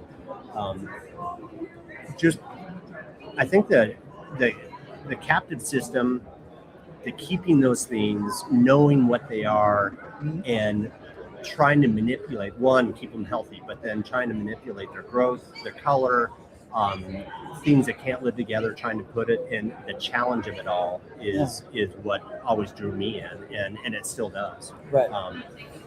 It's kind of like the equation of I also fly fish, and I don't go fly fishing to harvest a bunch of fish. Right. It's the journey to go there, and anybody that fly fishes, you go and you assess a river, and you look for hatches, and you look at the way the water flows, and you have to do it, and that's the challenge. Right. It's not the end result. And I think the reef keeping is the same way, is that it's the journey. We have stresses in our work, we have stresses with family, or whatever the case may be, and it was always an outlet for me. And so it just continued on for forever, and it's just such a good outlet. It's a good, healthy outlet. It's kind of expensive, but there's a huge learning curve. Once you get on the other side of that learning curve, it's extremely rewarding. But I believe that the journey is the reward. And I would say, just by watching you, you're always still challenging yourself to do the next level, like looking for that next challenge. As we So- joke about Julian Yeah. Sprung, and if he was sitting in the chair next to us, he would not call himself a master, because it's a hobby, business in my case, but more a hobby that you cannot master. Yeah. There's too many variables in the whole biological process, and the changes that things can go in captivity. It changes everything. Right. So you can't master it, and that's the intrigue. Right. That's why we do it. Right. Okay, so all right, let's start to think about questions we can ask that help out some of the hobbyists here in their journeys. Okay, so at your store, Aquatic Art, you have a new hobbyist coming in, right? Maybe they have tried a small aquarium. They've mastered, maybe not mastered, but they have a successful, all-in-one 20 to 30 gallon aquarium. Yeah. Mainly softies. Where are we going next when we want to give them their next challenge, right? Like they're open to all of it. They'd love to try SPS. They'd love to try LPS, but they haven't quite done LPS yet. Size recommendations, where they should go. What would you say to them? The biggest thing is mastery of water chemistry. Right. And I don't know who said it at one point, but it was more that we don't keep corals. We maintain water, and corals live inside. Right. And that's the most important thing, because we all have impulses that we want to go in there and we see the banana torch or whatever, and that's what we want. Right. But in order to get there, you have to start mastering your water. And so generally, and this is what we really teach them, is that when your knowledge is lousy, your work is high. Right. And those balance out as you get that. And that balance, the work is the water. Right. And figuring that out, and then things will grow after that. Then you start tweaking things. And that doesn't mean you need to do ICPs from the very beginning. Right. And what is your boron level? And, we don't talk about that. We just talk about getting into some form of a routine that people can do on a consistent basis, right, to manage their water quality. And as you get better equipment and you get more knowledge, then you won't have to do as much work doing that. But water changes. It's the easiest thing. Exchange water. And how much water do you recommend that people change? Because, like me particularly, I do, if I'm changing water every 2 weeks, I'm doing 10%, right? If I'm changing water once a month, I'm doing 20%. Sure. Where are you at with that? We generally say 10 to 15% for new hobbyists from the get-go every week. Right.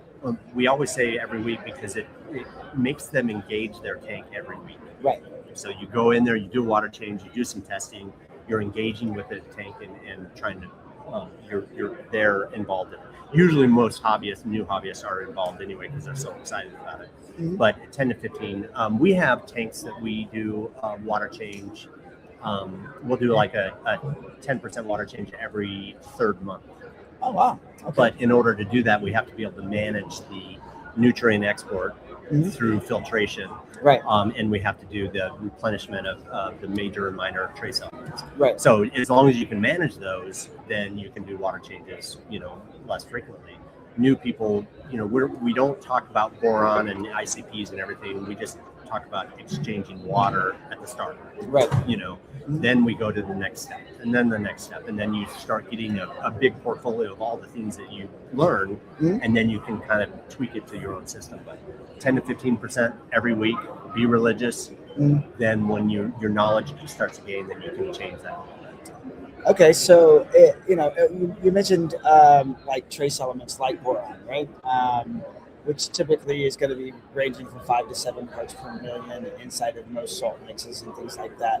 Are you doing water changes to increase the boron, or are you dosing boron? New employees, new hobbyists water changes. Right. And you use a pretty good salt, but usually it's new. You have softies and you have all the things that aren't going to be as sensitive to all those. They're going to be more sensitive to maybe alkalinity, salinity, and the nutrients. Right. And so I think that it's important that new hobbyists go online and they see speakers like this, and they're talking. Most of the speakers are talking about these very advanced subjects. You know, that's their job, is to ground break into other areas and teach us stuff that we don't know. Right. New hobbyists, we don't talk about any of that stuff. In fact, I say, you know, watch those, but don't. That's not for you right now. Don't get overwhelmed by Yes, it. Yeah, 'cause don't try to go so far ahead. Yes, well, I Blow read their that minds, you have yeah. to have manganese and you have to do this. And no, right now, let's get the first steps going. Right. And then we can get down the road with the other things. But I think that's the most important thing, is to get them engaging. And water changes is the best way to do that. Right. Yeah, I agree with that. What other, you know, outside of the majors, calcium, magnesium, alkalinity, even considering like, you know, potassium, strontium, those elements, because they're a little bit closer to major elements. What minor trace or what trace elements are you after? I'm you know, so as you get into the moonshiners, or you know, the individual trace elements, and so the biggest thing that I've noticed is that some of them are consumed or very quickly. Yeah. So Manganese would be one. manganese and iron, Right. are ones that we do daily doses of those. Right. And so those are some of the big ones. And you think of what a coral does, and it grows its belly inside its tissue. And you think of what we put a fertilizer on our lawn is nitrogen, phosphorus, and iron. You know, there's iron content in those. And so those algae and those plants need that, and since it's inside of a coral, then it needs that as well. So the daily doses is what we're really looking for, is trying to get it bioavailable to them every day. I used to just go once a week. You know, I'm putting it in once a week, but what I found is a couple days later, it's probably gone. Right. You know, and so daily doses is that way.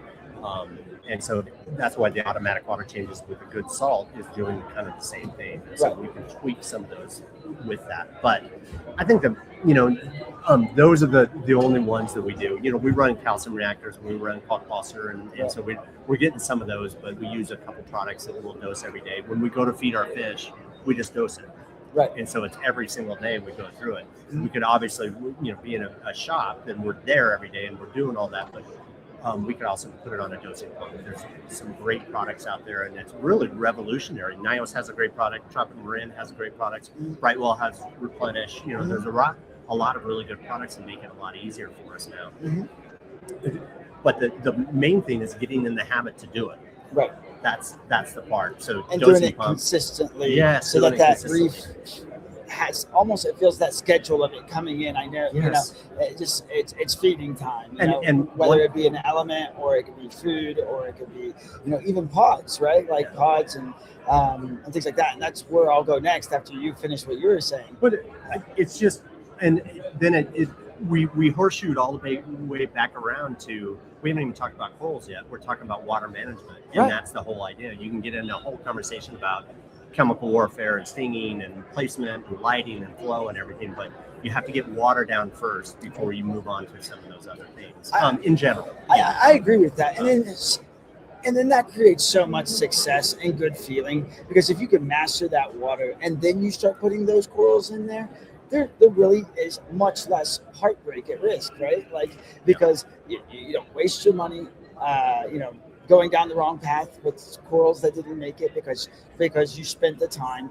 So I agree with you. I agree with that. That should be something that, when you're considering making that upgrade or going to that next level, going LPS, going, you know, particularly more expensive corals. Totally. And then SPS, even eventually there, having that mastered will just pay its dividends for the rest of your time in the hobby. in general, we have a safe zone with water chemistry. Yeah.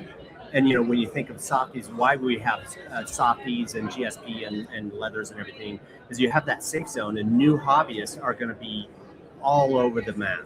Right. It's inconsistent. It's up here, and they forgot, and they couldn't go to the store, and you know, and they're all over the place. Well, softies can handle those swings and that water chemistry. Right. And then you have LPS, and they need a little bit of a tighter curve. Mhm. And then you get to SPS, or sensitive LPS, and they need a It's the tightest.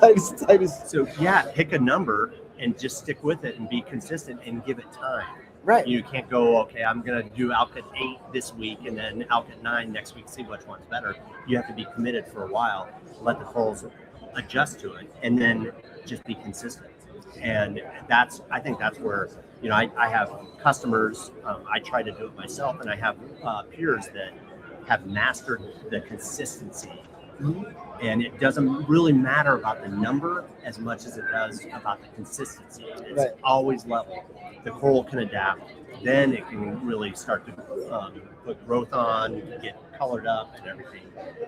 And we're all shooting for consistency. Yeah, the fluctuation is really where things start to go wrong, right? Because the coral's like, what's going on? My entire planet just changed. Oh yeah. And I was talking with Seth Wheeler yesterday, down in his booth at Underwater Wonders. And I asked him, I was like, listen, being in this hobby for 26 years, right, and seeing it evolve, the equipment evolve, the advice, the size of aquariums evolve.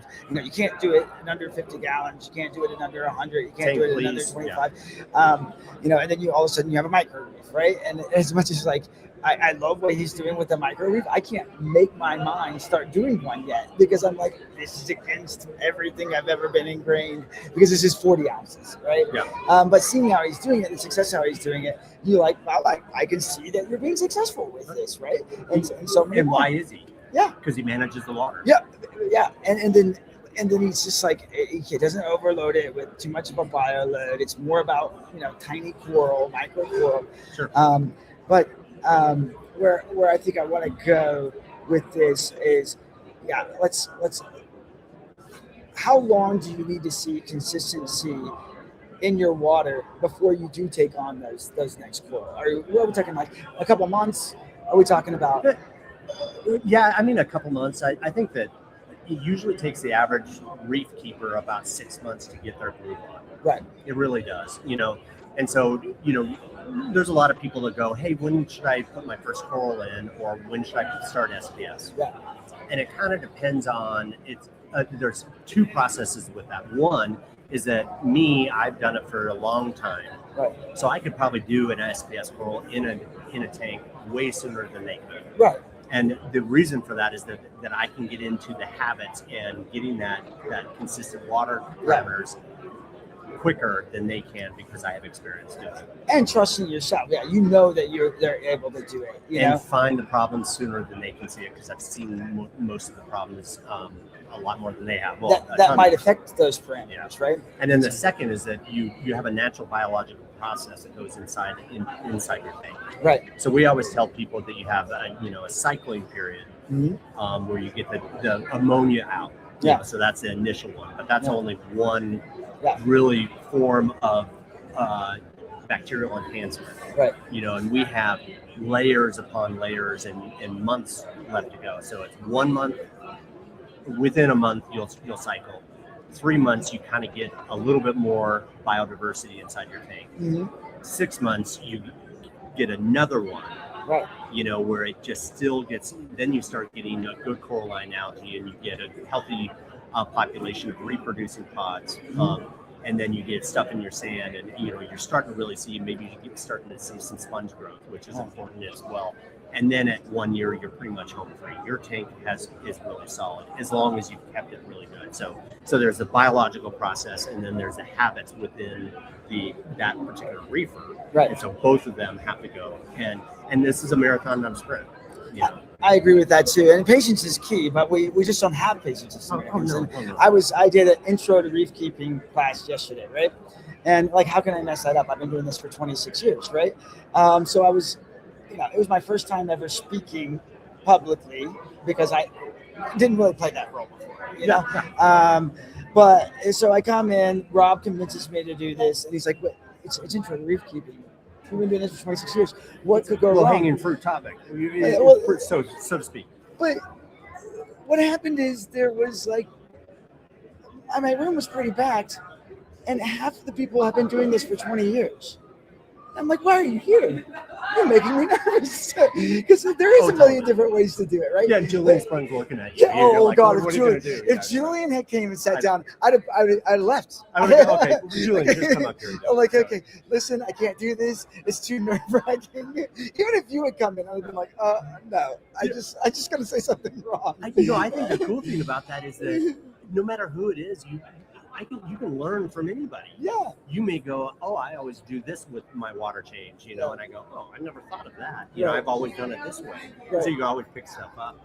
It's interesting because Jake was so knowledgeable, right? And I think that's why I've chosen in the platform to do it the way I'm doing it now. And you'll see more expertise in me and Evie and Rob and Raj coming through the platform over the coming months, especially as we reset up the studio down in Dallas. Evie and I will be doing that, putting those aquariums together one by one and doing that step process that we saw Jake do that helped people so much.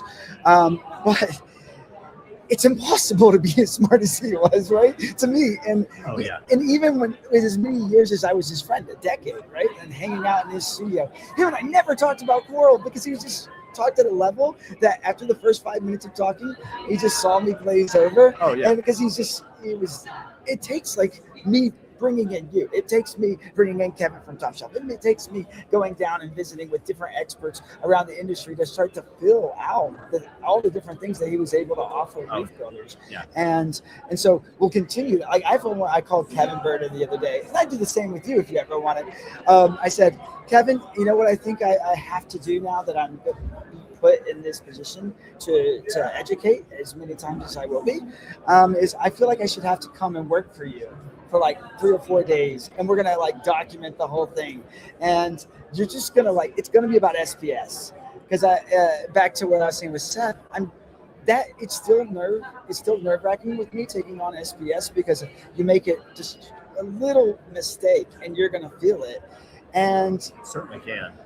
But I'm seeing on TikTok, on Instagram, on Facebook and YouTube, some of these successful hobbyists, and they have like these beautiful SPS tanks. And I'm like, well, how long have you been doing this? 9 months. I'm like, how?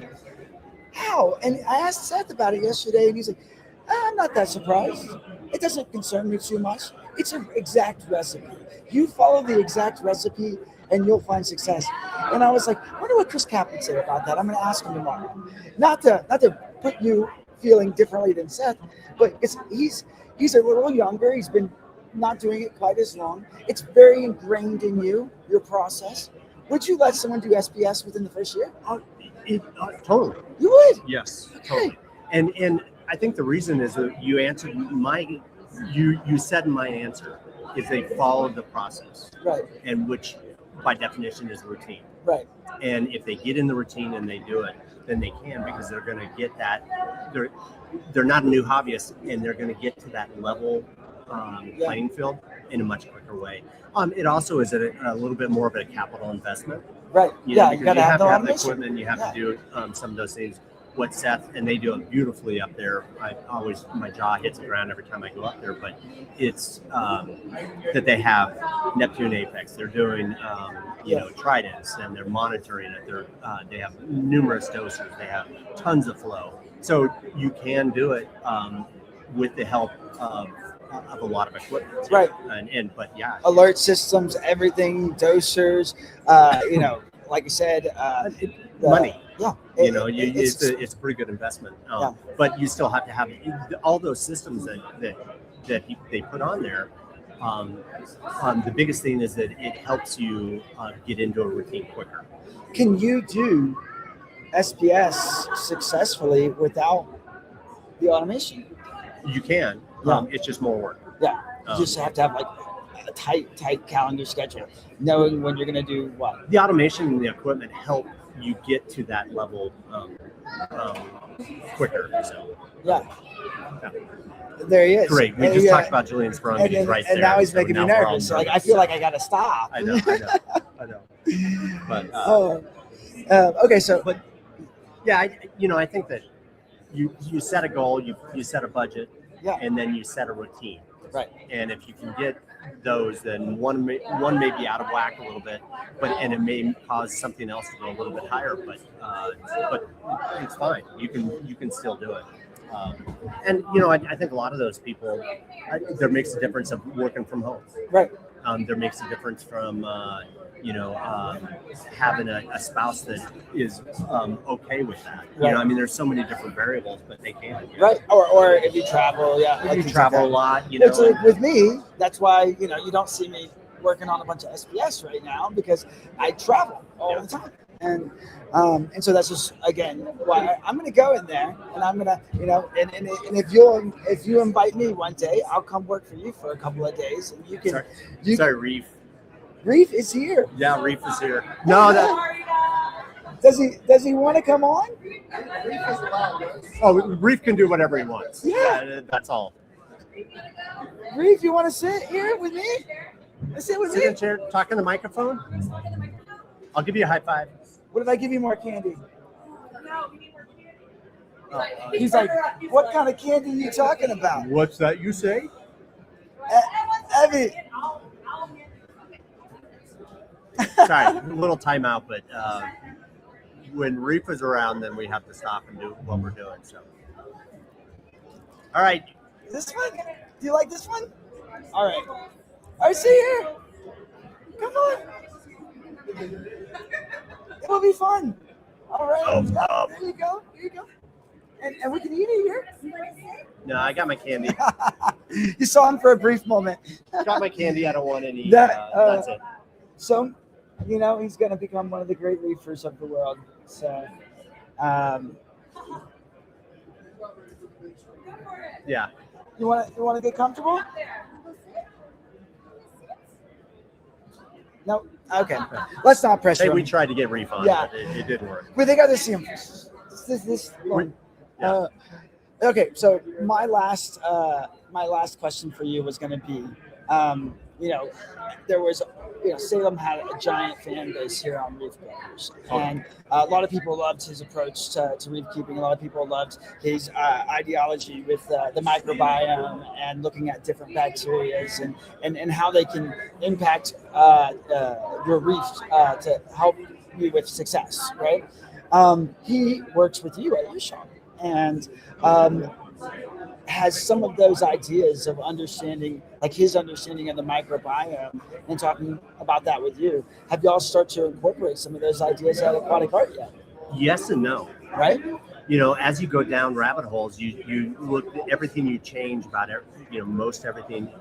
There's pros and cons. Right. So the good thing about him working at Aquatic Art is with his knowledge and his base, my knowledge, which is much more practical. Right.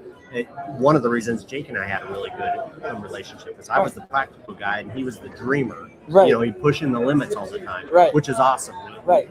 But we need both in the hobby. Right. And so we had a lot, you know, Jake and I had lots of conversations, and Salem and I have conversations. Right. And our crew. Our crew all have specialties, all have interests. And so we'll sit there and talk about things, about what the cause and effect of DOC. We had issues with VOC, and what does VOC turn into? It turns into DOC, and there's long chain and short chain and all those other things. And then when a new customer or a new reefer comes in, we don't talk about that. Right. But that's between our group. Because you want to keep that, you know, when you don't know exactly what how the dream is going to end up, right? Yeah. Like you can't give that advice to somebody coming into your store expecting you to be able to hand them success. Yeah. Right. The good thing about Salem is that, you know, he knows so much about all those other things. Yeah. That I don't know. Right. And then I and the rest of the crew can figure out how that applies to our practical needs inside the aquarium. And so there's a balance between the two. Right. You know, phytoplankton. What does it do? You know, and you know, it can raise nutrients in some circumstances. It can lower nutrients in circumstances. Why does it lower or raise nutrients? Right. And you know, you go down those to answer all those questions down those paths. And I think that's the one cool thing about having Salem there. And we can just discuss things that we would on reef therapy or you would see in speakers. And so it's been a big boost to have him on staff. Yeah. Not only for me and our customers, but also the rest of the staff. Right. And we have a really good staff that are really good aquarists. And Salem brought an element that we didn't have in our holster, so to speak, Right. because of all those other things. And so it kind of rounded out our staff. We have people that are really good with fish, and Salem's not. Right. You know, and so it works as a team, Right. and so we can answer every question. So it's been really good that way. So, and he's a good guy. He's fun to talk to. Yeah, you know? he's a great guy. Yeah. He's obviously, we love him at Reef Builders. And passionate. And so, and the passion, it does. He's a dreamer, right? Like Jake was. And when you see someone just look off into the clouds and the sky and go, what if? And if we could accomplish this, and would be so awesome. You know, I fell in love with that in Salem, and I'm like, you know, it was a bit like the last time I had a relationship with a young hobbyist that, you know, wanted to do great things, and I saw the dreaming happen, and I felt like, you know, the best thing I could do would be to try to help pave the way for them to do it, right? Not necessarily doing all those things myself, but, you know, I tried not to say no to Salem very often. I'd be like, oh, well, let me really think about that before I immediately say no. Let me think about if it's possible, if we could do this, if we could do that. And so I know that that's always in your store now, because he's probably like, Chris, what if? What if we did this? When are we starting our YouTube channel?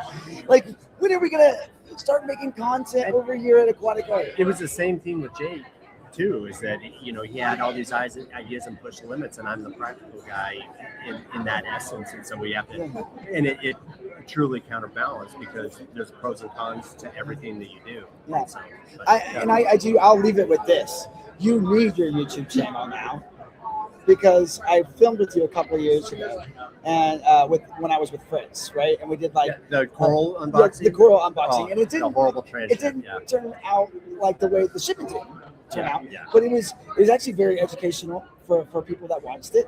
I released it was a 3-part series. Yeah. I released one every day for 3 days, and then people were on Fritz's comments saying, oh my gosh, this is great content. And it was mainly you, right? Like, still the way I do my content, I lean into the Did I expertise. cry in that one? I don't. No, you didn't cry. No, but I thought I did. You were very somber, right? But you handled it well. Like, and you just said, okay, hey, this is what we have to do, and this is, and then we came back the next day, and we're like, okay, this is what we have to do with the ones that are, you know, are hurting, right? These ones actually did well, and you taught people what to do if they're in the very same situation. Sure. Not that they would be getting a transship as Yeah, but obvious. a lot of corals are shipped, so Yeah. you know, those things that Can happen. happen a lot. So. And so, but you were super good on camera, and you're good on camera now, so why not? You know, I got Salem there; he can film and edit. Oh yeah, that's totally true. I don't know. Maybe one day we'll look into that. I love seeing the stores, especially ones that have been doing it, and you can trust that knowledge. Look at the Top Shelf channel, right? And there's multiple. You were talking about your team, right? And you were talking about the different strengths within the team. Kind of like if you were to think about The Office, and like like each person has a different personality, right? And the entertainment value of having the multiple characters on the show, right? And I could see you being kind of that leader of it, and then even having to deal with some of the frustrations, even maybe with some of the team, right? Yeah. But if you could put that out, I think it would just be awesome content that would continue to educate everyone and tell people more about Aquatic Art in your store, and so it works out benefit in a lot of angles. It'd be fun. Yeah. So I'm gonna keep challenging you with that every time I see you. I think started talking to you about it 2 years ago, right? But I think maybe you did. Yeah. I think you did. Yeah. Yeah. Having Salem and would make it easier, because the camera, the editing, all that kind of stuff, that's not in my forte. But you don't really have to change your day to day when you do it too. You just document it, right? Yeah. And so, anyways, That we'd is love true. to see that. I'll let you go back to your booth. But thank you so much, Oh, yeah. Chris, Thanks for for having me sharing on. your knowledge in the hobby with so many at your store, so many at the show when you come, and so many right here on Reef Builders Live. So, Yeah, I think for me, it's just in closing, it's more conceptual instead of science. Right. That's my forte, is to be able to go, how are you going to manage this, and how are you going to do that instead of, boron levels or, Right. Manganese, that we do both, but I think I really liked it, that aspect of it more, is finding habits, committing, those kinds of social things that are more important to me, and seeing success with what they do. So we'll see. Well, I'll just check here. She said everything. Make sure I didn't have any questions that I missed. Everything with jalapeno mangrove is slow, so don't worry. Okay. Oh, that was Evie commenting. It wasn't related. So Okay. something to Julian. I saw Or one something that to said Remy, and so yeah. I was like, what Evie is was Remy talking to about? Remy, and something that Julian said. But all right. Well, I'm gonna let you go, Chris. Okay. And thank you. And I'll see you around the show. Okay? Sounds good. All right. Thanks for having me on. Thanks. Appreciate it. Mhm. All right. Who is next? It's supposed to be Brandon Hill. Brandon Hill is coming. He's right next to my booth, so Yeah, you should go yell at him and say Sean said that you were going to be here. Yes. Okay. You're all right. Come on up, Brandon. If Brandon doesn't get here in 5 minutes, I'm going out on the floor. So we'll pause it. Do you want to come on? Come on.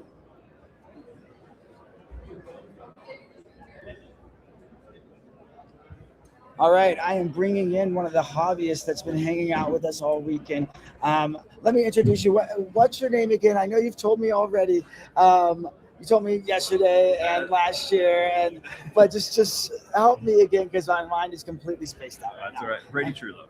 Brady Truelove. Yeah. Okay, so I didn't take it in well. I'm just moving a million miles per hour at this show. Oh, I get it. Yeah. But Brady, you were talking with Raj earlier, and Raj's like, "Hey, why don't you just go on and get on?" Yeah. And I was like, "Well, sure, come on here." We're gonna have Brandon Hill on in a little bit, but I want to talk to you as a hobbyist, right? Yeah. How long have you been doing this? Saltwater side, nearly 18 years now. 18 years, Yeah, right? yeah, Okay. yeah. And how long have you been coming over to the Reef Stock Show? To the what? To the Reef Stock Show. Oh, this is my third one. Third I did one? Chattanooga and 2 in Denver. Oh, yeah, 2 in Denver. Yeah, Okay. and many more to come. Yeah. Yeah. And it's been good to see your excitement. Like as you're walking around, you look really happy, and I'm like, man, that guy's enjoying himself. Oh yeah, this is one of my favorite shows. Yeah. And there's so many people from across the country I only see at this show. Right. So the social aspect has been great too. Get to hang out with a lot of people. So 18 years into it, right? Yeah. Are you still finding do you go and sit at the speaker sessions here? Yeah. So which ones did you find interest in trying to go to at this show this time? Yeah, there was 2. And there's a third one, and Okay. the first 2 I missed. Oh, wow. I've been Yeah. on the show floors talking to so many people And before I then you know just it. turn Time around, flies. it happens and, to me every And then time. I see the speaker, and I'm like, oh, well, it's over now. I was impressed by Taras Pleskin because he's got the ideas with copepods and phytoplankton and how those can impact your reef so much. So I wanted to see his, but unfortunately, I didn't get to go. He's got so much knowledge that Yeah. sometimes I feel like even when I watch his videos, I have to rewind it, watch it again because I was like, I didn't take all that in. 'Cause he talks so fast. Oh yeah, and he just dumps information out Yeah. there. It's amazing. Like but you already yeah. knew what that word meant, and you're like, I don't even know what that is. That's right. What are you talking about? What is that? But it's all the different types of microorganisms that he's very familiar with, right? Yeah, right. Richard Ross, good one on flow, right? Understanding his take on flow and how it affects your reef was a good one. Sanjay's talk, what happened with his 400-gallon reef and what he learned from that. I would have loved to go on to that talk. Yeah. I am sure it was packed because everybody saw that on socials. Right. Yeah. And he's one of the epic, educators in our industry. Right. But seeing things like that, it lets you know, like no one's invincible. Right? Exactly. Yeah. We all but go through it. His was a power outage, right? And so sometimes it's just about like once you have that big of a reef, I'm sure he talked a lot about what he can do to prepare that to make sure it doesn't happen again and what steps he would take, right? Right. So, but what about you? What? Tell me about your aquariums. What are you keeping? What are you being challenged by now? Share that with the community here because maybe they're feeling the same way about you. Maybe you can tell them some things that maybe they'll ask some things on the chat here. Sure. Yeah. So I think the thing I struggle with the most is what we've all been taught: patience. Even 18 years into it, I know it's going to happen if I rush things. Right. Sometimes I have the tendency to do that anyway. Right.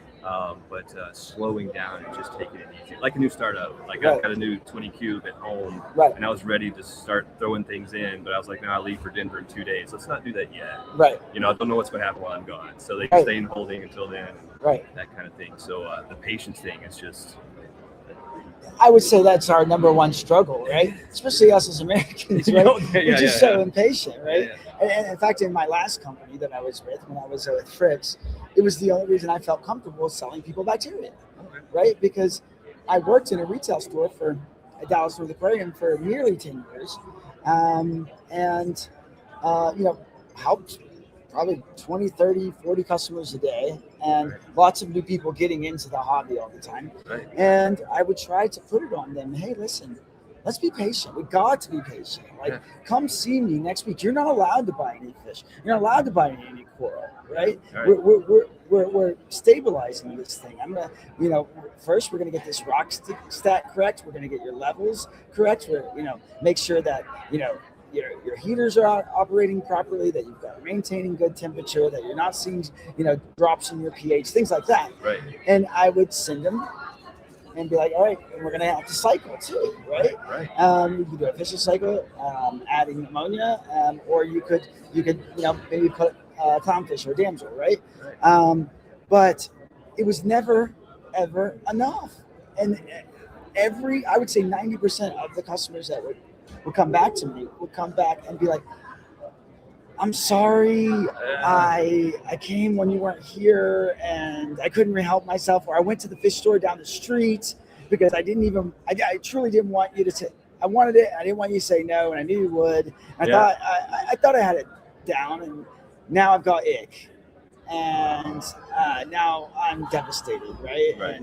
And failure after failure for us here in Americans to see, the patience and, that beginning step so critical to not go down the wrong path, right? Right, yeah. I see that so much in the hobby. I spent maybe 6 or 8 months in the LFS, and I taught that all the time. Let's do this. Let's do this right. Right. Starting now for success down the road. Yeah. But they don't listen. No, they don't listen. They don't. Because they'll do exactly what you said.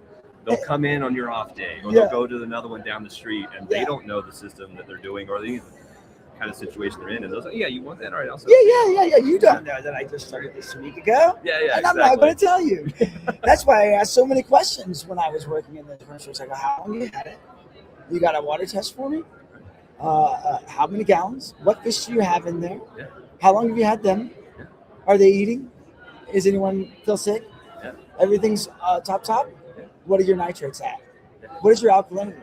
Yeah. And just I gotta know. And if they don't know, they don't. Oh yeah. Yeah. They're not testing. All right. Well, here, let's get you this. Get home. Yeah. Bring back some numbers to me. You'd be surprised the common mistake in a new reefer when they, it's something that you don't think to tell them sometimes because you set them up with an aquarium and you get you forget to tell them you're topping off with fresh water. Because it's just like one of those details that so well as someone that's been doing it. A lot of people will top off with salt water. Yeah. And then you'll see you'll all of a sudden check their salinity. They've been topping off with salt water, not letting you know that. Right. They may even miss the fact that you told them that you top off with RODI, right? And buffer it out, right? And then all of a sudden you're like, your salinity is off the charts. You're at 38 parts per 1,000 here. Like, what's going on? And they're like, well, I don't know. I'm not doing anything wrong. Just replenishing the water every, like, fresh water, right? And they're like, oh no, salt water. Why would I put fresh water in there? Yeah, You're silly. right, And I'm like, oh, okay. So some of those things, you do have to just try to get people to have some patience for a while because it irons out those things that they didn't even know they didn't know. Right. Right. Yeah. So I would agree with you. Patience is something that continues even 18 years into it. Right. To see that you're still saying the same thing. Yeah. I'm kind of the same way. I think I've gotten a lot more patient because I'm like, it'll be there. Yeah. And I do it for work. Yeah. So I'm like, it's almost procrastination now. Right. Yeah. Oh. I can see that. Yeah, but today I know I've seen the success from being patient. So I know I can just like, all right, Brady, step back just a minute. You know what's going to happen if you don't. So yeah. Wanted to give a shout out. I saw that Bahama Llama Coral said, "What's up? Remy. How's it going, Remy? We always miss you. Hope you're doing super, super well. Love all the times that we had with you at Reef Builders." And then we've got a R code 03. He knows you. Do you know that person? He knows you, Brady. I don't know that handle, but yeah, somebody knows my name. Yeah. I don't know who that is. Do you do a lot with your socials? I'm on there, but I don't spend a lot of time. I don't post a lot, so I'm not sure. That person knows you. Yeah, they do. All right. Well, and Kumar, who helps edit the videos here at Reef Builders, he says Brady's mic could be a little closer. Oh, okay. It's Kelly. R code 03 is Kelly. Kelly, hey, Kelly. That's my boss. Oh, okay. Yep.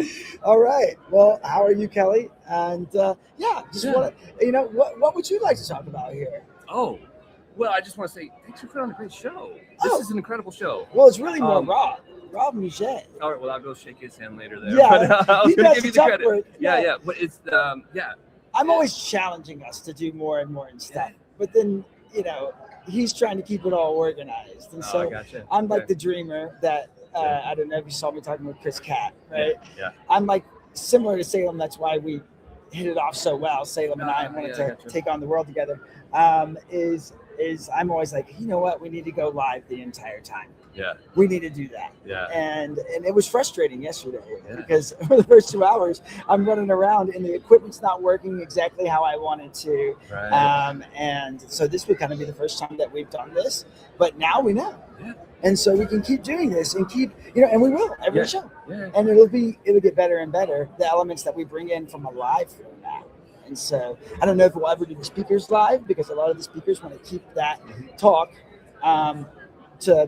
exclusive to the show. Exclusive to the show behind closed doors, right? So that they can go give that talk at the next show. If they put it online, well, then they're going to have to come up with a new talk by the next show. Right. And so, and then why not just watch it at home, right? Oh. And so, so they do get pretty protective with that, but workshops I can see being something that would start live streaming. Right. I could see working with some of the vendors to have time to live stream with them down on the floor and do things with them more than just talk to them about what's in their booth. Right. So there's some cool stuff that I see that blossom into. So that'd be great.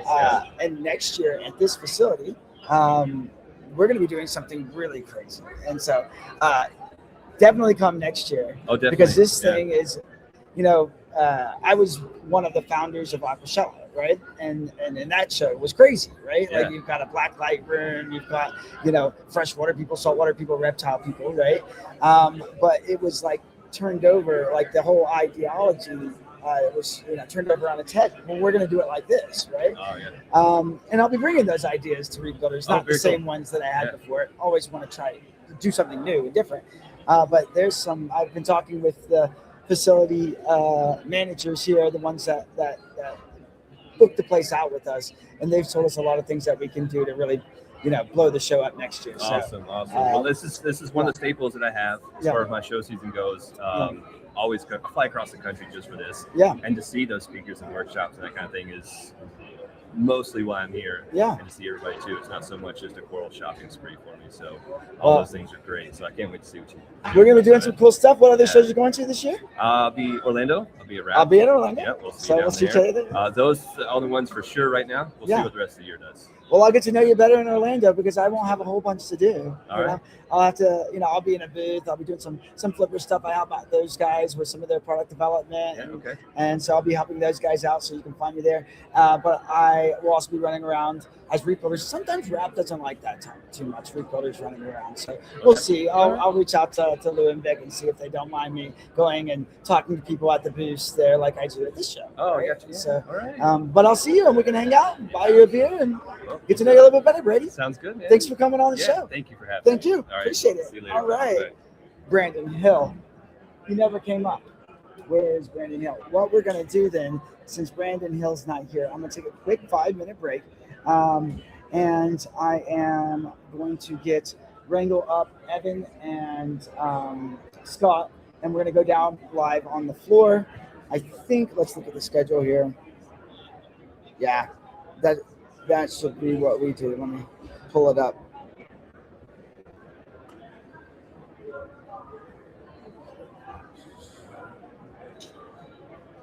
Yeah. So we're gonna go down on the floor in about 5 minutes, and then so we'll do that for like 15 minutes. Check out a few booths, and then we'll come back up here at 2, and we're gonna be talking with Chad in Orlando at ASD, and after that we're gonna be bringing on at 2:30 Ben Aronowitz with BSA Coral, and back on the show floor from 3 to 4, and then Raj will come up here with Evie at 4, and we will give kind of a recap of the whole show. All right. Thanks for tuning in, everybody. We're just going to take a quick 5.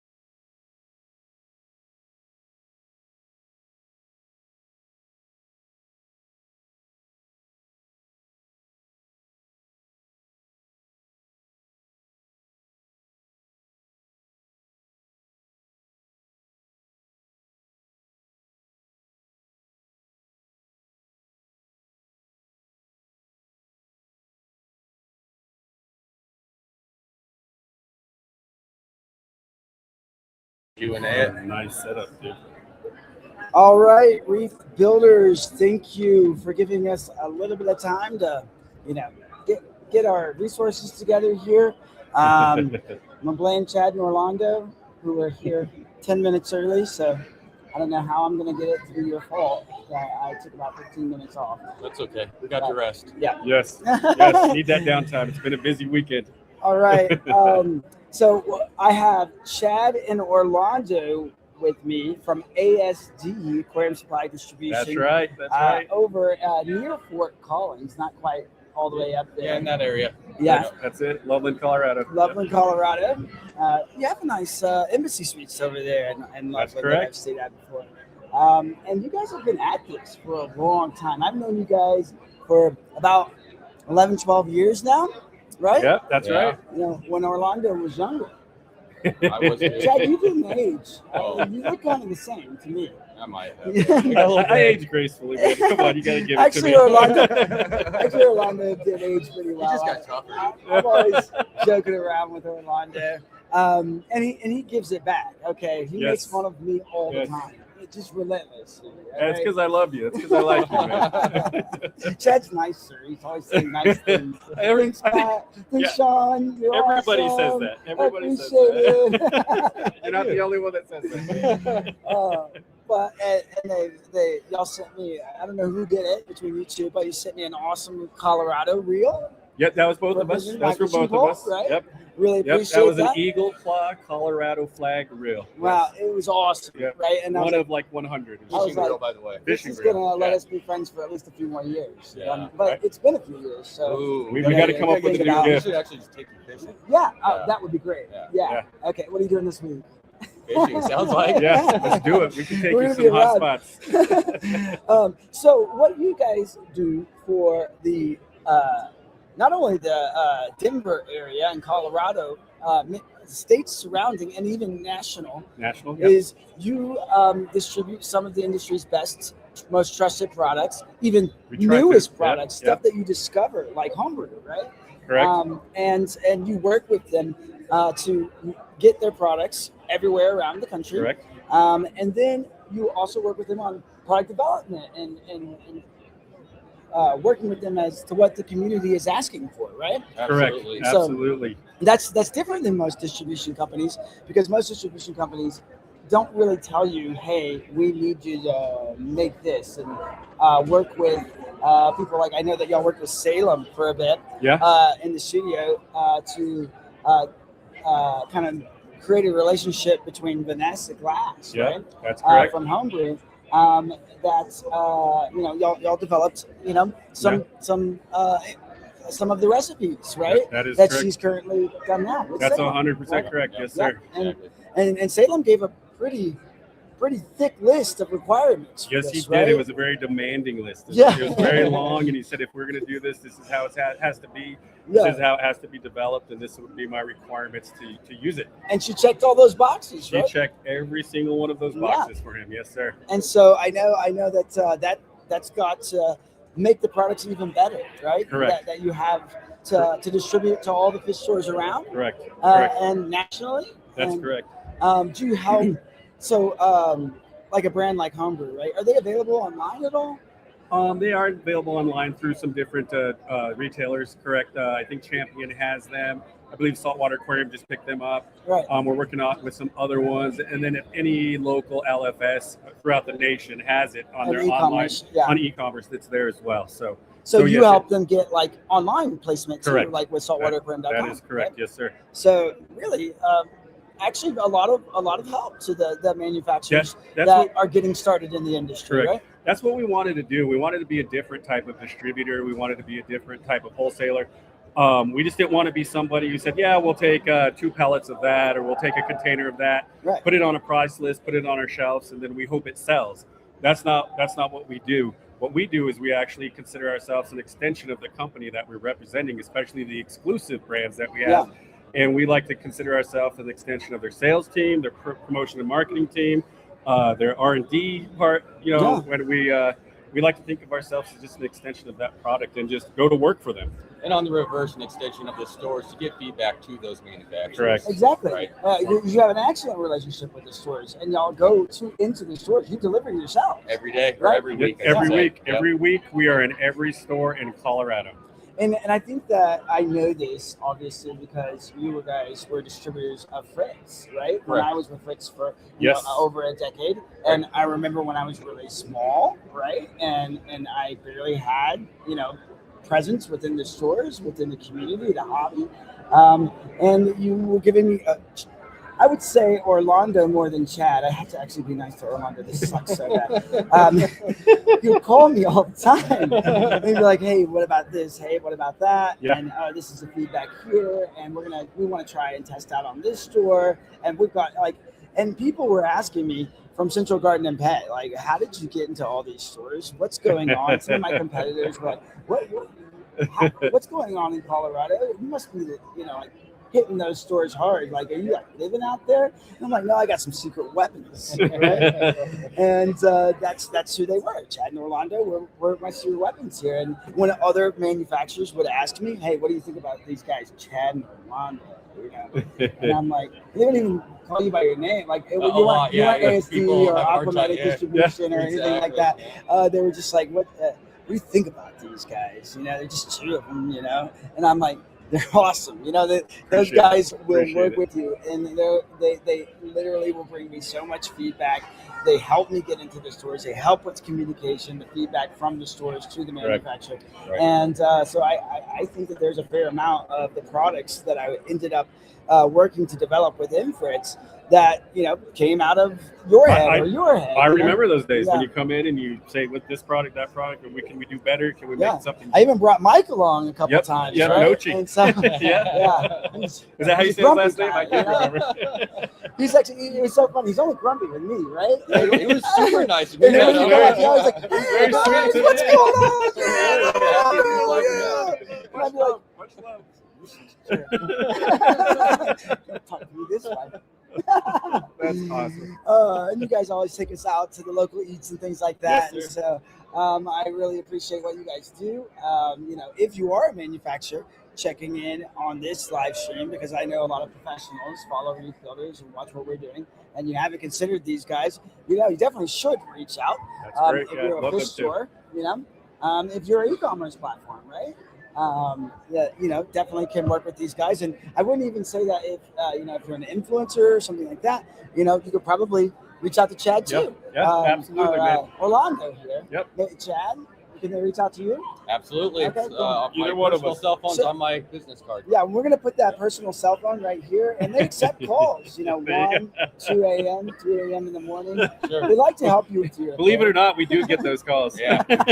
Believe it or not. Sometimes they're important. I definitely believe it. And, but what are you guys working on next? I know you have Homebrew, which is a new brand. You have P and Hydrospace. Hydrospace, right? Yep. With Ken there, Mr. and Ken. that's an incredible product.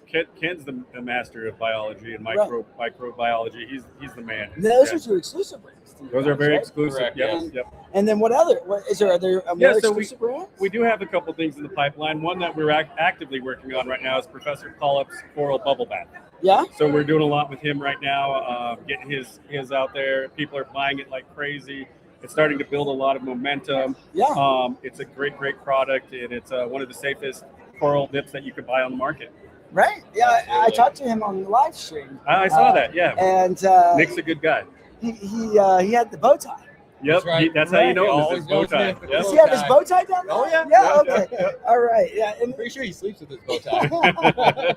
just the bow tie. And some long That's johns. right. Yeah, we love Nick. He's a Yeah. great guy. And so that product has been well received by It the hobby has, and by the some of stores. the top both hobbyists and industry stores. They're keeping some of the most expensive corals in the world, and they're using this dip on them. Right. So that's a lot of trust in. Yeah, and what's really cool about it is it's a 1 minute dip. 1 minute. 1 minute. 1 minute. You start it, No more. turn around, No you're less. done, and it did its job. You can't get clean corals in 1 minute. Yep. We should Like call that. it like do a 1 minute coral dip challenge or something. You'll see what There you people do. Yeah. It not only kills pests, but it kills algae, nuisance algae. What else, Chad?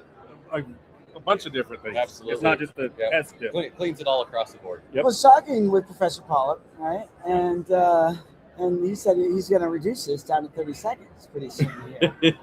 And that's going to even blow. That's news to me. I'm That's kidding. awesome. I like I'm just it. thinking about the 7-minute abs, 6-minute abs, 5-minute abs. That's like 7 chipmunks on my Uncle Smith's. It's just like, wow, is this going to get better and better? So that's not really good product anymore. And I know that Hydrospace got to launch a new product at this show, right? Correct. And so what was? So you're talking about Deep Cycle? Deep Cycle is their newest product. In the 1 gallon? In the 1 gallon size, right? And I think eventually we'll surpass the sales of ProBio, which, by the way, is it's a killer product. That flagship product. I didn't think there could be anything that would surpass it, but you came up with a it. product that came directly from live reef, so it's a live reef bacteria. Right. Yep. And that's again something that Salem was really big on, having different types of bacteria. Yes, exactly. It makes it different from all the other bacteria. There's so many bacterias out there, right? And so extinguishing yourself from all the other bacterias, that's a hard task. And that is a subject matter I know a lot about with bacteria. Yes, you are. You're Mr. Bacteria. You are Mr. Bacteria. That is as well. something that I might not be as good as Jake was with high-end like SBS, right? Or the name of every single coral known to man, even if it doesn't exist. Yeah. Like if it was a 1-of-1, Jake would have known the name. I said Always, never would fail. Somehow he would have been the one that got it, you know. Correct. And so, but with bacteria, that was something that I could talk to with Salem pretty easily. Yeah, because we would of how call big you it for advice on bacteria all the time. Bacteria is something I had to know because it's something that Fritz did. The nitrifying bacteria that would, it would have Which is a an lot awesome of product, yeah. it would have a lot of pushback from a lot of people saying you can't do this, and I'm like, no, you actually need to because I know you're impatient, right? And That's so right. many people are. And it worked in the big professional facilities. But then there's also the heterotrophic bacteria, which is where Kin Space is, right? In hydrospace. Exactly. And I like that he's brought in the live cultures from the reefs. Yep, from Tahiti. Because all of the bacterias that are available in the hobby that I know of, even when I was with Fritz, these were Bacillus heterotroph bacterias that were readily available, right, and known to do what they do, and sometimes both fresh and saltwater environments, right? Correct. And sometimes exclusively with salt, but it was not like straight from the reef, right? From my understanding, and that was big. One of the first things Salem did on the podcast when he was doing Reef Recap is he challenged all these bacteria. He really got to upset some people out there because he pulled out this big colored barometer chart. That has to and he's happen like, sometimes. this one is not here. These bacteria are in this, and this doesn't apply here. Yeah. And everybody's like, whoa, that was his first one. Sometimes And I the was truth hurts. It's really upsetting some people, but he was correct on some of the things that he was really bringing the facts on. And I like that he pulled out his computer and he shared the screen. He's like, this is what we're looking at. And I think it challenged people to make their products better. Yeah, right? take it to a whole new level. Right. It is. Absolutely. Yep. And that's what we need in this industry. Always be challenged and always take it to a new level. Right. On Reef Builders, we probably could be a little bit more, I would say, have a little bit more finesse or touch with the way that we challenge some people sometimes. But that's how Jake did. That's right. That's how it was Jake very did. direct. It was, hard, sometimes hard questions. I'm going to find it hard in those situations, but There's maybe a we'll time put to somebody be- else on that part. There's a time to have finesse, and there's a time to be direct, and then there's a time to be assertive and aggressive. Right. But it did. I mean, and I think that was because of his relationship with Hydrospace. Yes. And Ken being able to talk with him at his level on these different bacteria and being able to use science to understand. Have you ever heard them two talk to each other? Oh, yeah. And then you just you probably get it better than we were just like, what? Right, Chad? We learn something new every time. No, I was Every lucky single enough time. because at my previous company, we had microbiologists and biochemists that were able to dive down into these things. And I think, in manufacturing, I can say for myself, you get comfortable, right? And to lie on their laurels, become complacent. Yep. the reefing world, right? It is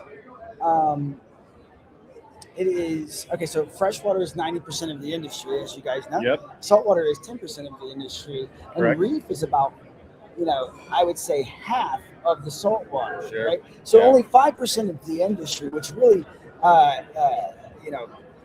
decreases the market size available to put the research into, to validate the sales that would have to happen. And not only is the reefing, don't mean to interrupt you, but not only is the reefing a smaller portion, but those people in the hobby, in that smaller percentage, are constantly rotating in and out of that percentage, which makes it even harder to get information across. And some of them aren't going to, they may be saltwater, they may be, have coral, but there might not be a reef enthusiast, right? Correct. And so when you're a manufacturer, I can understand from being on that side for so long that you have to make a case for the cost of the research and the cost of the initial investment, the cost of creating the packaging, understanding shelf life with these bacteria. There's a magic formula you right? have to follow. Yep. These live cultures of bacteria are only good for so long. Right. Finding the ones and the way that you can package it or encapsulate some of these bacteria, right? That would make it, able to be sold inside of the stores, be used over time with the hobbyists. Because sometimes it's going to sit on the shelf of the store, a brand new product for 3 to 6 months sometimes. Exactly. And as those stores work to educate hobbyists. And that's why the online component is important, right? Yes, it is. As you've discovered with Homebrew, with Hydrospace, when you're working on short shelf lives, you do like when you have like a company like Reef Builders, for example, you can come to us and you can tell us what it's doing, right? And we can tell the public, right? Exactly. But not everybody that goes on Reef Builders is going into the fish stores having that education from Reef Builders, right? And so it's a slow awareness game, but if you are online, right, and they are able to at least find a way, okay, we're going to tell Reef Builders, they're going to tell the community, and then they're going to put this link up, right, so that you can easily get to it, right? Yep, there's a disconnect. That's critical. Yep, there's a disconnect in the first way you described that, and in the second way, the online component sews everything up in a nice little package so people can get the information and the product they need. Well, and that was one struggle when I was with Fritz for the first few years, right, is that I was working on stuff with Orlando. Chad was cheering us on. I don't remember him giving me a lot of good ideas, but he was really nice, and that was what was really important, is that you were nice. It kept me motivated, right? We've always loved you. We love everything you've done, and like we said, we believe in long-term, lasting, mutually beneficial relationships, and that's what we have. Well, where I was going with that is that I remember going into these shows, right, and talking to people about the products. And they could not find them, right? That was one of the hardest things. Yeah, I remember doing that. They could not find them. And then they go into the local fish stores, right? And you've worked really hard on this. And you've dialed in, maybe your salt mix, you've dialed in some of your bacteria is available, some of your elements, or, whatever the product mix is. And now you're telling people at trade shows, and you want to show this massive respect to the local fish stores. You don't want to be selling direct to the stores if you're a manufacturer. And I didn't want to sell online either, because I did the 50 stores in 5 days tour. I was saying, hey, go in the fish stores, right? But if I would go to a trade show like Reefapalooza, right, out in New York, and I, sponsor the show, get my name out there, and then the consumers come into the booth, right? And you're like, oh yeah, this, and you educate them for like 30 minutes, 45 minutes, have a great conversation. Like, well, where do I get it? Like, well, just go to your local fish stores. And they go to a fish store that doesn't have it, and the fish store says, well, this price. And to add to that point in an even more positive way is over the years, back in the past, and I think Chad would agree with this, we used to get calls from manufacturers all the time that they would say, hey, we have a customer and they're looking for this product. What store can we send them to? And it would happen daily almost, right, Chad? We would get that all the time. And fast forward to now, we rarely get that call anymore. We rarely get that call. Which means it's infiltrated in the, it's infiltrated to every tentacle of the industry, and people have able to get it. And that missing component was online. Yeah, well, and it really was, because what I was able to do was create a relationship with the hobbyists, get some trust there for them to try out the product, and then instantly give them that product, and then they could then validate the claim, right? And share that information with so many people, leave an online review, things like that. And then the stores would then go, okay, yeah, it's got some movement, right? But truly, as a manufacturer or coming out of manufacturing, I wanted to send it to the retail stores the most because I knew how critical they were to the hobby. Right? They're going to use it. They're going to try. They got to believe it. Educate. That's where the rubber meets the road. Because this aquarium keeping isn't easy. Right? Yeah. And so, you wanted to show the respect for those stores.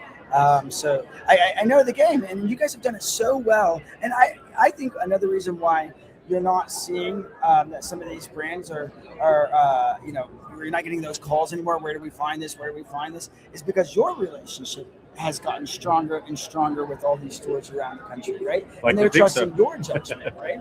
Because you don't just bring on every product. No, we don't. It's a long process for us to consider even taking on a We're product. very selective. As not being as big a distributor as others, we have to be selective. But that also means that, and it's kind of a cliche word, but we got to believe in the product that we're selling, right? But so do our stores, so do the end consumers, right? Well, you can't give a recommendation. That's too risky for you guys. You are what I mean. I wouldn't call you a Central Garden and Pet or a DFW yet, or I would call you like more of a specialized distributor. Yeah, like a boutique distributor. I was going to say that, but I knew Chad would be like, boutique. Sorry, that happens to us all the time. Someone knocked something over. It was Sanjay, I think it was Sanjay.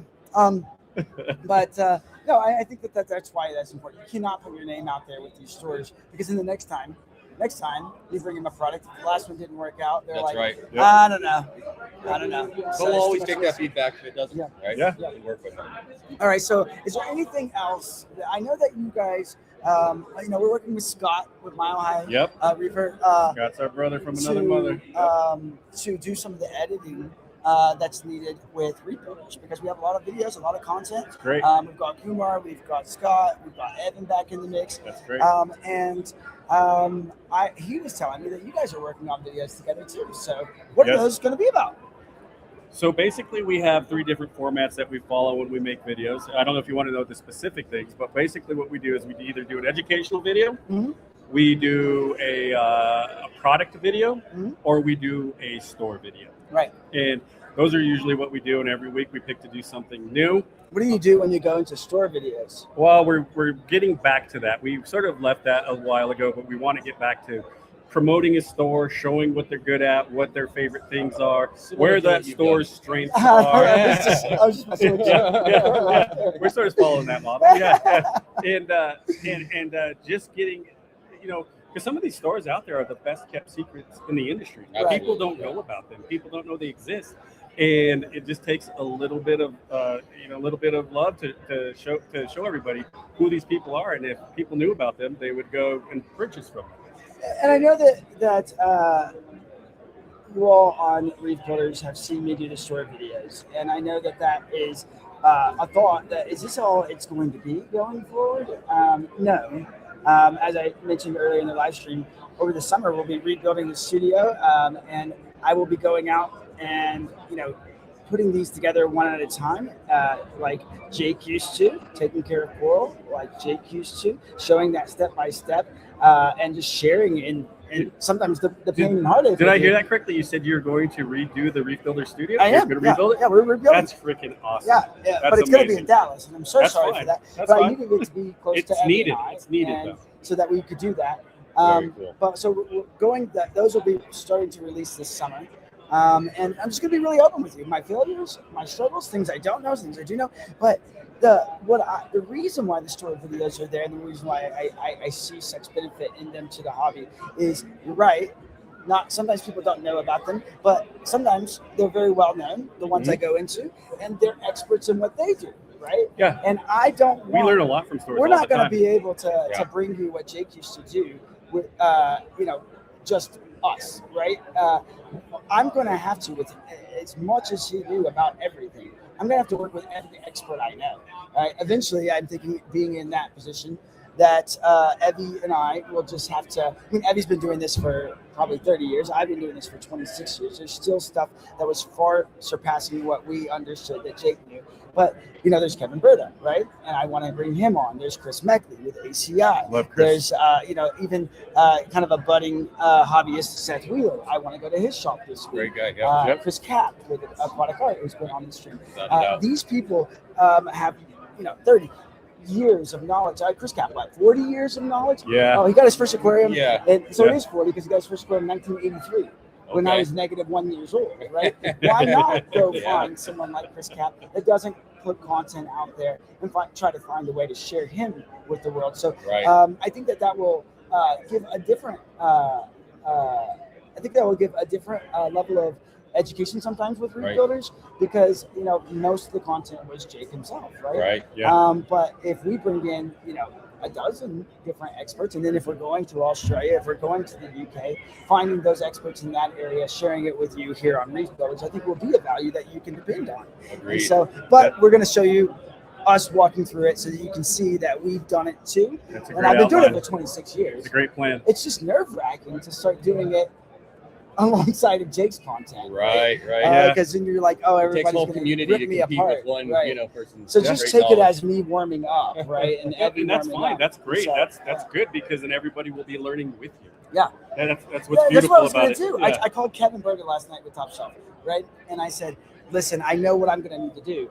I'm going to have to come and work for you for a week.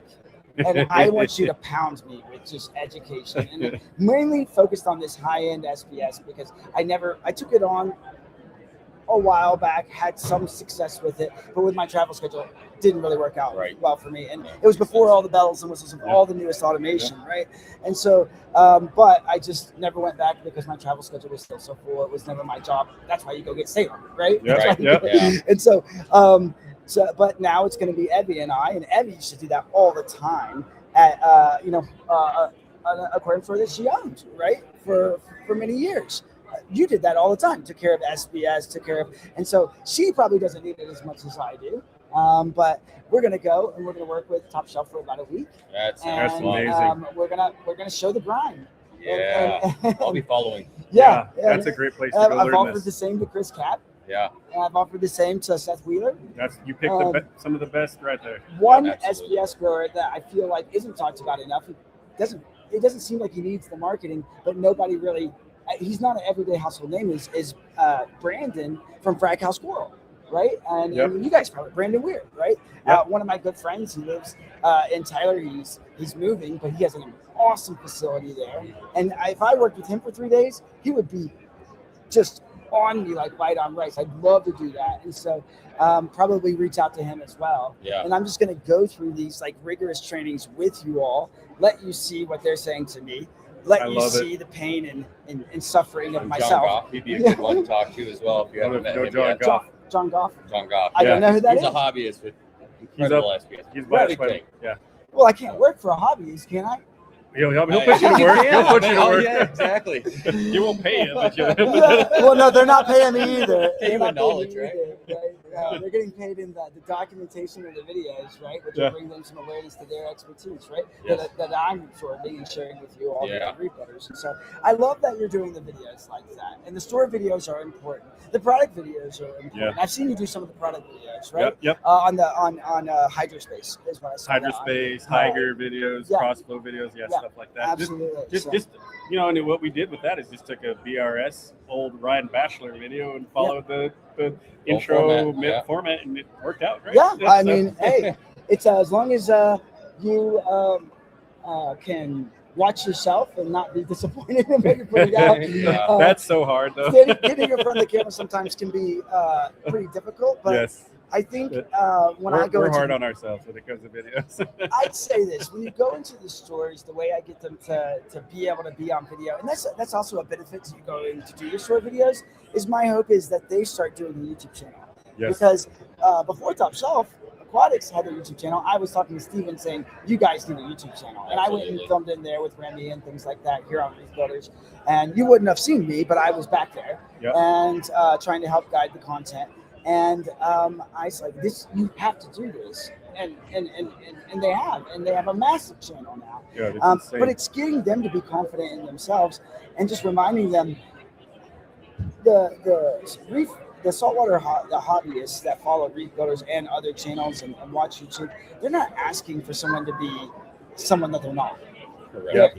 They're just, I would say, imagine this. Think of how long you talk to your customers and how much they hang on every word that comes out of your mouth. Like, they'll talk to you for hours, right? Yep. Right. You have to kind of shut it down because you got other customers to help with their problems. Correct. I was like, you just need to be that person. Think about how they're looking at you. These are those same people just watching from an online competitor, right? Yeah. And they can sit there and watch that in the comfort of their homes and not even expose themselves that they need this information. Absolutely. Right? And so when you're out there at the stores, that's what I would do, is tell them that. Be like, they just want you to be you. Yeah. They don't want you to be somebody else. It's 100%. Because when we first started whatever we were doing with our videos, I don't know, we were all over the place at the beginning, but we always thought we had to be perfect. We always thought everything had to be exactly the way we wanted it, if it didn't turn out that way. But who really taught us that it's okay not to be that way, and I don't know if you'd agree with this, Chad, but it's Scott Anderson. Yeah, he says absolutely. you could show us very candid and people like that. It's more relatable, and then like what you were doing before, then the stores see the value in what you're doing as creating. They see you're human, and they realize, oh, I can do this. Exactly. They see themselves on the video. They go, you know what? I did. It's hard do to that show right. somebody the value of that, and with the internet and everything these days, it's becoming more valuable, right? Yeah. And so I think everybody's gonna eventually need to jump on there at some point. I think if you're a fish store, you absolutely have to have a YouTube channel. I do too. I agree. Because it's like, it'll be like not having a website pretty soon. That's right. And because they can't see the depth of who you are, how much you care, what you know. You know? I always say there's 4 pillars to an LFS. There's inside retail, there is online retail, there is service, and there is YouTube channel. That's what they need to have the base. And that YouTube channel was the last introduced. And even me, when I was trying to convince Mike at Fritz, he said, "You want what? Yeah. You want what? Okay, this is what I need, man.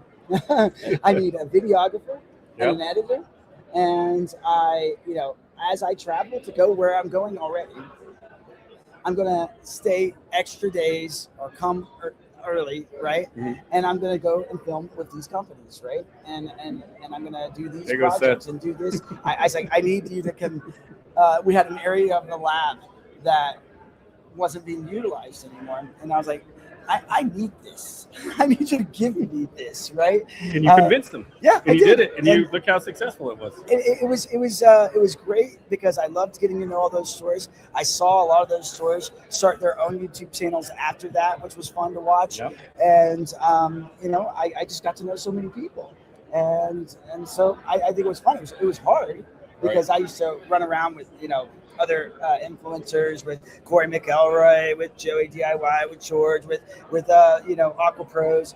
All of those guys, they kind of called me the entourage guy. What's his name? That's awesome. The short guy, the short entourage guy. What's his name? Ari Gold. Ari Gold. Because I had all these influencers that I had We're old, contracts man. with. We don't know who that is. And I was like, but I would never hardly get into the content myself. George is the only one that was able to get me to kind of come out of my shell a little bit. It takes those younger people to get you into the video world. And let's be honest, if you're over 40, trying to, and a store owner, looking at the idea of getting into videos and content and stuff, that goes over most people. And it's and terrifying. Most stores are older owners. So but you bring that to them a lot of times when you're doing the store videos. Funny side note. I remember I'd be like, Chad, Sean's in California right now. And you're like, no, he's not. He's in New York. And I'm like, what? He was just in California yesterday. And Chad's all, no, he's in New York today. Or something. We're like, where has this guy got the time to go all these different places? Every single day, a new state. It was a different point in my life. I didn't have kids at the time. Sure. Right? And a little bit into the early ages of having kids, maybe when I just had one. But then, it's tough. I can't travel as much, right? But, I'm this year I'm going to be going to Germany. I'm going to be going to Australia. Awesome. I'm going to be going to the UK. I'll probably go to at least 10 or 12 trips around the country. Because I'm helping out Extreme and with their line of products, and I'm helping out Flipper with their line of products, just because of the years I've spent on the product development side, and it helps me even free up to where I don't need to be paid by doing Reef Builders, right? I can just take care of those brands, do what I do best, and then Reef Builders. I always wanted to see Reef Builders get to a place where it didn't have a ton of sponsors. I know that sounds weird, that I didn't want a bunch of sponsors on the platform. Sailing agreed with me. Is if we wanted it to be content that we didn't have pressure from, if you're getting money from sponsors, that's your person, right? Yeah. I really wanted it to maintain what you this wanna say. high end of journalistic integrity and not have like conflicts of interest and things like that. And so, equality of all the stores across, your entire show and, and all your content. Yeah, and I think that you find one more successful Reef stock, and it doesn't really need sponsors anymore, because the Reef stocks, if you do them well, that can give you the funding to take care of the studio, to put out the content, to have the editors. It's a very smart plan. And just, okay, let's just hold 2 Reef stocks here, right? But where is that second Reef stock? That's a gonna great be? question. Because Yeah, we tried it at Chattanooga. It was really hard. We tried it in Vegas. It was really hard. And it's because we're trying to go to markets that we're trying to be very ethical about this. We're trying to play nicely with the other shows. We don't want to look at them as competitors to us in any way. We want to look at them as people that are also growing the hobby. No need for any of that. So we don't want any part of that. So we won't go into places where it's already heavily taken by another show, because they've already done the job there. Right. And we'd like to go somewhere else. You want to carve out your own new niche. So your where's new it going to market. be? That's a great question. Where is it going to be? Where are we going? That's a good question. Maybe people can comment where it should be. It sounds like you already know. I don't know. You don't know? You really want to know? I don't know. I really don't want to take the risk. Yeah, Because that's a big it's risk. expensive. You lose a lot of money. And If it doesn't work, if you're trying to operate off of less sponsors and things like that to keep things alive, right? You want to make sure you're being wise, and you don't want, and it's also very hard on your reputation as a show. If you go to a new spot, you drag all your vendor friends there. They spend a lot of money. They pay for the booth. They share in this cost. They're spending thousands of dollars to be there. They're being away from their families, and then it's not a hit. Well, and the hard thing is most shows, even ones that are established like this one, you look at where Jake started. How many years ago? Do you remember what year Restock started? 15, 16 years ago. And 16 and years it was ago. tiny. It was itty bitty. One of the first, I don't think the first show, but at least some of the first shows were inside of a little meeting room at the Denver Aquarium. It was very small, but that's how it started, and it took a lot of years and time and effort to grow and trust, right? That it's going to keep growing, because you want the store or the vendors to keep coming back, and that's what it takes. It takes that they got to understand that there's a value in it, and that it will keep reoccurring. And I think those shows also, they grow the hobby in the area. Yeah, they Sometimes really the do. local fish stores- Look at this weekend. Yeah. This weekend. Look at. Would you say Well, this I was weekend talking was with a success? Blaze when I came in. I helped Julian pick up his two little fishing ship. Yeah, I remember. Yeah, we saw you on the camera. No problem. Good thing you couldn't hear me. I was just talking all sorts of bad things about you. That's okay. I can take it. Yeah, there's a microphone. Oh, okay. But Plus, Blaze tell us. But Blaze said, she's like, it happens every year. We get swamped during the Yes. stock. Yeah. We get swamped. And so this has done a nice job of building the market in the area, right? Building the enthusiasm, the hobby, the excitement around it, right? And so the stores can benefit off of these shows. They should be excited when a big show picks its territory. Right? I'll be honest. I'm having the time of my life this weekend. It's one of the best shows ever. Yeah. It's one of the best shows I've ever been to, and everybody's here. We see new faces, new people. It's insane. You meet new vendors, you meet new vendors, stores, from around the country coming in. Yep, right? it's great. And so it's good for you guys. Yep. But we love it. with that, I'm going to go ahead and let you get back to your business. Yes. Right? Sounds good. I want to thank you for all the efforts that you put into helping us too. Yes, thank you for putting this on. Well, yes, thank none you. of that, we wouldn't be here without you guys. This platform has launched our Incredible. company. I'll take the compliment as two Reef Builders, because we know that Rob is the one working on the show. You, Rob, Raj, everybody. I mean, we do. Evie and I've been Evie. working tirelessly on the content and the marketing for it, right? Just trying to make sure that people are aware. You guys are going out to stores, handing out cards. You guys are.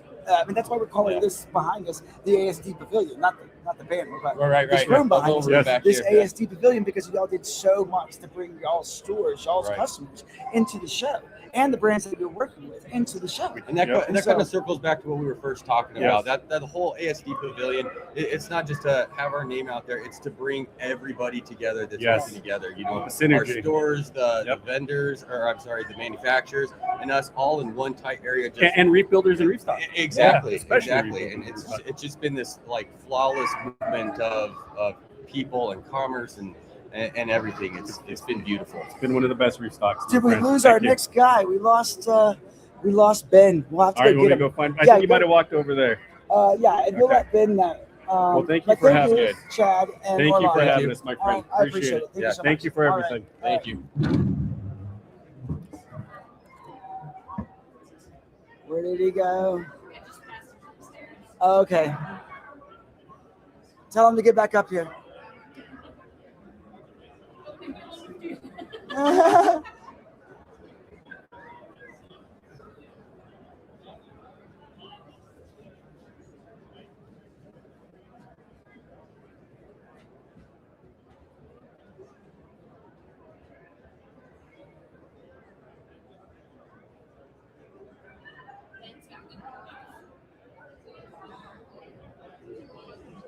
He does. Yeah, I think I gotta see what time he was supposed to come on.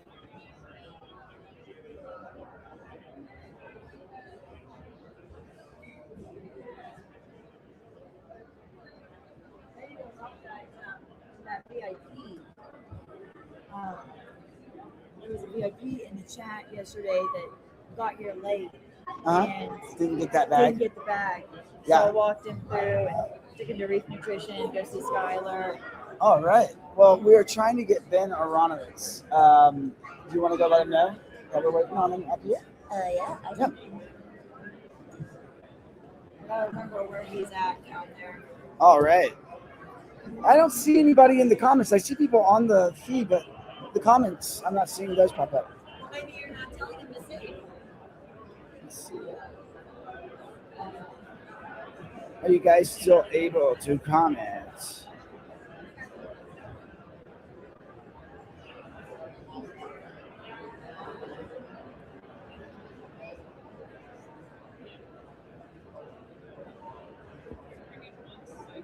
Let me know you're there. Want to make sure that we don't have a problem with comments here. So if anybody could just shoot a little comment there and just let me know it's working well. All right.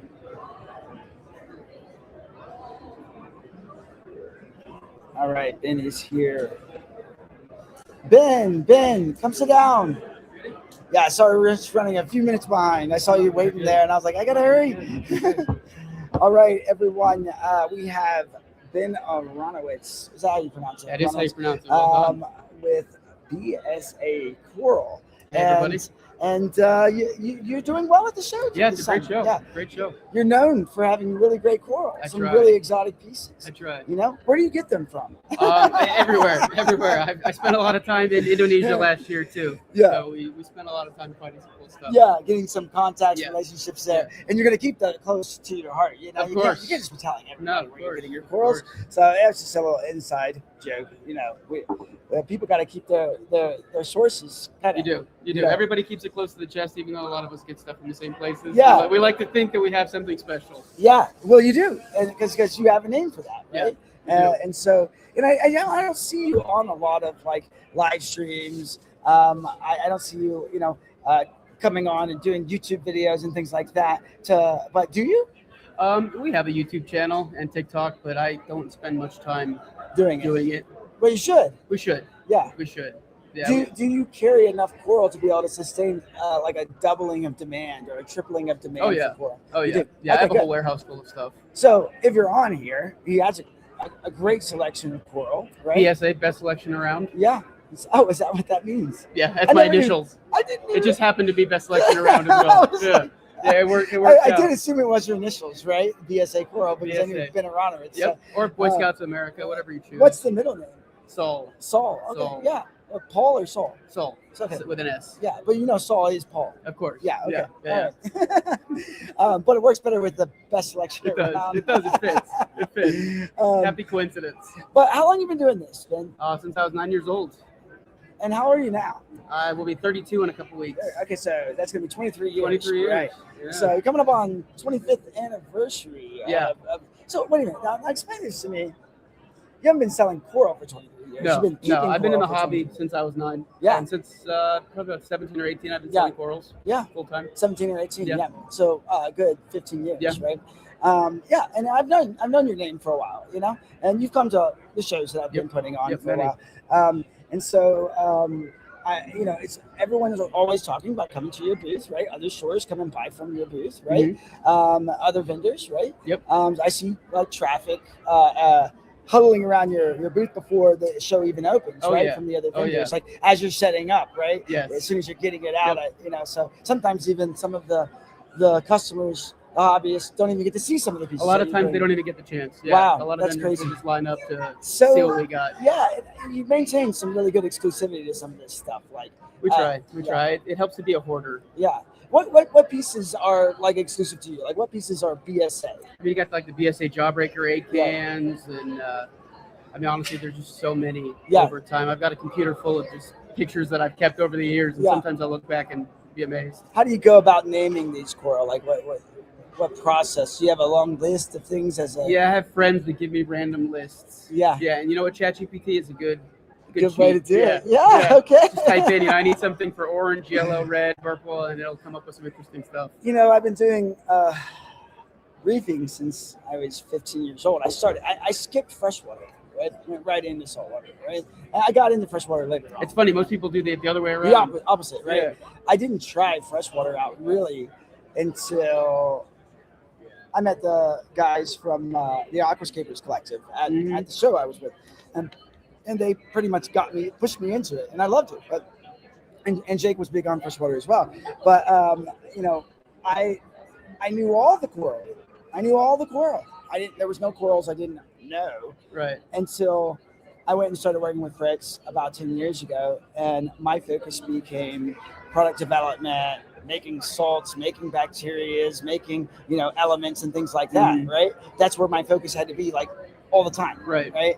And the names of the coral. The names. How do I keep up? At some point, it almost becomes just counterproductive to name some of these pieces. Yeah. You know? Well, and then you have pieces like on Reef Builders, I released what I called like the golden opportunity coral, right? Because 7 Seas, they had this like super golden yellow chalice, right? And I was like, I haven't seen anything exactly like this. And we talked about it. He thought, I called Kevin Berta from Top Shelf. I was like, have you seen this? He's like, I don't think exactly. It could be the Crayola meltdown, but it looks different enough. I don't know. And he's like, do you have pictures of it, how it's evolved? So I put out pictures of how it's evolved. He's like, I still don't know. Yeah. But then I put out the article. I'm like, hey, 7 Seas is going to be nice enough, Brandon over there, to give a frag of this to whoever names it. Yeah. Let you guys name it, right? And so I know that they're still in the process of that. We put out the YouTube video, we put out the article. But then the comments, some on those threads, like, that's the Crayola meltdown, dude. That's not a new coral. And I'm like, I don't know. Was it the same species of chalice? I mean, it looked like it was kind of But even some of the top people, Chris from ACI, Kevin Berta from Top Shelf, Still didn't think it was the. they didn't know for certain, right? And they're like, it looks different enough. I wouldn't really 100% know. Right. And so I'd have to have the piece in front of me. And so, but it becomes sensitive, right? Yes. Because we're like, you're naming a coral that's already been named. Yeah. Have you been accused of this? Oh, of course, many times over. And what do you say? My answer to that is I've been doing this a very long time, and I've seen a lot of stuff. So if I rename something, it's because it's not there yet. Right. Did you see that post on what I called like the golden opportunity? I did. Coral? Yeah, I did. Did you think that was a Crayola meltdown? I don't think it was. You don't? No. Okay. But have you seen that before? Yes. What was it? What did you think it was? I mean, it's really hard to put any specific name or anything on it. I mean, it's just, it could be the same species, and it could just be not the same colors yet. Did you So submit a time name? will tell. I did not. You should have. You I might did have not. got it. I know. I did not. I did not. I very rarely participate in these kinds of things. Well, I think they're still doing it because I haven't got notified from Brandon. He's going to get so many name suggestions, Yeah. right? And then when he does know that name, when it comes in, Yeah, he'll know yeah. instantly. So keep going. The article's on Reef. I like the Golden Opportunity Chalice name. Yeah, I like did that. like that. I like that. I did actually. like it. Yeah, I think that's actually a I was good like, name. that's the Yeah. name we should call it. Yeah, I like it. I told Evie that. Evie, do you remember when I wanted to name the chalice from Seven Seas? Yeah. See, I think it's catchy. I like that name. It's catchy. You know, but I think I should be precluded from the opportunity. Yeah, you don't count. Yeah. You don't count on the name suggestion. It wouldn't be fair, right? Although you can have someone anonymously submit that name for Yeah, you. or somebody just submitted. Okay, I'll split it with you. You can send me a little piece of it, right? All right. Well, Ben, tell me, is there anything on the horizon for PSA? Are you going to expand? Are you ever going to open up a retail shop? Is there anything that we don't know? I mean, yet? the part of the country that I'm in, I mean, we have a pretty good Reef community. However, it's not really worth opening up a shop. I have a big warehouse, and I just farm everything out, and I'm pretty content with that. Do your stuff online, Yeah, right? take So it online. you just go to psacorals.com. psacorals.com or BSA Corals on Instagram, or my name on Facebook, Ben Aronowitz. Do you foresee yourself in the future creating more content to tell people how to take care of corals like you do? I want to. Yeah. But I am not a YouTube personality.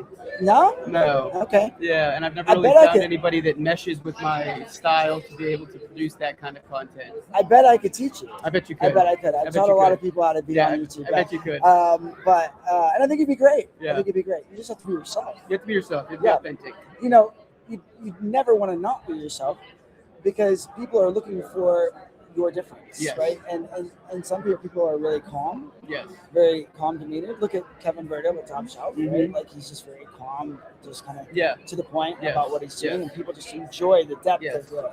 And then some people, that I've filmed with before, and even a bit myself, a little bit more excitable, Yeah. right? A little bit more energetic. Yeah. I just show my Yeah. natural. What I would enthusiasm. like to eventually do is like day in the life of a coral salesman. Dude, I've done it. Just showing what goes on at the warehouse, the trials, tribulations of everything we go through, and takes you through the process more of why some of these corals can be so expensive and so rare. And So I think you're in Arizona. Arizona, Scottsdale, Arizona. So why don't I come and see you, and I'll do by. the day in the life video. with I would you, love that. Right? I would And then love so that. because right now I'm in a change in what I need to be doing. Mm-hmm. I had Salem before, so Salem was going to be the guy going out Right, there right. and being like Jake, right? But with Salem moving on to some of the things that he wanted to do in his life, it kind of left us, Evie and I, realizing, we don't want to keep changing the face, right? Every time it's like, it's Reef Builders Day. Right. It's not dead, right? And it changes the content. There's gaps in content things. So one thing that I'm going to be challenged with is understanding every name out there again, like I used to, and then growing SBS coral and stuff like that. Oh, it's fun. So I am going to. I called Kevin yesterday. I'm going to work with him for a few days and film it. And I should come and see you. Work Yeah, with come you. on out. I could be Reef Builders. You could know that I've been in all the best facilities, and that they've given me all of their, rigorous training. Like I don't want you to take it easy on me. Like Oh, if I got to no. be there at 6 I'll a.m., put you to the I test. got to be there at 6 a.m. If the schedule is 3 to 11, it's 3 to 11, Yeah, right? yeah. And I just go there. I put on this shirt. I do it for a couple of days, and then I talk about it afterwards. We talk about it afterwards, and it's just a fun thing. And I think that would be really good That way would be great. of sharing education, Yeah. and then getting used to it. Yeah. Because you'll film with me, Absolutely. and then you'll be like, you know what? I think I look all right. I on would love there. that. Just don't come So- out during the peak months of summer. Okay. Yeah. Yeah. That's. I'll actually be rebuilding the studio. during the Okay, summer. perfect. So it wouldn't be a good time. It wouldn't So- be. I try to spend most of the summers in Indonesia. It's so hot there. Yeah, it is. It's brutally hot. Yeah, I should come either relatively soon or wait till after yes, summer, right? yes, Fall time. yes, Right? Okay. definitely. Well, we're gonna keep in touch on that, and definitely, if you're on the stream, go to bsacorals.com. Yep. Find the social media channels that you do. Because you'll post your coral and I stuff will, like that yeah. on social media, and then we post your stuff too. Yeah. So if you have something cool and unique, send it to me. Absolutely. All right. Absolutely. And if you have something that you haven't named, maybe we can do the same. Dude, I would love Maybe that. Reef Builders can start doing that more often. I would 'cause love really that. liked that idea. I would love that. Yeah. Loved writing the article. Well, people about love it. getting involved in that too. It's they feel like they have a hand in naming it, and once they actually have a piece of it too, and they were the ones who named it. It's pretty special. Yeah, that was the coolest idea that Brandon had. Yeah. And so, yeah, we're definitely gonna see what that turns out to be. Yeah, that would be great. It'll probably be called the Golden Opportunity, but I like that name. I like there was that a name. lot one. All right. Well, I'm gonna let you get back to your booth. I know that you took some time Oh, away no, just you're to come good. and do this. You're good. And I know that there's still people out there. Yeah, right? thanks for wasn't- having me. Today for a Sunday didn't seem like it was that bad. No, today was No. a great day. It always starts off a little bit slower, but Yeah. once everybody gets out of the house and gets going, and they flock through. Yeah, I was surprised that it Yeah. got as busy as it did. Yeah, me too. This may be the most well-attended reef stock ever. I agree we'll with find that. out. I agree with that. Last Yesterday year was was incredible. was the last year before Vegas, obviously. Mhm. Did you come to I Vegas? did come to I am Vegas. so sorry. It's okay. I It tried. happens. It I happens. tried. I put It the happens. marketing Not out every there. show can be perfect. You know what? Like low key, I'm gonna blame Salem, because I didn't have you. I didn't have my loud guy. You Yeah. know, my drum beater. You Yeah. know. Yeah. And so, but hey, he's got to live his life. He And does. so, He does. But I feel like if I had him, we'd have probably got about 500 or 600 more people there, and that would have been just enough probably to plant the flag. Yeah. Right, and then maybe coming back Vegas again is a next tough year. market. It always has been. 3 stores have gone out of business there. Yeah, the earlier only that year. only show that's ever been beneficial in Vegas was Magna. The back in, Magna like 2008, 2017 or 18. Yeah. And that's where I had the delusions of grandeur. You know, I was like, we can do it because Rob Mouget, he ran that Magna. Yeah. So I'm like, okay, well, I got him on this team now. Yeah. And so, and he's one of the owners of the platform. And so, to me, I thought we could do it. I think the lead up time is too short. Might have been a little too short. Yep. And I think that something's changed there. It's a different atmosphere. Yeah. It's a different it's a different vibe for sure. So you're gonna have to keep thinking about it for me, and you're gonna tell me to pick another location because we got to do 2 of these every year. All right, that sounds But good. someplace that no one else has gone. I don't want to go and copy somebody else. You know, We'll have to think about I it. think about Atlanta. Atlanta would be good. I think about Atlanta. Raj is there. I Yeah. hate doing that because Atlanta I would be good. never want to give Raj what he wants. I just want to be like, no. Yeah. But maybe so. It seems Yeah. like it would be. Atlanta That's would why be he picked good. Chattanooga. He picked Chattanooga because it was only 2 hours north of Right, Atlanta. right. So I'm like, everybody from Atlanta's going to come. Yeah. But, maybe again, not enough lead up time Yeah. between that shit. Yeah. So we'll find out. We'll let you guys know where we put our next reef stock. Absolutely. All right. Thank you. I Thank you for appreciate it, having man. me. All right. Thank you. We'll see you guys All later. right, man. Take it easy, everybody. Okay.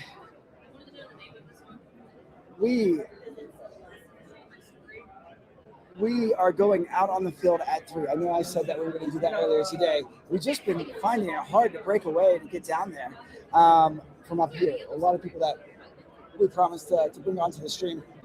But at 3 o'clock, we intend to go down there for the last hour of the show because some of the customers have kind of, dwindled down, already bought what they want. So it'd be I don't know. It does sound loud. And there's only 1 hour left. So we're going to try to go down there for the last hour. And maybe we'll have Evie be your host for that instead of me this time. I know that you guys prefer me, but, I've got to share you with Evie and Raj. And so we'll see. All right. We'll be back in 5 minutes.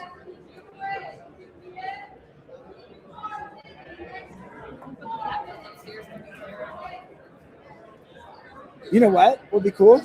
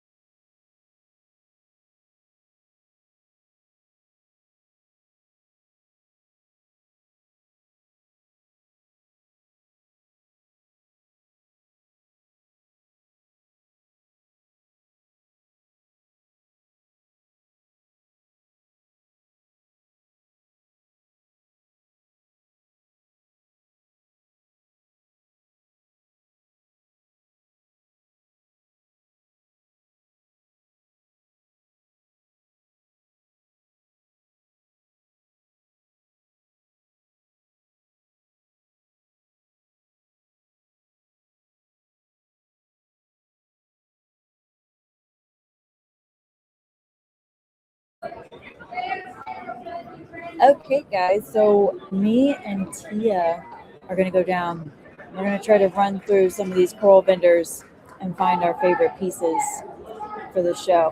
I haven't really gotten to see much, but Tia has. So I'm going to rely a little bit on her to direct me on what booths we probably need to hit. So I'm just waiting on the floor cam to join in. And we're going to go, me and Tia are going to go down.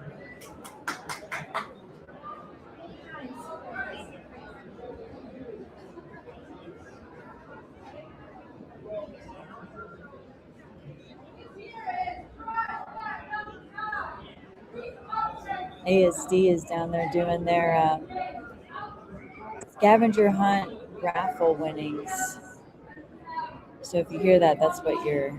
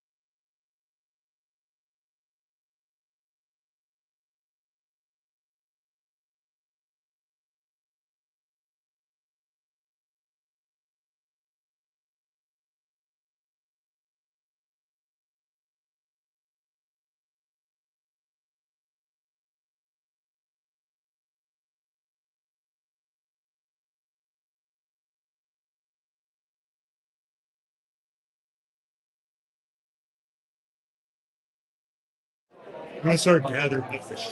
All right. Is it linked up? Let's see. Can you guys hear us now?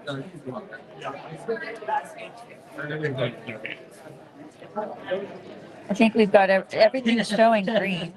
So let us know if you hear us now. So We were talking about the wall frog spawn a second ago. I really like classic stuff, so it's not going to be the new shiny. I like to see good, healthy specimens more so than like variety. The koi. So let's put that. Okay. And then I'm gonna put it back in.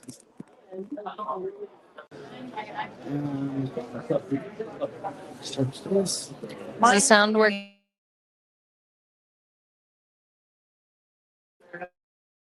There we go. The sound is working. Okay. How about now? All right. Now we working? Maybe. I think so. Yay! I didn't. Koi. I didn't know we had koi. No, they have like a full pond puppy in here. Yeah. Whenever they were setting us up, I was like creeping on them. I thought that was so cool. They had. I hope they have it because I wanted to buy it. No. They had a colony of sun corals with the black mixed in. Yes. It was so I saw cool. that was my earlier. favorite. And all the black ones are they gone, were, of course. when they were setting up. So I have pre-show footage of these. That was awesome. The yellow colony, I was like, yes. That was really sun cool. polyps were popular. They this are. I year. think it's because Fido is having a moment. Like everybody's kind of getting into it. So Yeah. So it's they not had quite so a taxing. blue flower anemone, but it is long gone. That was gone in the first hour of the show. Oh, And they also have a cool split. that I is love a rare flower anemone. I feel like those are like the zoas of the anemone. But they've got one with a good split. It's got like a. Have you ever had them spawn on you? Yes, it's so cool. It is so cool. And another thing that's really fun about it is that the babies all look different.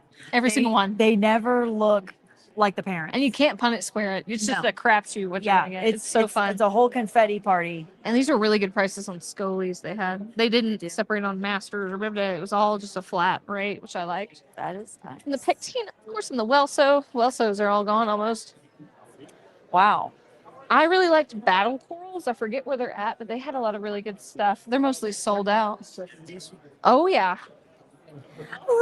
These are Zoas. I love it. I'm sorry, I had to put the nutty.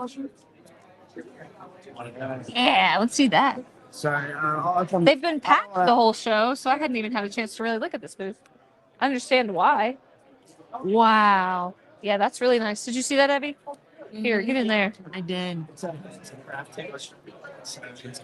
It's pretty cool.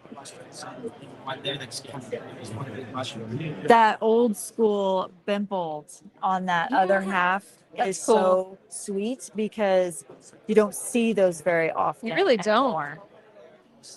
So on here, this one with the rainbow. I do have a yellow one here though. Recordias are cool. I quite like a lot of good Recordias. That rock back there is underrated. This one That. on Yeah, it's redacted. shelf all the time. It's the drafted spout. Yeah, the bower right That's there. about. Wow. Look at that mushroom too. This is the mushroom that is the $1,200 mushroom there. Wow. And the chalice next to it's pretty bad too. Yeah.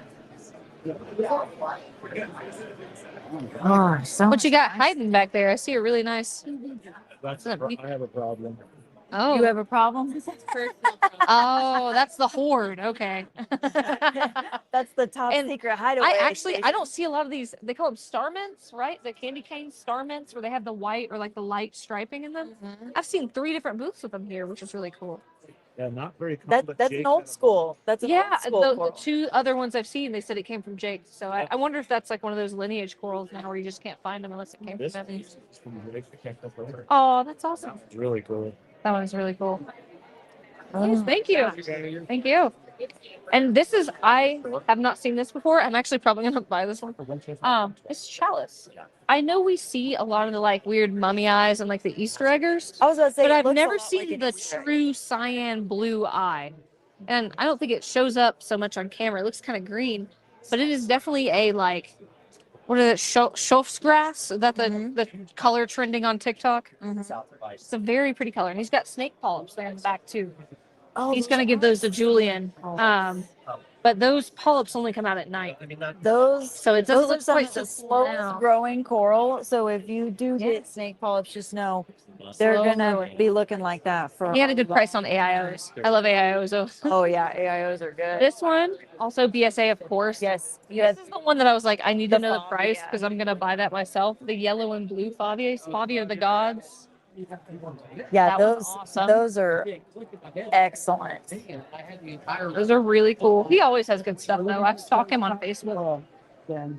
I sold that yesterday. I had a jawbreaker colony. About Yeah. Do you have a picture of it to show us? I might. I like his Blessstone Merlettis he's got too. He's got a lot of really cool Blessstone Merlettis. Oh yeah, there it is. That's What in the heck? That's really cool. That didn't make it past yesterday. I would say not. Whoa. What was the price on that? That guy was 2,500. Wow. Wow. Yeah. That was awesome. He had some good stuff too, but it's a lot of classics. People had like some really neat, unique pieces this year, and I I like kept hearing about them. that guy. Oh yeah, the Pectinia. That was a really cool Pectinia. It's just a really cool little frag. Tyler, what did you But no, bring I from liked it a lot. Texas? Coral. Texas grown coral. And listen, I know people are gonna hate on this, but that Pavona you've got, where'd it go? This guy. Yeah. Oh yeah, That's the silver? That's just the ORA mint chip of Oma. Okay. OG original. Yeah, that's one of Believe it those. or Like, not, that's the same thing. yes, they have a lot of different forms. Yeah, sometimes And those are underappreciated, man. I love it. And the Galaxias. I love the Galaxias. So yeah, Galaxia is the most underappreciated. It really is. Yes, it stings. So does everything. Okay. Yeah. Give him a little island. Yeah, exactly. or set him up a bit higher so he can just sweep around and not hit anybody. And I love watching the sweepers, man. You put it right next to a power hit. That looks sick. Yeah, Oh, we've been walking around. yeah. I know. I know. I do. I had a mission when I was snooping. I do enjoy Galaxia though. I Yeah. think that Galaxia is just kind of one of those squirrels that's like, if you had a bad experience with it, you're like, I don't ever want to do it again. Yeah. But even if you have or haven't, it's a fantastic coral. It's hardy. It really is. It's beautiful. It has movement. It's an LPS that gives you a different type of movement. It really does. And like I had a friend who was really struggling with Ghanies and Leviporas. I was like, listen, if you just want it blows in the power head, get a Galaxia. And she loves it. Like she collects them now. Yeah, Galaxia are awesome.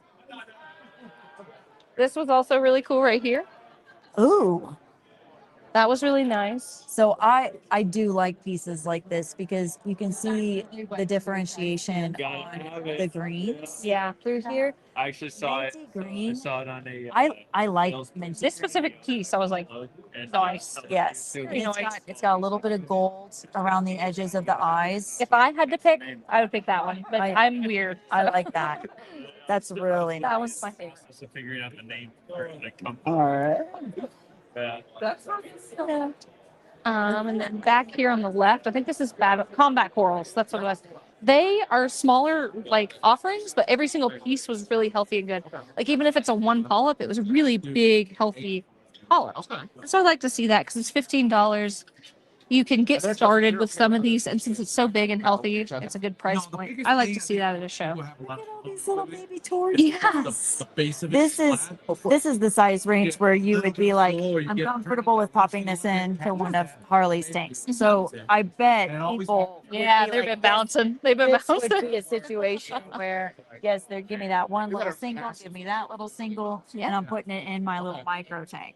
I just Because like that those are they great had the sizes. size where it was affordable and you got to try a lot of cool stuff. So sweet. Is this a he or This is is he? he. This is Dipper. Hi, Dipper. Look at big old boy. Oh. Oh, he's a big dipper. Cute. I love Goofy. Good He's name. awesome.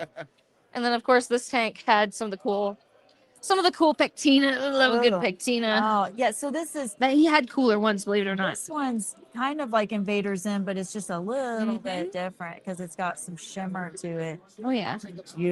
I'm a sucker for when it has like the shimmer or the sparkling or Yeah. the speckling going on because I feel like no matter what kind of piece it is, it's going to look different than someone else's. Yep. Who has Very unique. maybe the same thing. But it's like, well, mine's still a little bit different.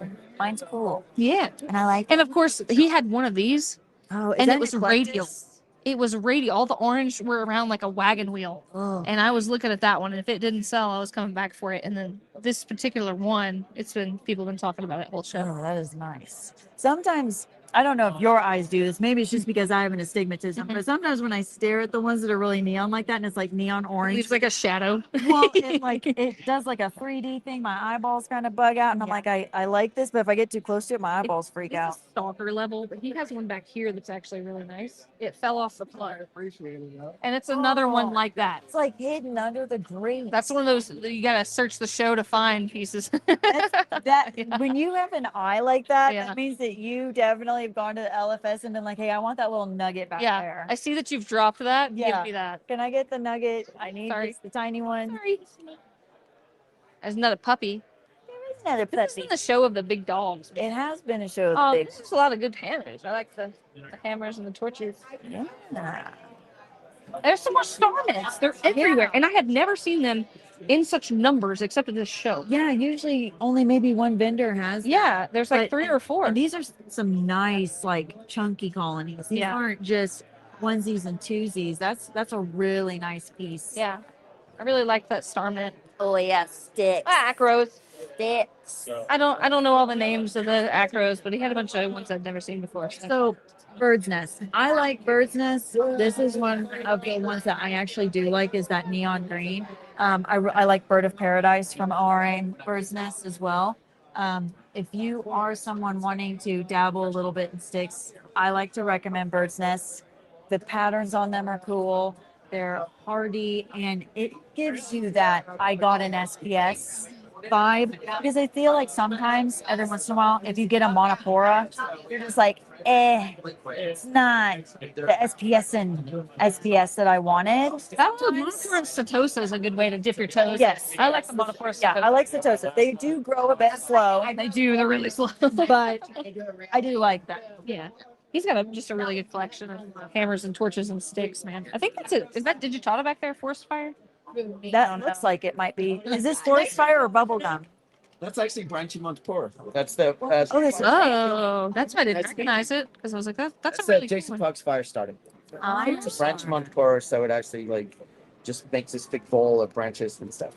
So is that a beach bum next to it then? That's TSA Sugar High. Sugar high. Okay, so you're another one that does better than me where I'm always like, is that beach bum? Is that beach Yeah, bum? I get them all mixed up. In there, Yeah. green. I like them though. Yeah. They tend to keep the pinky colors. That's Yeah. what I like specifically that coral for that because I like to have a lot of yellows and pinks and that's a lot. And you have Sophastria. Yes, dude, I love Sophastria. Ever see it? I put them on my back wall instead of like a GSP, and that makes your whole tank have like a totally different dynamic because it's got a true blue in there, man. I love a Sophastria. Oh, that's one of those like deep cut oldies. Yeah, that's a good one. Love them. Oh, Thank you. yeah. See you next year. Coral Explorers. Pink tips. Yes. Pink tip frog spawns, man. Oh, I'm in your way. Man. That's Pink tip frog spawns. They have a that- flame boy favia, which is like my current favorite coral over here. They're all over my feed right now. I feel like they're real popular. I'm really into them right now. wow. He had a ton of variety. Yeah, he does. He has a lot.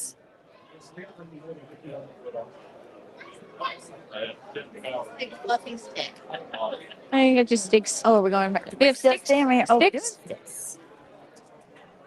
Got some more elegant. And this is the deal center right here. That's the good stuff. Free. They're $25 and buy two get one free, and there's some really crazy stuff in there. I'm really happy with that one. Yeah. In the center so cool. of that. There's a really Will cool. the- Like, it's will a the button camera- scully? will the- Question mark. Will the camera pick that up? Probably That's not. flattering. It's got a really cool of pink. pink in that. And they have a long tentacled pally over here, which you don't see a lot.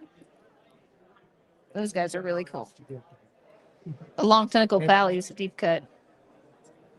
That's a rainbow. That is nice. It's really cool. Oh, sorry. I'm a sucker for like Every those booth, I little guess. randos. He's got some macroalgae over here, so I like him. Just one bag full. Just one bag. One bag left. $700. Ooh. Good. I'm glad to see it doing well. Look, some softies. There is softies here. Nice. That's what I like. I like these softies. I like that pink frog spawn. It's kind of nice. I like those oldies, but I always wonder if like I gravitate more towards the classics because I grew up Like with the fond doing memories of it, yeah. with the classics because they had to be they were just resilient, you know? Oh yeah. Oh yeah. Yeah. And then this guy had a giant tiger comb I wanted to go get. I wonder if it sold. Probably. Oh yeah, I gotta come see Rudy. Oh, he had some really nice sticks. I love Duncan colonies like that when you don't just have the one head because you can actually see if it's the branching versus like the radial. Yeah. Because if you just chop it into one polyps, I don't know what that is. Man. This is really fun. Yeah. The multiple colors. It's a hammer garden. Hammer Yeah, garden. little mini hammer garden. So we only select the one that's compatible to grow together. That's awesome. Jeez, I love That one's really awesome. The gold with the green. I just love a splatter though. Those are my favorite. yeah, like I a like splatter splatter, bubble too. or like a splatter frog spawner hammer. Mm-hmm. Like that. Oh Yeah, when it's got just like a few that are just real good. yeah. See, I like it when it's got a lot of dark with a couple little in it. Yeah. Man, so good. He always has good stuff. I know. Rudy's always got the good stuff. Sold that big fat bloodshot that you had in here. Oh, it's still there? Yeah. I was like, where'd it go? It is still over here. I was like, it's gone. It's big old blood. That's a. Or not this way. It's this guy. Bloodshot. Yeah, the bloodshot's right here. I never do well with that Zoa, but I love it every time I see it. It just doesn't like me. I did wonder what this was right here in the $50 section. I don't recognize that. It's a dendro. It's a dendro? Yeah. Not that one. That one? No. That's yeah. a dendro? I think that's a dendro. That's crazy. What about these? These all dendros? Yes, I think these Wow. are dendros. Some blue in them? I don't think I've seen that before. I think so. It's pretty neat. Wait, who got? We need to pull him over. Yeah. Yeah, and he's got some teal candy canes over there too. So you had the star mints, the teals, the neon greens, and the greens here. Are these dendros? Yeah, I think these are dendros. These closed up This guys. like black with just a splash of blue is really cool. Their tentacles just are. It looks like they ate. Ah, makes sense. Because I can see a little bit of powder, like maybe. And the macroalgae back there. I talked about that in my talk. We have Siptata and Diltata here. Mm-hmm. And so it was like, hey, when you're walking around the shows, like picture it in your head, remember what it looks like, and then compare the two because they're two different species here. And they're both calling them atomic broccoli. But look, they have the teal and the green, and the star mints are over there. So if you're a candy cane collector, there's another Sophastria. Old school stuff. That's why I was like, I don't know if you want me over here. I'm pretty oldie. Look at more of the blue Sophastrias. I remember when Sophastria first came around and people were wanting to put it on like little statues and like, have them everything. coat it. That was really and then all of a sudden it was like the Sophastria was just so efficient at growing. Yep. And people were like, I don't want it anymore. Yeah. And I'm like, oh, come on. Like you already had it like completely encased like a character or figure. I think my favorite one was the Aphrodite bust somebody did. Oh, nice sticks. I don't think I got a chance to see. Well, that's a neat one. Oh, the smooth skin? Yeah. Thank you. Is that that And looks of like course that. Oh my goodness. Is this the ORA? Yes. Yeah. Nice. Hawkins Econauta. Nice. But I love that. Well, this is gonna be weird, but like I love the way those smell when they're out of the water and they're healthy. I thought you were just making a joke. No, I'm totally serious. I smell a little bit like cucumber, right? Yeah, Like it's like using it's it. Yeah. a sweet smell, and I don't know. There are some stickheads that are like, oh yeah, I love the smell of a healthy SPS pull out of the No, bag. you're right. That's There's where like it's at. avocado sweet, That's sick. Yeah. but it's just not offensive like a Kenyan tree or a leather. Yeah. Or a Slimer stinks. Slimer stinks. Yeah. Yeah. I feel like Leah, oh, the smooth stand it. skins I think smell some of the better, sweeter scents. I think it's this Nero. Oh, Nero. I don't know why it's crinked up. There's some more Sophastриas over there. Oh, beautiful. Not to be weird. These are all the splices. Yeah, it's just spices.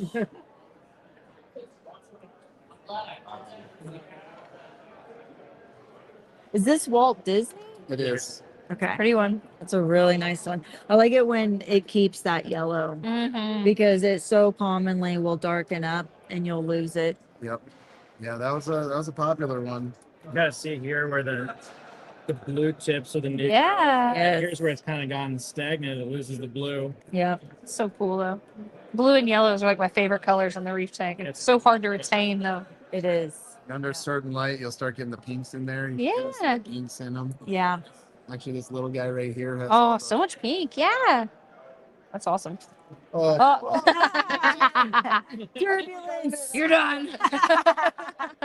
The timer has gone off. Oh. 10. And of course some good Gonnies. Oh, the Sophastrias, you should. I love them. I was just hyping up Sophastria not that long ago. The glitter Gonnie, of course. I saw one this whole show. It was here. Really? Yeah. I thought everybody would have them. Glitter Gonnies were so popular just a couple of years ago. It was like Yeah. you couldn't even get a hold of one. Everybody wanted to find it, and then now you can get it. So now they're gonna go away. Now you'll never find them yeah, again. then there was like a surge of like 4 different colors. Yeah. And we got lizards over here. Top lizard Yeah, of the we got show. lizards. Oh, I have a top lizard Okay, if you want to see. Did you hang out within any of these? Yeah. Okay, so did you see the orchid mantis? Yes. No. I have an orchid mantis at home. I was freaking out about. Oh my gosh! There's a coral over here that's pretty good. Too, I'll have to get tips from you on keeping one because I'd really love to have fruit the flies. Fruit flies. Yeah. Oh, we got some of the old school purple stylo. Nice. Or cat's paw, depending on. They got cleaned out. They had a lot of stuff. Wow. You got it cleaned out, didn't you? A little bit, yeah. You missed the one over here, Sean. They had some good stuff too. Yeah.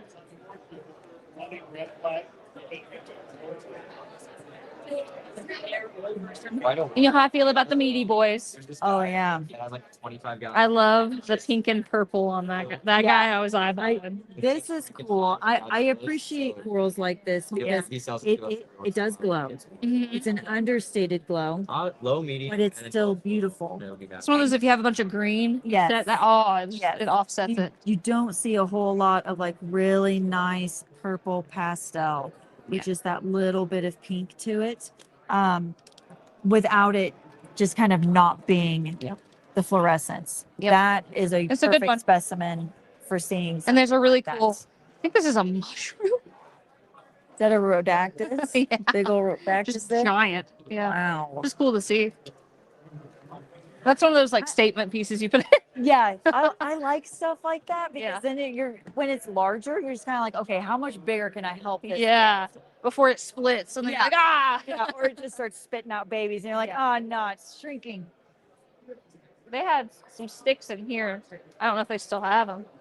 No, they're all gone. They had some really cool sticks, but it looks like they sold out. Wow. SPS heavy, and SPS was Look at the moving. price tag he put on them. He had them for like corals are usually 80 for like 30. And this was the deal station too. He got these guys over here. Coral mechanics. You had a really big colony. I had down in my notes big colony. Did you guys have like a really giant one earlier? I think so. It was like a huge one. All over here. Oh, there it is. Yeah. These guys right here. In the blues, it's not as crazy looking. But they were like radioactive looking in the whites, which was nice. And then he'll be like, ah, fine. Those remind me of some of the older big colonies that we used to get back in the day. Yeah, fresh from Vietnam. Yeah. And he had some good meats too, so like the big meaty guys. Oh, sorry. Pectinia. He's got a big pectinia. Gotta love the pectinia. And then this guy right here on the end, he had every single color of clove, so you could all see them next to each other. Okay, so love that. I love clove. Clove does not love me. I have never been able to keep the fireworks ones, and I love that one the most. But like, and it's the same thing with zinnia, Folsom zinnia. We just don't get along. There's something with the way that I keep be my dirty. water- They're dirty. It's probably because I do such massive water changes.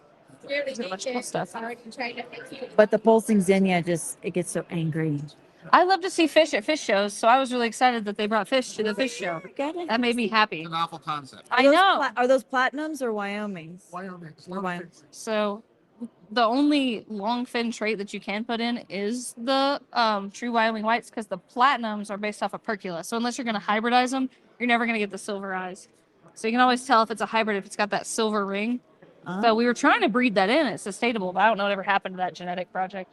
They're too busy making nearly naked mochaccino latte Starbucks Timony varieties. The frostbites in this. Yeah. Oh yeah, I love frostbites. Yeah, I love the frostbites. So you can get some really cool storm frostbites now. Have you seen those? They are wacky looking. They look like a true Dalmatian. Like they got leopard spots, and there's only a few, but they're pretty cool looking. I like to collect the clowns. Yeah. I feel like I have a complex relationship with sunfish. Oh, it's one of the little yellow ones. Those are so fun, and you don't see them very often anymore. A few months ago, and now we just had a couple left, so I love it. Those are so fun. The little yellow cucumber. Awesome! I love inverts. Oh, you're gonna give me. I love it. They got a lot of cool stuff. I love to see fish at the show, though. 10 out of 10. We're getting the ham. bellies. And he's the one with all the cloves. So he had every color of cloves in here, and it was so cool to like look at them right next to each other. It looks like he's got the peach and the fireworks left, but he had some neon greens and some like blue tinted ones. Yeah, it looks like fireworks and peach is all that's left. Wow. Tragic. I like seeing That's not the Flame Boy, but I also like that one. I don't remember what the name of that one is, but having a Fabia moment lately. That is a nice Fabia. Isn't that funny though that you'll get into like your own trend Yeah. of something by that the you book. like? Yeah, you're just like, I'm really heavy on Zoa or I'm really heavy on SPS. And it just varies. Whether you like it or You like it? Talk to me about your cloves again. You said the peach and the fireworks. What was the trick? Evie says she struggles with them. Yeah. Well, Yeah. did you put them up high? I've tried them all over the place. They just always get angry and slowly just melt away on me. Under pretty low flow to get the nice big heads out of them. And then other than that, I'd say 30% of the people that buy them, they just don't do good for them. I don't know why. They're kind of finicky, but not. I don't know. Crazy. I may just keep my tanks too clean. It could And that's be that, why they yeah, just because don't like it. all softies, right? They Yeah. need some nutrients. They don't want a perfectly clean tank. Yeah. Got I have some to cool work on calluses, making my tanks dirtier. Yeah, right. And that's little. Yeah. It's a Levo? Skip a Levo water Cora or a Gani? That's a Gani. Gani? Yeah, Gani. It's a really nice deep red. Yeah. No, we've been doing that one for quite a while. Very That's nice. awesome. All right, Chris. Thank you. Good. Good. Good. All Well, right. here we And go. this is actually the best tank in the whole show. You almost missed it. It's the macroalgae tank. Oh. Look at that. You You can take the actually lens have- off for it. Inspired, huh? Yeah, take the lens off. It'll be even cooler because you don't need orange for macro. Look at that true tone. They got some Callirpa prolifera in there, some Graciliera. I don't know which one that is. I think Dragon's Tongue, question mark. And they've got some down here too. They're hiding. But yeah, that's a really nice example of how cool a planted tank could be. I like to see that at shows. Yes, that's a good example. Yeah. Leave it to the fish crew to give you a macroalgae example. Yeah, I love it. Oh yeah, And they fish got crew the had their little for every Legos. skill level. Yeah. There's so many different ones. This I thought there this was did like one or numbers on two. Facebook too. Free aquarium. Oh, and you can even have You the just big saltwater. one. You can have the big one. I gotta show you the favorite creature of the show. Oh, okay. Yeah, I want to see favorite creatures. I'm actually thinking Dude, about buying it. those giant axolotl or salamanders, or were I couldn't tell. It was so busy over here. The wide-eye crocodile skink. Wow. I've been wanting a red eye for forever, but that guy's really cool. That's my favorite. Oh my gosh, the tokay is cool too. Yeah, the tokay's pretty big. And they've got some other cool stuff in that other system too, but Wow. That croc skink that's is my cool. favorite creature if I have to pick. And I've got some really nice cresteds over here and gargoyles. Oh my gosh. Oh, they've got a crested. Yeah. Oh, She had man. some like harlequins and frog butts and crazy stuff over here too earlier. Oh my gosh, I Quite a few of them. Yeah, you're like cleaned out. Very popular. Yes, I'm glad to hear. Okay. That's I awesome like though. the crested. They look so much like a dragon. Do you have the waterfall? The waterfalls are all gone. Oh, they had like these cool sand waterfalls. You like had a pump. Yeah, I love those. Those were awesome. They sold the display and everything. Frank, where's Frank? Oh, Frank is over there. Where's Frank at? F-Aptasia. Who's Frank? Frank. Oh, Frank. Yeah, Frank. F-Aptasia. Hello, sir. Y'all good? Not much. Everything good? The official Aptasia treatment of Reef Builders. Indeed. F-Aptasia. Nice. We You know love what I this used stuff. that page for? You're never gonna believe it. The Mahanos. Oh yeah, Work really good on Mahanos. it does. And there's no other You aptasia gotta treatment let that it- works. You gotta let it soak on them a little bit. Yep. But it will annihilate Mahanos. Yeah. What? Oh no. This is landing at the top, which is where we had to lay over. Mm-hmm. Oh no. So now you don't get to go on your vacay. For months and months and months. And it comes down to that day. and then you don't get to go. This being something. This- Is it this one little piece of all of these? How does that happen? Oh, I don't know, but I hate that for you, Frank. It's supposed to be there this time next week. Oh. Well, let me know if you rebook and do something different. Bye, Frank. Thank you. We got to decide the best coral so I can come down and snag it. Well, you better bolt. I think my top vote is that really nice blue colony. Just me personally. The nice I like blue that colony? one. I don't even remember what it was now, but that one. I like this lavender. A lavender over here. I want to see. I Oh do. yeah, that one. I really like that one is really nice. I want to see that one again. I'm sorry. I without really the like without the blue lens. Yeah. I mean, it is just like radiant. And you can tell it's not because it's bleached, because a lot of times those beak corals are bleached. And if it has this secondary color where you see the pigment on the actual spiracules, you know it's not a bleached coral. It actually has that tone. And it's got a lot of pigment in that center radial ring too. So it's not just that it's paled out. Yeah. I love that. That one is a good one. That was a really good that one. one's gonna be my favorite for the show, just because I appreciate the pinks, the actual lavender, esque, and the pink in it. Because a lot of people try to mimic it with the bleached out stuff. They're like, oh, it's a pale. No. Yeah, and it starts getting like kind of transparent, and that's how you know that it's lost. Yeah, it's not the actual color. That one is so healthy. Wow, everybody's done. Talk about it. Oh yeah.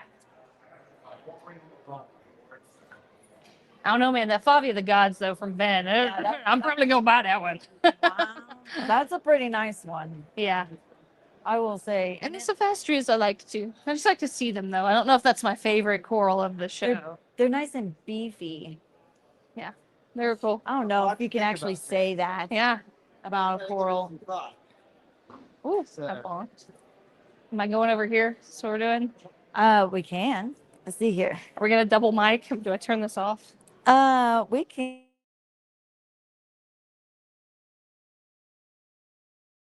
All right. There we go. It's a magnet. Such a noob. There you go. Hit a button. Power. Yeah. Yeah. There we go. I took pictures and put them on my story of my favorite. So. Oh, so you documented it. Yeah, except for the lavender one and that big colony. I didn't take pictures of the big ones because it was also on my shopping list. So I'm not going to take home any big boys today. I forgot to show you guys this one. Where that was a really that? nice one. It was right next to the snake palms, the same vendor. So Aquatic Arts, I think. Okay. So that was at Chris Cap's. That was one I wanted, and of course the snake polyps. I asked about that. I say that. Yeah, That was a really cool one. I know, but I didn't even get to see that in person. Yeah. He showed us the picture. Yeah, he showed us the We gotta picture. give it some thought. Yeah, I that's a like really that nice chalice one. of Aquatic Arts too, the blue green one. That was Yeah. one of my favorites. That's this one here. Yeah, I like that true like silver blue. Yeah. Because you don't see that silver blue very often, and whenever you do see it, sometimes it's not. You can tell it's lost like some of that pigment. Like it's either like leaning more towards it's holding more of the silver or it's holding more of the blue. It's really tough sometimes with all the travel and the stress of getting it to a show for them to retain some of that color. And that's something that you definitely want to think about whenever you're looking at some pieces is maybe it got stressed out along the way. It's probably going to get a little brighter when you do get it home. That's true. That's true. But yes, I don't know. There were so many cool ones. There was. That was the longest I have been down there. The entire Really? weekend. Oh, and I was just like, look at this, move on. No, that was spent more time. no, that was exactly what I needed because I did like that's what I ashamedly like 8 laps around the show, just like revisiting and revisiting and revisiting. Well, see, I knew that I could rely on you to be like here and here and here and here because I knew that you would be able to do that for me because if not, then I would just be like bumbling around, just trying to look at it. And whenever it's like that, for me, sometimes it's like a little bit stressful and it's easier for me to skip over stuff. Yeah. That's cool. That maybe I wouldn't have appreciated so much. Yeah. So I appreciate that you could take me through that. I like to go when it's crowded And like I used to be able to do it a lot better before I had a freaking speaker tag on, and I would stand behind them and listen to people talk at what they're noticing, because they'll notice stuff that like you see it through new eyes. Yeah. I've seen 10 million sticks. I'm like, a stick is a stick is a stick at this point to me, unless it's like a cool species.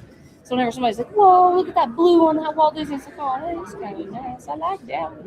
Yeah, I like that one. Yeah. And there is a little bit of a difference from Walt Disney to Walt Disney. I learned that when I had some, because I had like 3 different pieces and they all looked like they were not the same. Because Walt Disney will have a variant of it depending on who you got it from. That is true. I'm trying to write down the ones that I remember.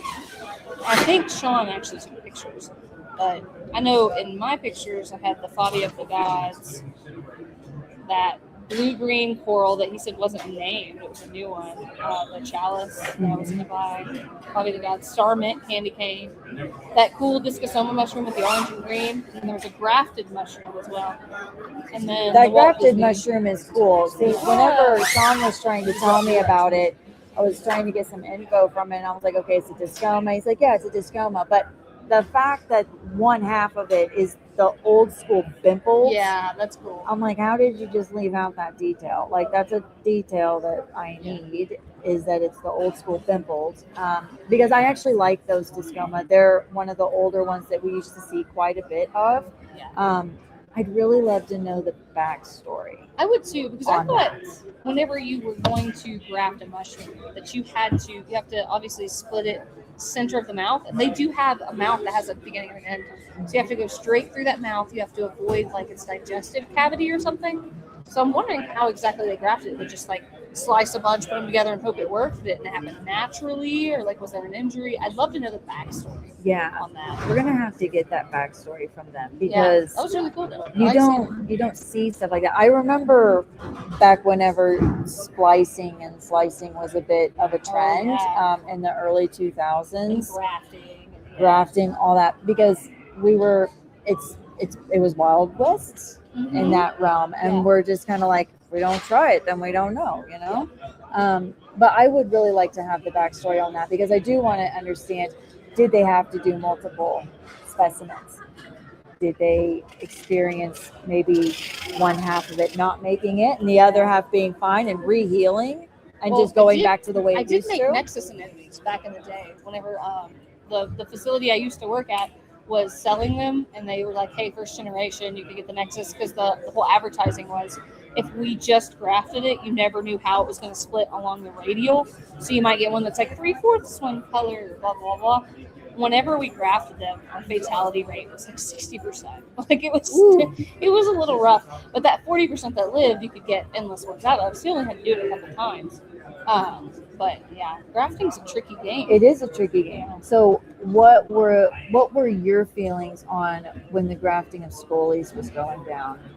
So I don't like how they did it, because there's an anatomically correct way to splice based off of like established research and SOPs.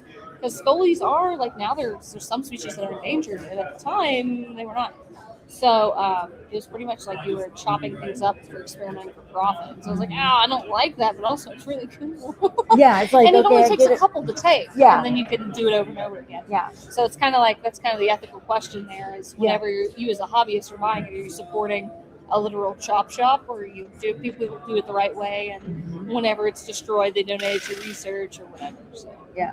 this is always a weird line in the hobby, though. It is, yeah. But if we don't do it every once in a while and experiment with it, And we're the only ones doing it, then just, you know, you never know, like 10, 15 years from now, when you've got someone with the ocean, we've got a scientist, and they're like, man, you know what, I wonder if anybody did that, and they find out that it was already going on within the aquarium hobby, and you're like, we were playing around. Yep. And already found that out. And we already did it. Like I know some of the Montecora grafting, where they did the wrong species where it outcompeted the other. Yeah. Whenever we did go to a coral lab, they said that they had learned from people who had grafted the wrong species together what would outcompete whenever they're doing outplanting. And so that was something that the hobby contributed. So Yeah. you never know. I remember whenever we went to Top Shelf, and Sean made a video about it, we were talking with Kevin Berta. We did a little bit of a follow-up on that article with the grafted corals, and he was saying, yeah, you'll get some species where it looks like they're getting along and they're playing nice, and then all of a sudden one just is like, nope, I'm taking you over. Yep. And that can happen almost at any point in those first few years with some SPS. And that can be one of those things that can become really frustrating with SPS, because you already waited so long, you already went through the stress of making sure that it survived, and then lo and behold, one side just was like, I'm just going to eat you or cover you, and it's done. And then you have like one little sliver of cool and the rest is green. Yeah. And then you're like, lame. Now I got to break it all off and get rid of it. yeah, now you're in there with your X-Acto knife trying to isolate the one cool piece, and you're like, here you go, buddy. Yeah. Live again, grow some more. We should have Sean bring over the pictures again. I feel like I'm very torn. I put it in my order, but I don't know if you agree with that. Because now I'm like, I've walked away from it. So now it's just a sea of coral I've seen all day. I don't know. That's my order. I know you want the pink one higher. But No, I like the pink. I like that. I like that. that was a unique I like that pink lavender right there being in the range that it is. Sean, can you bring us the pictures Of that one that Ben showed, and then the ones that you screenshotted?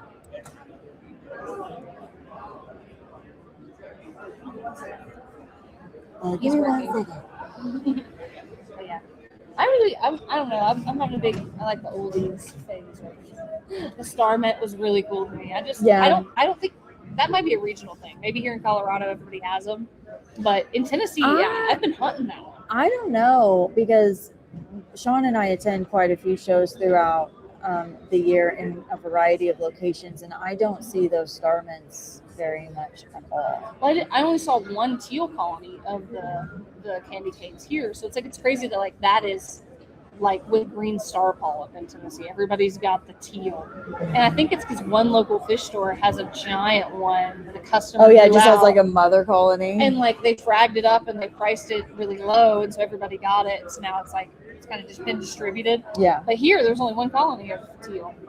So I don't know. I think it's. I remember when the there's teal was regional very corals. abundant, and then the neon green came in. Yeah, it was like, and forget everybody was that. like, "We don't want that one anymore. Give us the neon green one." And that happened too with GSP. There was a GSP that was kind of a muted neon green. And it wasn't branching. There's a muted one that's branching. This was a different one. Yeah. And it almost had like a purpley tone in the Yeah, actual. it kind of almost had like a two-sided petal, I guess you could say, Yeah, it was because cool. when it moved, you could see the purple. It was neat. Those are nice, I had but that you in don't my see it uncle's very house. often. Yeah, I had that in my uncle's 25-year-old tank. I wonder if I still have it. That's the one that's in my fiance's office, so I don't see it.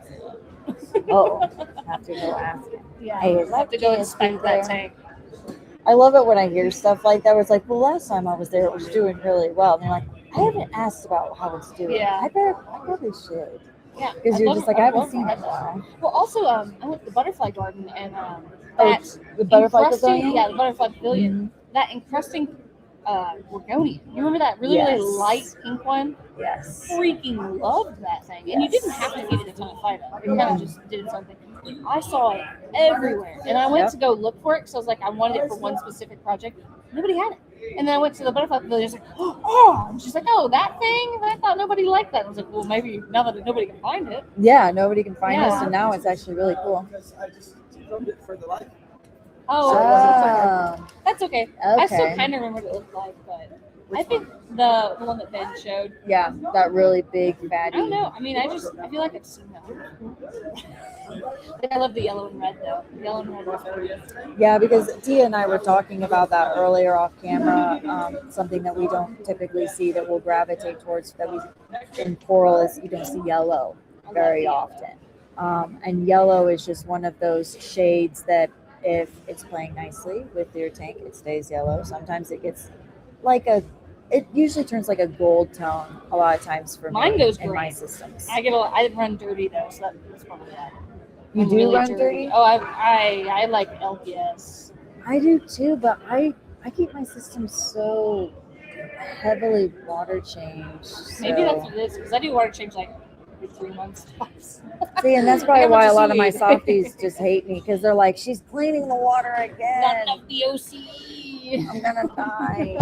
And then they do, and they shrivel up. Well, I think I really do. I like the grafted mushroom. The grafted mushroom was cool. I think that one That one's on up there. because I have a curiosity with understanding the story of it. Yeah, we should go quiz it. Yeah. We need to write an article about it. Yeah, Just I'll be go like, down we and need to do an take some interview and be like, we want to write an article on this. We need all the details. That's why it needs to be the top one. Yeah, So I like yeah. that one. I'd love to take pictures of the other two and Yeah. you know, honors them, but Yeah. that lavender one's definitely up there. That Yeah. was really cool. I love a good colorful meat coral that's not bright red, bright blue, bright green. Yeah.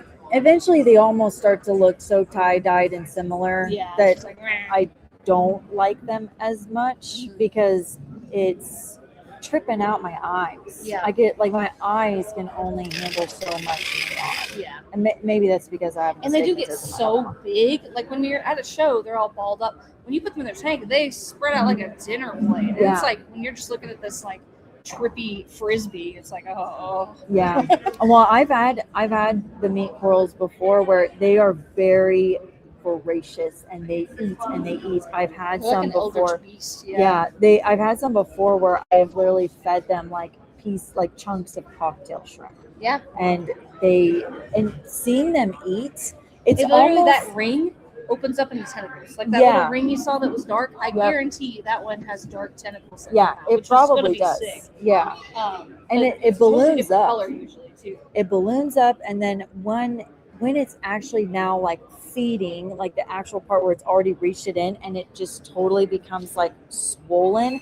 That is one of the craziest situations that you will see with an LPS, and just seeing all that tissue inflate. And It's the feeding experience Yeah. that makes it so expensive. Yeah. Yeah, they look cool, but it's so cool.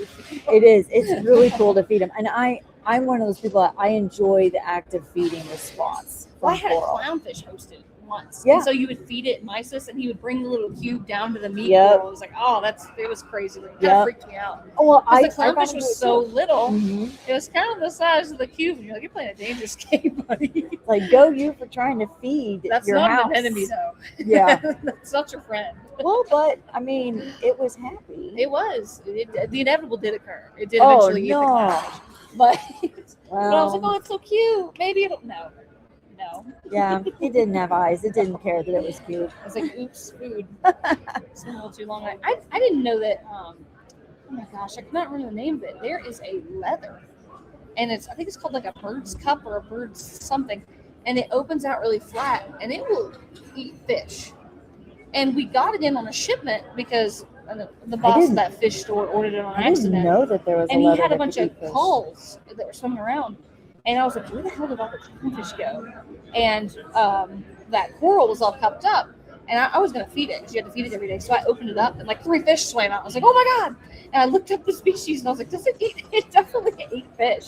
So that was scary. I've never seen that coral again. If you know what it is, put it in the comments. I've But never no, that was seen I'd that never heard of it before. until then. And I wanted to buy it and literally the next day it didn't work and somebody bought it and I was like, rip.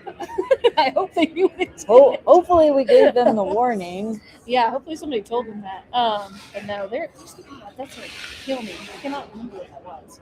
I'll have to message the old store manager. But if you remember that one time We had that when leather. I ordered a ton of softies and he threw some stuff on the list. But no, I think the grafted mushroom. That's my favorite. I do too. My secondary is definitely that pink lavender meat coral and that blue green collar. That's my favorite.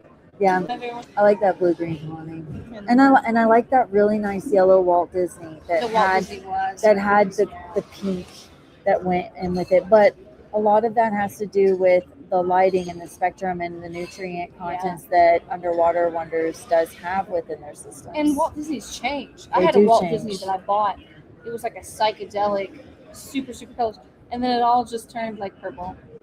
It was like a lavender purple. I liked it, but like it wasn't what I bought it as. And that is something I think that frustrated a lot of people with the Walt Disney when it first came out, because when I remember when the Walt Disney launched and people were just like, no way, they are charging like $500 for like half an inch. This is insanity. But it's unique. In your tank, it's going to be totally different. Yeah. It was cool. It I was killed cool. But it was cool.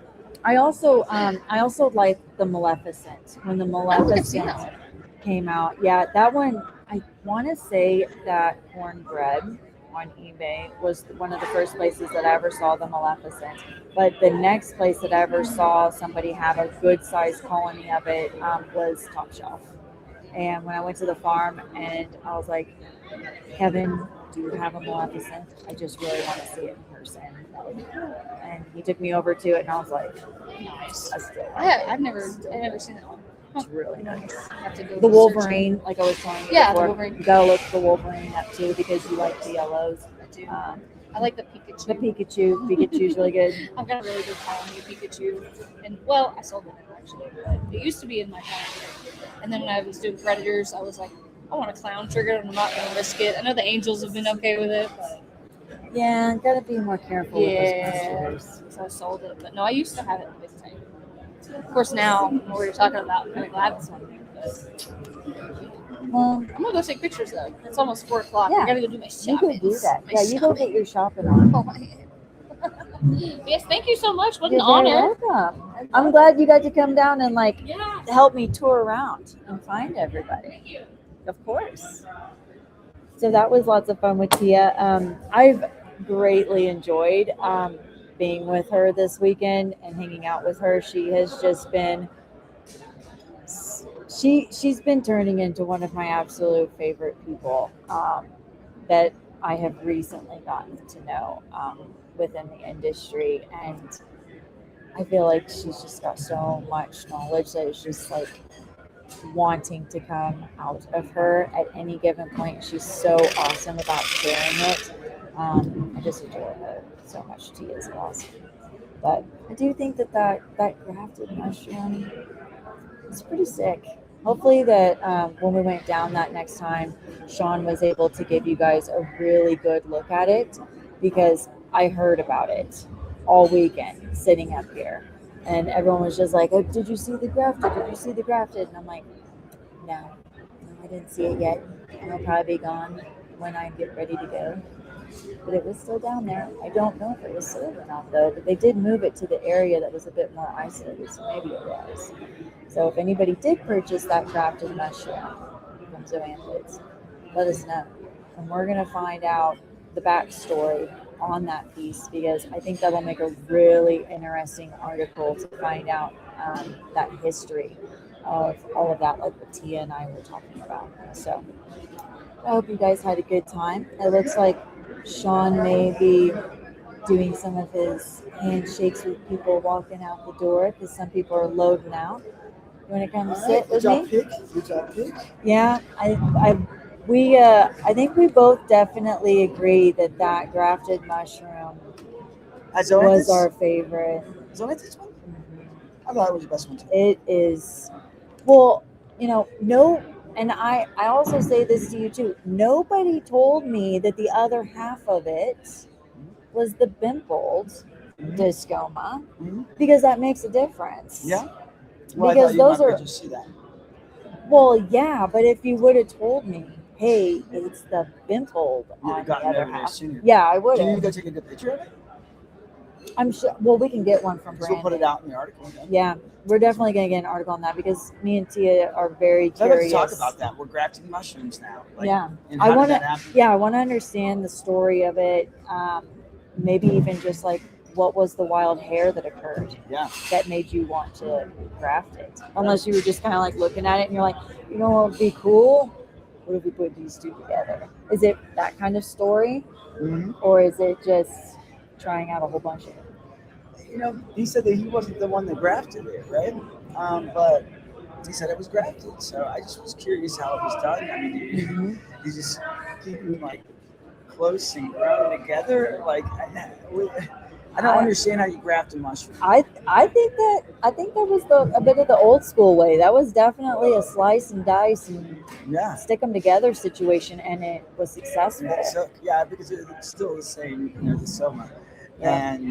And so that it's possible, but I didn't think it was happening at the mushroom shop.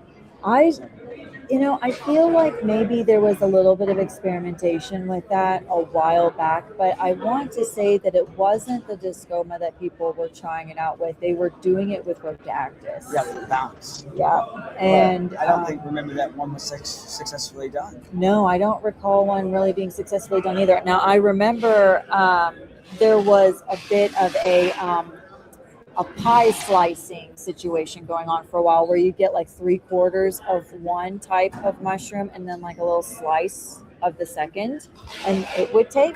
I remember seeing some of that. Well, that would be a graft. Yeah. But not a 50-50. Yeah, everyone The 50-50. Yeah. It looks like that would be way too impossible. But Yeah, it looks like it would very easily melt. 402. 402. All right. Yeah. Sit down. We got Raj coming in here, and we're gonna talk about this show. How was it? Yeah. And what did we think? What was I think we broke attendance numbers. So this is again the most well-attended Reef Stock ever. And Three years in a row now. Yeah, if we're doing one thing right, we're growing Reef Stock at Denver. Yeah. Again, trying to find another location that we can call home is still a search out there, but we're thinking about it, and we just want to make sure that we get that right. It's been tough. We have some good You know what ideas. they're saying, and I hate this. You know what they're saying. Who's they? You know What why are they I hate it. saying? You know why I hate it. Right.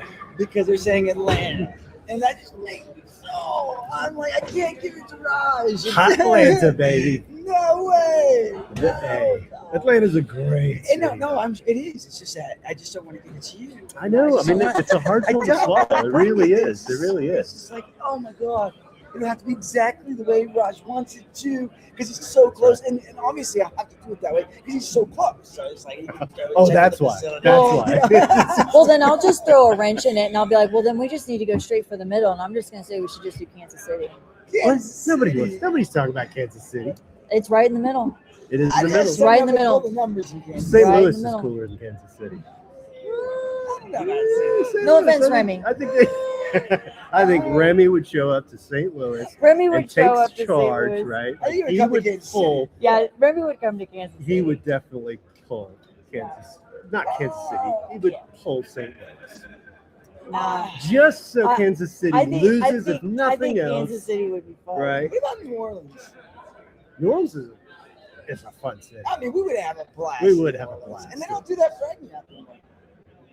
Oh, really? I didn't know that. No. They turned it into a fresh and saltwater show, and then so now there is no anything on this show. And New Orleans. New Orleans is a great That city. fragment app would get like 1,000 people out. Yeah. So that'd be an interesting location. It'd be a fun one where people would travel to. Yeah. Because there's a lot to do. Yeah, you could come over from Well, New Orleans is probably fun for grown-ups. I went far as is a that kid, from so it Atlanta? wasn't super fun. Oh, How yeah, far no is that fun. from Atlanta? I don't know. To drive? Yeah. I think I could make that drive in like 12, Oh gosh, that 13 is hours. very far. Yeah. Why does it seem closer? No, it's not. It's not. It's not. Yeah, because Well, I don't know. How far from Dallas is it? New Orleans? Yeah. 8.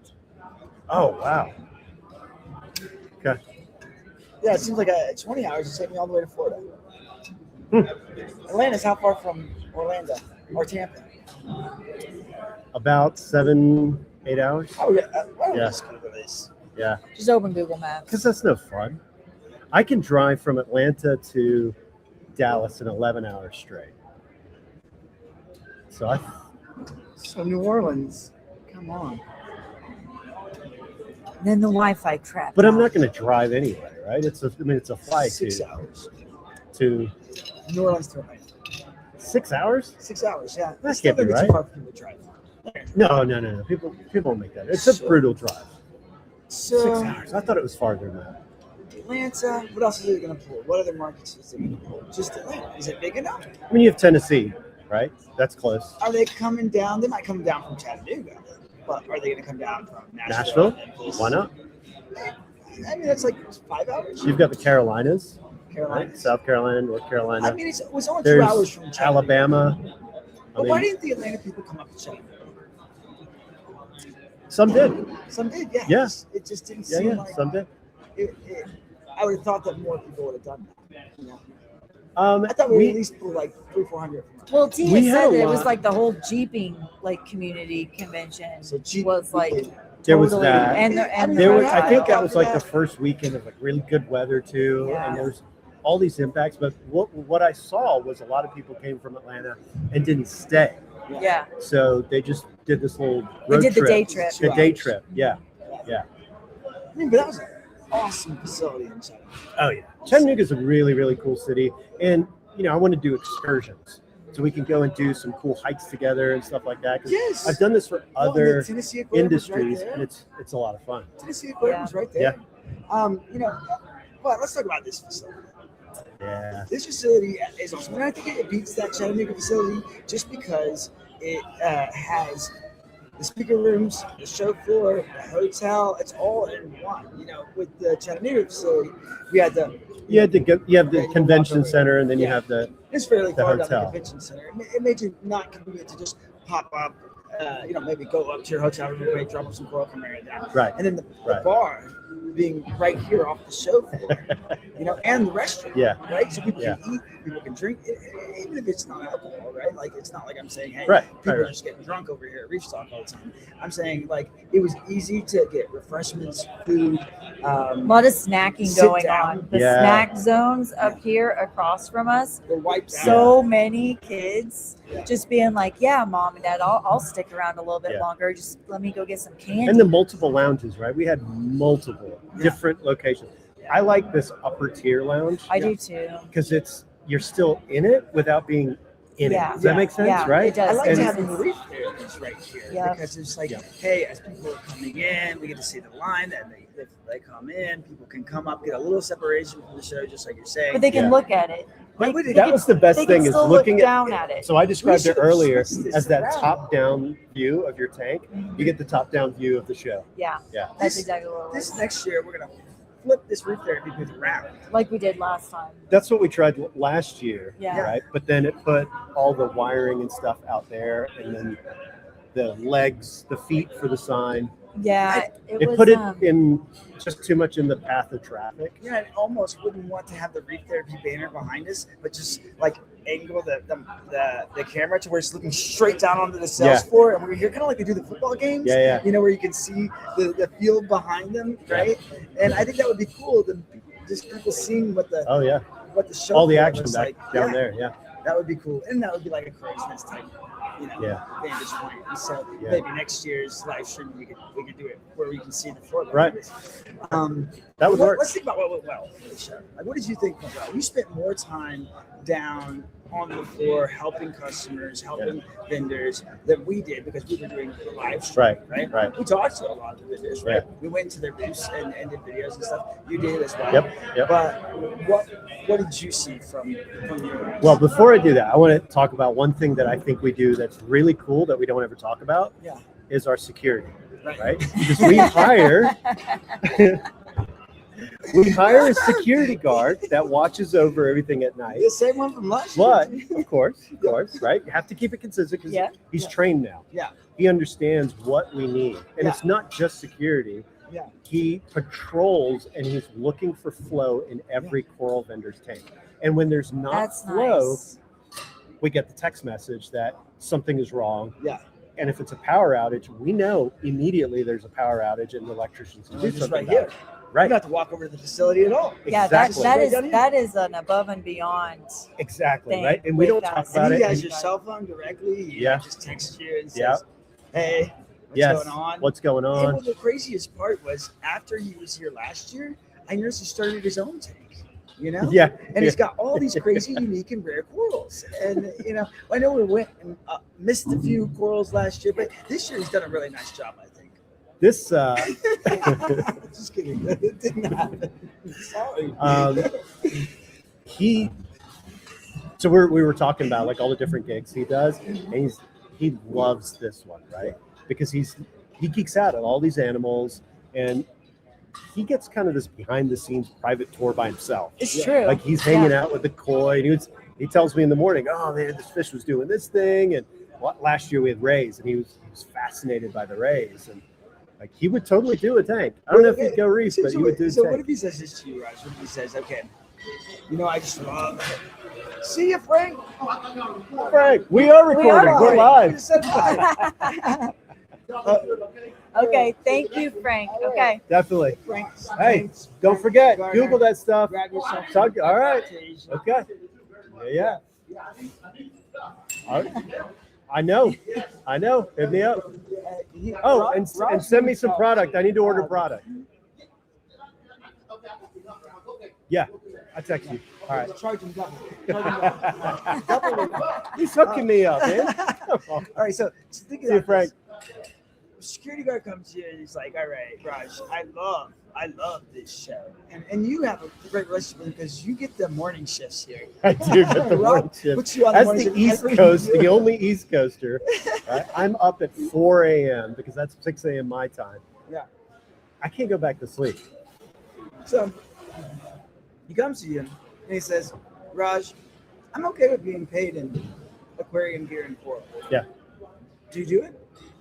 Oh, yeah, totally. Think about it. Totally. He's security. Yeah. He's got access to the coral all night long. Yep, he does. You sure? Oh, yeah. He's vetted. Yeah, he's already. He's vetted. He is legit. He's good dude. But he doesn't have an aquarium right now. It wouldn't matter. Would not matter. There's things of value here that even if you're not an aquarist, you can, if you're going to do some bad stuff, you can do bad stuff, right? Yeah. I agree with you. Yeah. I trust your judgment on it. I just wanted to see. Put it out there. Nah, he's a good dude. He's a good dude. So security, you want to bring that up. Yeah, Now, but because tell I me think what it's a you cool saw. perk, right? Like it's That a is cool a very thing that cool we perk. do. Yeah. It's And not I don't something know. you typically get. It's not with anything that you that. get. I've never been to a show where you get that. And I don't even think any of our vendors know that we do that. That we have someone that's No, that they don't. detailed. That's that That- detail, that right? They will know there's monitor. security, Yeah, they but just they don't don't know know that he's watching every tank. Yeah. Like I get a report of, hey, this tank is bubbling. So I'm like, okay, it's just low in water. It's okay. As long as those bubbles are coming through, there's flow, right? He's paying that level of attention. And I don't think any of our vendors know that. I just think that's a cool thing. You should tell. I'll be right on. You should have made a little video. We'll do that. Yeah. I'm going to do that. Yeah. All right. So what else? So what went well? We redid the floor plane a little bit this year, and that improved flow a lot. I heard a lot of compliments about that. I And- did. I heard a lot of compliments of people saying that they could definitely move easier, but it still felt busy, but not to where people were really bumping into each other. Yeah. I liked them coming in this front door, going down Yep. the stairway. I do like that That was too. way better. That was way better. Yep. Yep. The speaker room was nicer. The speaker room being on that side was better. Yeah. You know, It didn't and I liked overheat it that here. what we did to make use of all the rooms because we had a kids zone. Yep. Right. So you can play.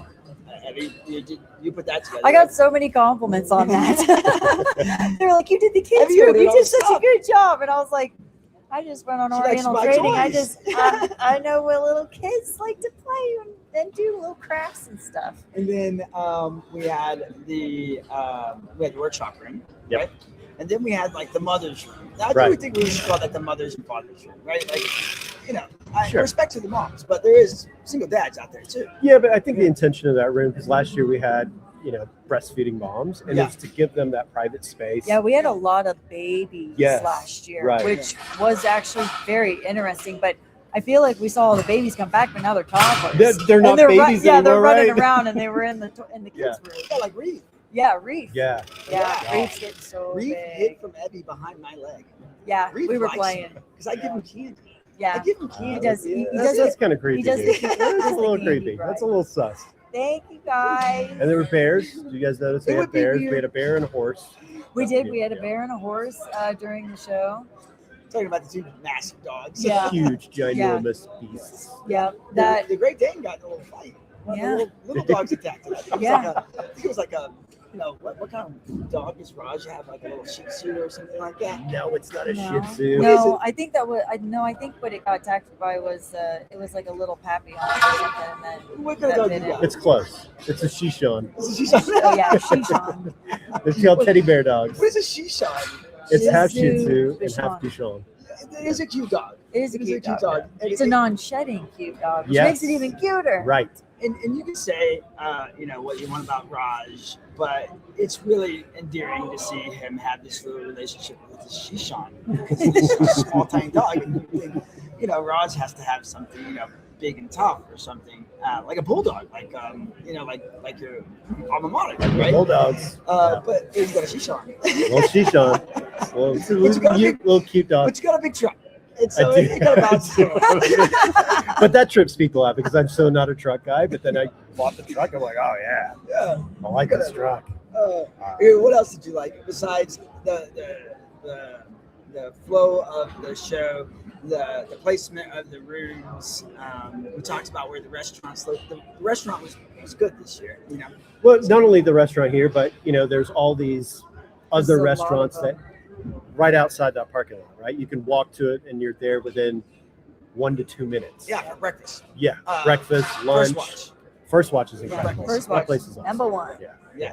If you're a beer drinker, Perry's Pizza. You know how many beers they have on tap there? You guys We go? haven't gone over there, but we've It was seen like everybody getting 70 something. Something like that. Yeah. Yeah. Somebody told me it was the Uber driver on the way back from the event that we did last Oh, yeah. night, right? Yeah. Which was cool. Which is great. Rob found an awesome place with that. Yeah. And That's a lot of fun. Yeah. And the Uber driver was like, yeah, they've got like 72 beers on tap here. Yeah. You guys have not experienced this little area unless you go to Perry's. And I was like, I want pizza today, but maybe tomorrow. So They've got good beer too, and they've got beer on nitro. that's good. Yes. All right. What else? Eddie, what do you like? I liked hanging out with everybody like all weekend long here digitally. It was fun, but I really liked seeing everybody who had just so much positivity and excitement all weekend long. Like literally when people started arriving like Thursday night into Friday morning, it was just like super happy. It was like super happy like all weekend long, and that's the best part of it. We dialed this place in, Rob Yeah. mainly, but Yeah. we brought to him the right information, right? And like last year, some people complained about those doors coming in, so we made sure we made a solution for that. We Yep. put the water source in a different place. We brought in, SpectraPure. Right? SpectraPure was I phenomenal. mean, they had a 5,000 gallon per day unit, and they just made that water in like a couple of hours, Yeah. right? Yeah. And so the That thing water was so good. efficient. Yeah. They were able to make the water and then roll it back out onto the show floor for everybody to see and do demos on. That's incredible. They're very, very nice people, It was so good to see them back in the show world, right? Because they haven't gone to a show in over a decade at least. I think Macna was the last It was show that they Rob's did. connection from doing the Magnets, right? Yeah, and they so- just bowed out of doing any show. So that we're their first show back. Yeah, and it wasn't because of you or I or Eddie. No, of course not. But Rob. It's all had that Rob. It's all Rob. It's all Rob. That was all Rob. Okay, so also liked that there was. We had good speakers, but we always have strong speakers, right? Like Mark Levinson. He's a little weird. Little? I think people go Just to a his little? channel just because of how weird he is, right? It's, you hear about it, but you got to go see it for yourself, right? I mean, he is a freak of nature, right? Like he truly is. Yeah. We're kidding. We don't want anyone to start hating on us because we're not allowed. We've had him at every Reef stock since we've been a part of it, right? And, Sanjay being able to talk about his 400-gallon aquarium. 500. 500-gallon Son of a aquarium. bitch. Right. It was a terrible situation, but teaching others how to avoid Yeah. that. Richard Ross is always pretty strong. Mr. Saltwater Tank. Having the one freshwater speaker was really cool. Yeah. Because he was so like ASMR. Like you could go in there, and even if like you didn't want to get, what was the fish? It was the catfish. It wasn't the catfish. It was Every time I stickfish, try to guess it, it's like the the wrong fish that he's one. breeding. The stickfisher. It was. Yeah. Oh, I gosh. don't know. I can't remember, but it's just he talked after I did, and I just stood in there for like the next 5 minutes. It's like I really don't want to go back out there. I just want to like relax in here. Listen to the fresh water. So what was it? Was it odd when he was coming on and people actually came into the room to listen to the speaker? Honestly, I killed it, man. You wouldn't believe it. Wow. I had a packed room. It was weird because I did intro to reef keeping, so I'm like, I can't mess this up, right? I'm not really a true speaker. Like this would be my first speaking thing, right? And so I was like, okay, I shouldn't be nervous about this. I've been doing reef keeping for 26 years. Like, surely I can teach people how to get into this thing. They're not going to know more than me. And we wouldn't believe it. I pulled the room because there were so many people. I was like, sure, there's not this many new aquariums going on. And I was pulling to try to figure out, okay, do you have an aquarium already? Are you getting one? So how can I help? You talk through the part of the presentation where I talk about aquarium size, right? Either you're thinking about it or whatever. Half of them have been doing it for 20 years or more. Yeah. I don't know if they want to come see me fail. There's a probably a pretty good probability. Sean actually know what he's talking about. They said they liked me, and Raj immediately threw that possibility out. Should we tell him that we paid people to show up to the? No? Okay. I stayed up here. I don't know what anybody's talking about. Anyways, if we can give some confidence, maybe he'll speak well next year. That's right. But the speakers were great. Yeah. The workshops were good. I'm glad we finally had Harley talk about his microwave because it's kind of a niche part. Well, it's a conflicting subject matter. It's 40 ounces. I mean, when we got started in the aquarium industry, Raj, which would have been like much more ancient than us. You're surely 10 years sooner than us. Just kidding. What was the minimum tank size when you got in that people were telling you for saltwater? Mine was a 29 gallon. That's what ours was. It was like 27 JBJ or the 29 BioCube. It was right there. Yeah. The BioCube didn't even exist when I got it. Mine was just It was a 29, and then they upgraded it to the 32.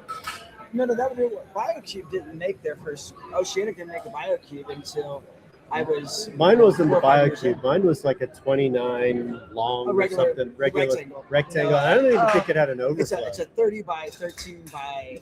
Was it 30 or 36? It's not 36. Okay, I don't even remember because it was in my It's a 30. college apartment, so it wasn't big. So how many? But they told you could do a saltwater in that size tank.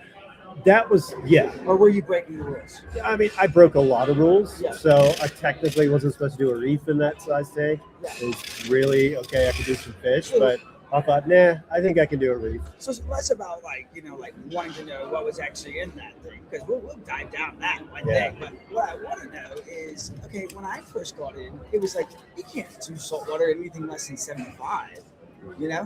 You can successfully do saltwater like I don't know how that would have gone off. Like that strategy probably wouldn't have worked in a college town.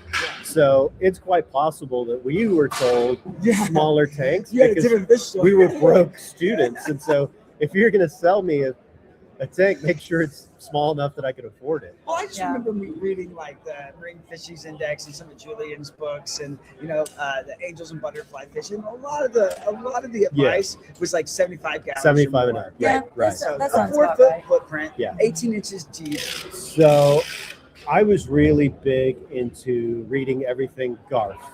Do you guys remember Garf? Was that those Sally Joe Headley? Incredible information on the website. Awful website, but they had what they call the bulletproof reef. Right? They used normal output lamps, really, really basic setup, and they had really good looking reefs that actually grew SPS. And so their concept was it doesn't have to have back then. But they weren't. They also they priced like the big leathers, like the big. Well, yeah, I mean leathers mostly it was were in softy so tanks, much right? stuff, But yeah. they had the Garf Bonsai You're about to say SPS. Bonsai. This was, gosh, was it late 90s or early 2000s?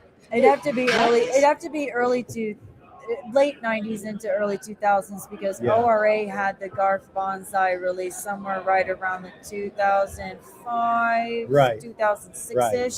And so So that's you'd have where to that go came a little from. bit before it. Yeah. Yeah, So this was Sally Joe and Leroy. And so they had their Garf Bonsai, which had a purple tip, Yeah. and it was a really cool SPS. And they were growing it successfully under normal output lamps, which people don't even know what those are anymore. Right? Yeah. Fluorescent lamps, like we had VHOs, and these were not anything. These weren't HO, these weren't VHO. They were just NO. Regular, normal output fluorescent lamps. Obviously 4 Reefs, so they were colored, but in the right spectrum. But there was no power to them. Yeah. I mean, so they broke all the rules. They said you can do this with a 10-gallon tank. They and have did. Yeah, and they put like maxi jets in there Yes. for the main power. So did, Yeah. did they have haters then? Oh, of course. Oh yeah. So of course, but they proved it. They showed you their Yeah, product. they did prove the concept. Are we, as reef builders, ready to conclude that Harley has a successful micro reef? No. Not No. yet, huh? Nope. And why is that? Nope. I don't support it. Because it's 40 ounces? It's 40 ounces. But wouldn't you just be like the people that hated on your friends that wrote that book for the 10-gallon? Yeah. I think you are. Nah. Because I've seen the aquarium and he has a lot of cool. He's had coral in that his own personal micro reef for 2 years. And they're doing Has he great. though? Yes. I'm gonna call him out. Yeah. Has he though? No, he really has. I mean, I don't really know. No, he takes it to every show. It's the same one at every show. Yeah. No, he really has had it. So I It's did his see. traveling display, which nobody else can really say that they have. Nobody can. Right. Traveling So display I know, reef. like in Andrew Sandler's lab, he has one of those micro reefs back there. Yeah. Right. So I'm out there doing a visit. I think we were talking about some issue he was having in his tank, and he had one of those back there. I'm like, what are you guys doing with this thing? And it was running. Yeah. Like you have these huge aquariums, and you've got this tiny little thing in the lab in the back, and they're like, Yeah. oh, it's great. We just do a little water change, which is done with a little cup, right? You just take a little pea cup sample, and your water change is done. Like the maintenance was super easy. I think I think as long as, and this is why we had him come talk, right? Because I knew it was a highly sensitive issue, right? That people are like, this is something that is sacrilege, right? Well, and I'm on that side, right? Because and that's okay. reef tanks are hard enough, and when you have an issue on something that size, you have no dilution working for you, right? You get wiped out. It's getting really loud. That was a weird sound. That's tape. Oh, that's a clear wrap. Oh, I was Clear like, wrap. why that does was it? a person. I thought I thought something was on the ceiling and they're ripping I it did down. too. I was like, I oh, did God. too. This Yeah, is it's not like, good. It's like Yeah. echoing up over this. Well, So it's seen enough. difficult, and that's going to lead to more failures, and that is not good for the hobby in any. Are you aspect. reading about all the micro reef failures? No, I don't read. I any haven't micro reef either. stuff. We have to be honest. We haven't seen But I them. haven't read about any successes either. I think I'm going to challenge you to go on a hunt to actually, hey, next time that you and I do a thing, let's talk further about it. Okay. Right? And then you got to spend some time really looking for, something that supports that it's harder and that it's more people are feeling that. Okay. The only reason I wouldn't want to do one is because it would be too quick. It wouldn't satisfy me. Like when It's I was too- doing my intro to reefkeeping class, I don't want people to do anything smaller than a 3-foot tank. Well, I didn't like I did a 50-gallon cube in my office. Yeah. And I didn't like it. Yeah. And it wasn't because it was too quick or too difficult. It wasn't big enough. Like I ran out of room really quickly. That's why you So should have in the that- 60 cube. Yeah, Right, and then right. now you got to buy another one. Well, I got frustrated because I had a plan for that one, and I wanted all of these things in there, and I couldn't. I'm going to have. And Harley I would send have you a an micro. even harder time with the micro because I feel like I would do one thing and then things full. I'm going to have Harley send you a micro reef, and I want you to challenge yourself to go micro with it because he's got a little scalenia in there. It's like this big, like it's literally the size of a dime. But even how like the scalenia, it gets like this. If it's kind of hanging off the side, the skin will kind of hang down like that. Yeah. It was doing it. It's in doing this the droop? little aquarium. And I was like, this thing looks so. It reminds me of like little micro machines. With the size of frags these days, that size of tank is kind of appropriate. Well, and what he did for our show is he launched something brand new. Did you hear about it? Yeah. It's completely sealed. The Nomad. Oh, really? You can turn it upside down. Yeah, he flipped it Oh. upside down on the live stream yesterday, Wow. and I was not ready for it, So even though I was what watching this it. has turned out to be actually like very beneficial with that move. He's now opened it up where he's going to have these larger travel sizes. that will actually, with the frag racks in them, will actually accommodate putting the coral down inside of it and putting it in your suitcase, right? Checking it because it's completely, and it's running on a filter. Yeah, but what's the temperature in the cargo hull? Well, I don't know. I think pretty cold. Well, he's got a heater. He's got a little heater. Yeah, but with new can't put regulations, batteries yeah, in- but with new regulations, you can't do those little batteries anymore. Don't in your watch check bag. Yeah. I think it's awesome. You can probably still make it a carry-on. You probably have to. TSA has entered the chat and they're not happy. Yeah, you can do it. You can do it on carry-on. I think it's going to be too big. It's going to have too much water in it. Oh, I don't think so. We carried it on. We carried it on plane. Full of water? Yeah, we did. Yeah. They just have to check it out. It's a live animal. I don't think I could carry it on the plane. Why are you laughing? That's messed up, man. Why did you say That is it? messed up. Why did you say? I was just saying because I wouldn't have enough room to carry it. What were you thinking? I know who you Wow. are. I know- You You're know trying what? to make Wow. me look like a bad guy. Unbelievable. I didn't say anything. I laughed Unbelievable. at your own point of view of yourself. All right, so you just remember that. All right. It's going to leave a mark. Okay. Okay. So I liked that we brought him in to explain exactly how you would do that, and what the limitations are, and what you're not going to be doing with it. And so that way, it really kind of, sets a better understanding of what it's made for. Because it's not made for a normal regular aquarium. Sure. Yeah. You can't put a clownfish in there or something like that. So I like that we did that. I thought the speakers were great. Miled, I'm wondering about, people came out of this talk and they were like, does he really know what he's talking about? Just kidding. Mark Levinson's right here. No, it was good. What else did you see? Attendance. So Roger brought some really cool stuff from Tunes. That was cool. But Right. that to me was so non-Tunzi. Why I is think that? it's cool. I don't care. It's cool. I just got to tell you, I love Tunzi's products, right? I think that they've always been very thorough and high-end and virtually unbreakable. It's the only ATO I'll ever use. But why do you have a product that just spins? Because it's cool. Right. And they could do it. Sometimes Maybe you that's just really have what to it is. do- Maybe that's right. where you use the German engineering. And you make something Sometimes cool that spins. you in do your it tank. just because you can. Yeah. right? It may just they're saying that they're saying what they really think there's going to be used for is a lot of larval settling. Because Maybe. there's so much And floating I can around. see the application for that, like for that particular purpose. But I gotta be honest, I went and talked. I filmed it at Roger's booth, right? Yeah. And I saw it in his eyes. He was like, I don't know. He's like, So- it is incredible. And it's a great idea. Umar says sometimes squirrels want to go to the amusement park. They want to have their own merry-go-round. Okay? So you know what the first thing I thought of when I saw it? A perfectly round coral.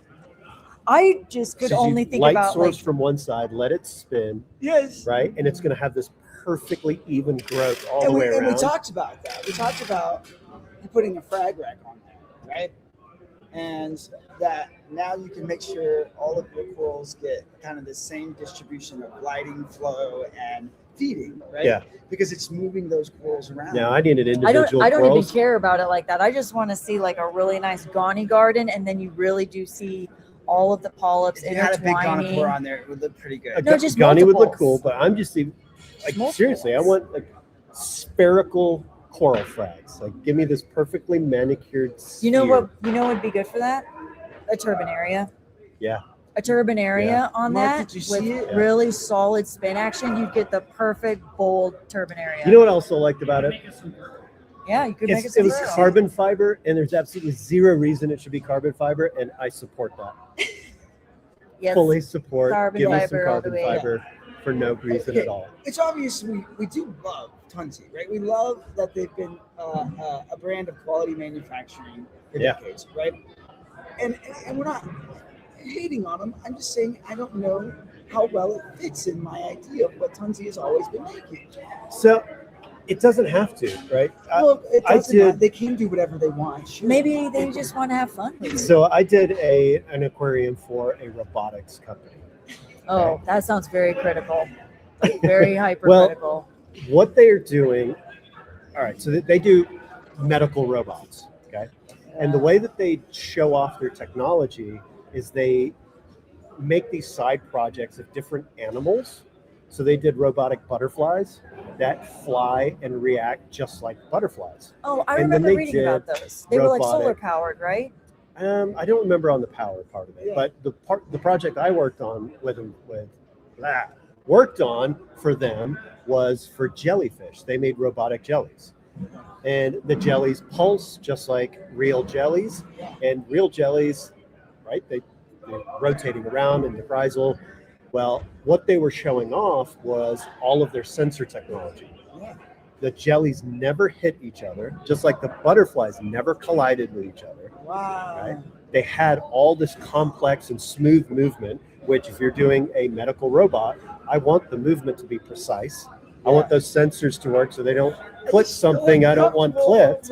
Right. So sometimes you just have to show off your technology and your capabilities in a way So that's you can not really attract- usable. Right. Those jellies aren't You're for only commerce. proving my point. That this did not fit in the normal mold of a hobbyist product. I think it fits the mold for them that they are precision manufacturer, right? That they're thinking at a higher level and they're showing off some of their capabilities. Because the ceramic bearings, right? That was really the magic. Well, yes, it was. Trust me, I know it was built beautifully. The way that it's done, and the way that's it's taken by the flow like that. It's awesome, but why? And why not? Why Why do the not? customers Yeah. want it? Why not? I want it. I saw it. I thought it was cool. I think it was cool, but I just Look, don't know. It's carbon fiber. You put carbon fiber in anything, and I'm gonna want it. Yeah. All right. Well, just Did so- we ever find so out our how Reef much brothers, weight you it can could see hold? that? Ooh, I didn't ask him that. I asked that like multiple times. Sean, did you ever get Ceramic that is answer? strong, so I think it would be able to hold Well, a good amount of weight. that rock was pretty solid. I think that was about an 8-pounder with all the branches and everything. Okay, well, I got to get Mark's opinion here because y'all's opinion is not making me happy. All right, Mark, what did you think of it? What do you feel like think this it'd is be good for a fish store. a fish You store? could put corals on it and then pivot around just like How- jewelry's pivoted around. Yeah, that's a But good is one that- too. coming from a manufacturer perspective, which Raj, you're a manufacturer, right? Yeah. Thinking from a manufacturer's perspective, and I've worked with manufacturers for years as well. The return on your investment for the time and effort that it took to create it, right? And the sales volume to give you an ROI on the design, right? Is it there? Yes. How long have we been talking about this? There's your ROI. Yeah. We are talking about it. Yeah. Right? People are going to talk about And we're it. saying a lot of nice things And about Tons at the same time that is the ROI. because we are talking about the quality of their manufacturing. Right. Not to mention, you're going to want them to see. You want Precisely. to see what it is. Yeah. So if the fish is going to catch your eye, it's going to lure. Okay, but Yeah. you sold 2,000 of them, and you covered all the fish stores in the U.S. Maybe even in Europe too. You mean only giving like one to each store? Selling. Screw that. Screw that. Because all I could think about when I saw it was, okay, a 125, varying heights. Can you imagine just all of the movement and seeing all the different levels and being able to really isolate an island, different species together and have them really all shown off? It would look crazy. Well, you get wrasses, right? You get wrasses, they like to So weave in and out obstacle anyway. course- Are we like building like obstacle courses for fishes now, like we do for hamsters? Why not? Yes, it's enrichment. Right. Windmills for reef teams. Is this Enrichment. Tunsey going to the next level? Enrichment for fish? See, you never know. This- if that's what Roger had said, he would have had me sold. He'd been like, you know what, Roger, that's awesome. But I wanted to know from Roger, what are we going to use this for? Think about it. In an octopus tank, it's just doing this with its tentacle. Dude, I just want to see like a flame hawk sitting on it, just taking a ride like they do. going in a Yeah, circle, he's yeah. just chilling there. He's like, I love this thing. I could see a flame hawk doing Yeah, that. just chilling on there, having the time of his life. Like a long nose hawk. Yeah, long nose hawk. some of the gobies, just or the blennies chilling on there. Thank you so much. Oh, thank All right, you. all right. So on past that, right? I thought that it definitely was intriguing, but I don't know how my mind's wrapping around it yet. But I you two want are one. much more comfortable. I want and that's one. why we have three, 4 different people talking on Reef Builders, so that way we don't just have one opinion anymore. The wrong opinion? You mean? The wrong opinion? Yeah. I don't know if there's a wrong or right opinion. Oh, I think we know what the right opinion is. Which one the wrong one is? Trust me. No. I want one. I See? just think it's cool. Yeah. I want it. I want to put Hey, it if right it's- in a if cube, it's just for like he did. enrichment, I'll change my vote. But right now, it just doesn't seem not enough tons of like. Well, what about if So, it's for even with the larval carbon settlement? It's what? What if it's for larval settlement? Well, again, I just need to know more about its intended purpose, right? I need to know about what it's going to do. Maybe it can Now, do all of it. Okay, Maybe that's what I'm makes it real moving cool. on past this. All right, what else? What else? So we saw Harley's new product. We saw the new light by ATI, right? ATI. Stratton. Stratton. Yeah. Yeah. Did you know anything That thing about is light? razor thin. Yeah. I've used It is so not the thin. newer one, but the older one on a project. Did you check out the newer one? Yeah. Didn't get a chance to see it today. I had Ken come over and talk to me a little bit while I went over to the booth, and he didn't realize I was just running live. So it's very candid. And so I was like, well, there's this new light by ATI. It looks pretty cool. I was like, well, what do you know about it? I don't know. Well, I will have some information for you on that light. I appreciate it. Did you make an Tomorrow. article? Yeah. Oh, good, nice. Oh, so you already knew. Yeah. Okay. Well, share your thoughts. I know. All right. I'll- So you're saving your thoughts for I'll drop some information tomorrow. You have somebody on your team writing the article for you right now. This is what Raj does. I know it. I read it. I was like, this is not Raj. Right? Right. Yeah. Nope, got some info that'll drop tomorrow. You're gonna text us. You get done. How's Right. that article going? How's that article going? It's my executive assistant. She just gets bombarded with, "Hey, I need you to do this thing that is not in your job description, but yeah, write an article for me." Hey, as long as you read it thoroughly and approve it and teach Right. you how to write like you, There it is. then you're okay, right? All right. So, yeah. So, I mean, Reef Delights lighting. Did you guys yeah, I did get to check that out? That was right? cool. And, Yeah. and the claim on that, and so I believe what he says. Yes. You know, Archie's very, very Be honest. straight up. Yeah. And he says that this has the capability, that a higher capability to create the entire spectrum than any other light does, right? So it creates the full spectrum versus most of them have a different range. Yep. And that was impressive. Yeah. Right? And he showed us, right? And it Like was- he had the meter there, Yeah. showing you live as he's making those adjustments. Yeah. Everything shows you the spectrum. The par levels were pretty impressive. It was very nice, and, Yeah. and the pricing was very reasonable. Yeah. Right, especially like thinking, okay, you get 2 3-foots, Right. and like I think you're paying like $400 for 2 3-foots and all the parts and pieces that you do. to That's run an it. incredible price point. Yeah. And you know what was cool? Yeah. Okay. So the way he had it displayed, he had it on the rimless tank, right? And he had the light stands. Yeah. Well, he's made those STL files available, so you can just 3D print your own and redesign it to whatever is going to fit your tank or your Wow. canopy, and you don't have to buy something from the manufacturer. You just take He the is the files that right. Yeah. But he is giving He's you given the you that ability to creativity and said, I'm here to sell lights, not light legs. right. Right. And understanding that everybody's application is different. Some people want to put it on a certain size rimless, and these universal mounts don't necessarily work or look good, or maybe they don't look like you want them to look. So having that freedom to just take the actual file from the manufacturer and then That's modify actually it, really cool. that's cool to me. Yeah. The only issue is can you 3D print carbon fiber? Yes. Yeah. You can. Yeah. Okay. So you can. Yeah, yeah. So you're in still. I'm Because they still can't in. make it carbon Yeah. fiber. And in fact, you're even more in But you Because know now you what? can make a carbon Unfortunately, it doesn't look It doesn't look like carbon fiber. fiber. Yeah, it doesn't. I've So seen it, and I'm just like, oh. Yeah, I know. Because It's not the so same. for prototyping, right? I was all Yeah. geeked out. I was like, "Oh, cool, we can do this in carbon fiber," and then it prints, and they're like, "Aw." Yeah, it just Right. Not my carbon where, fiber. where is it? Wah, wah, wah. Yeah. You know what? You need to come up with your own line of stuff that's all carbon fiber. So we actually played around with a lot of that. With MRC, right? Yeah, with MRC. We were going to do overflows, tank overflows out of carbon fiber. Yeah. A lot of racks. like piping in certain products was going to be carbon I think fiber. carbon fiber PVC pipe. Really looking. It would look really good, right? Yeah, it would. Yeah, it's expensive. Yeah. Like super, super expensive. Maybe start and- with the 3D printing and just let everybody know it's and, still and carbon then fiber. I liked, so rather than the piping, because the piping's easier, and if you do strategic piping, it's okay. Would there But be any the inherent overflow, benefits to be made out of carbon fiber for piping? it looks cool. Looks hella cool. Yeah, it's all The, about the overflow though was the one I really wanted to pull off. But Yeah. now doing the overflow teeth is really challenging because if you've ever worked with carbon fiber, it is Ugh. extraordinarily strong. Yeah. And Well, it's would not you go easy to with cut. the pattern? The benefit? Would you go with the pattern instead of the typical rectangle teeth?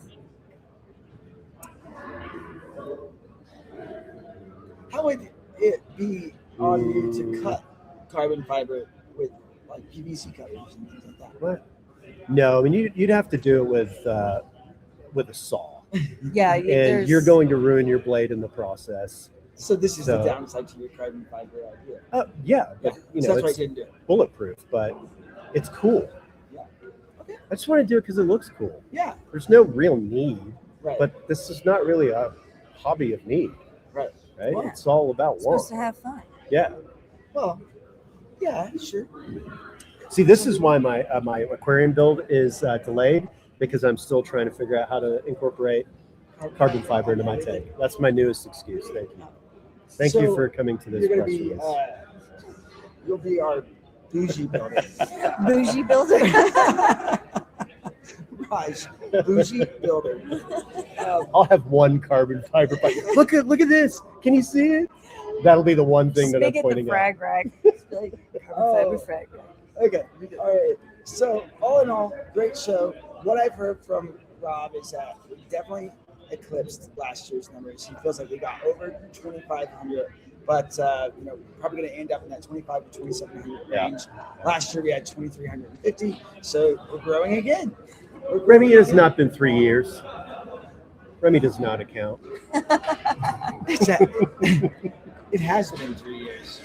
It has. Maybe a year. This is why the Reef Growers community is disappointed in me right now. So,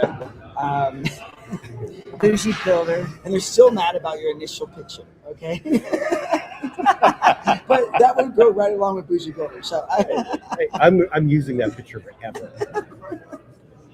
That is my official headshot No.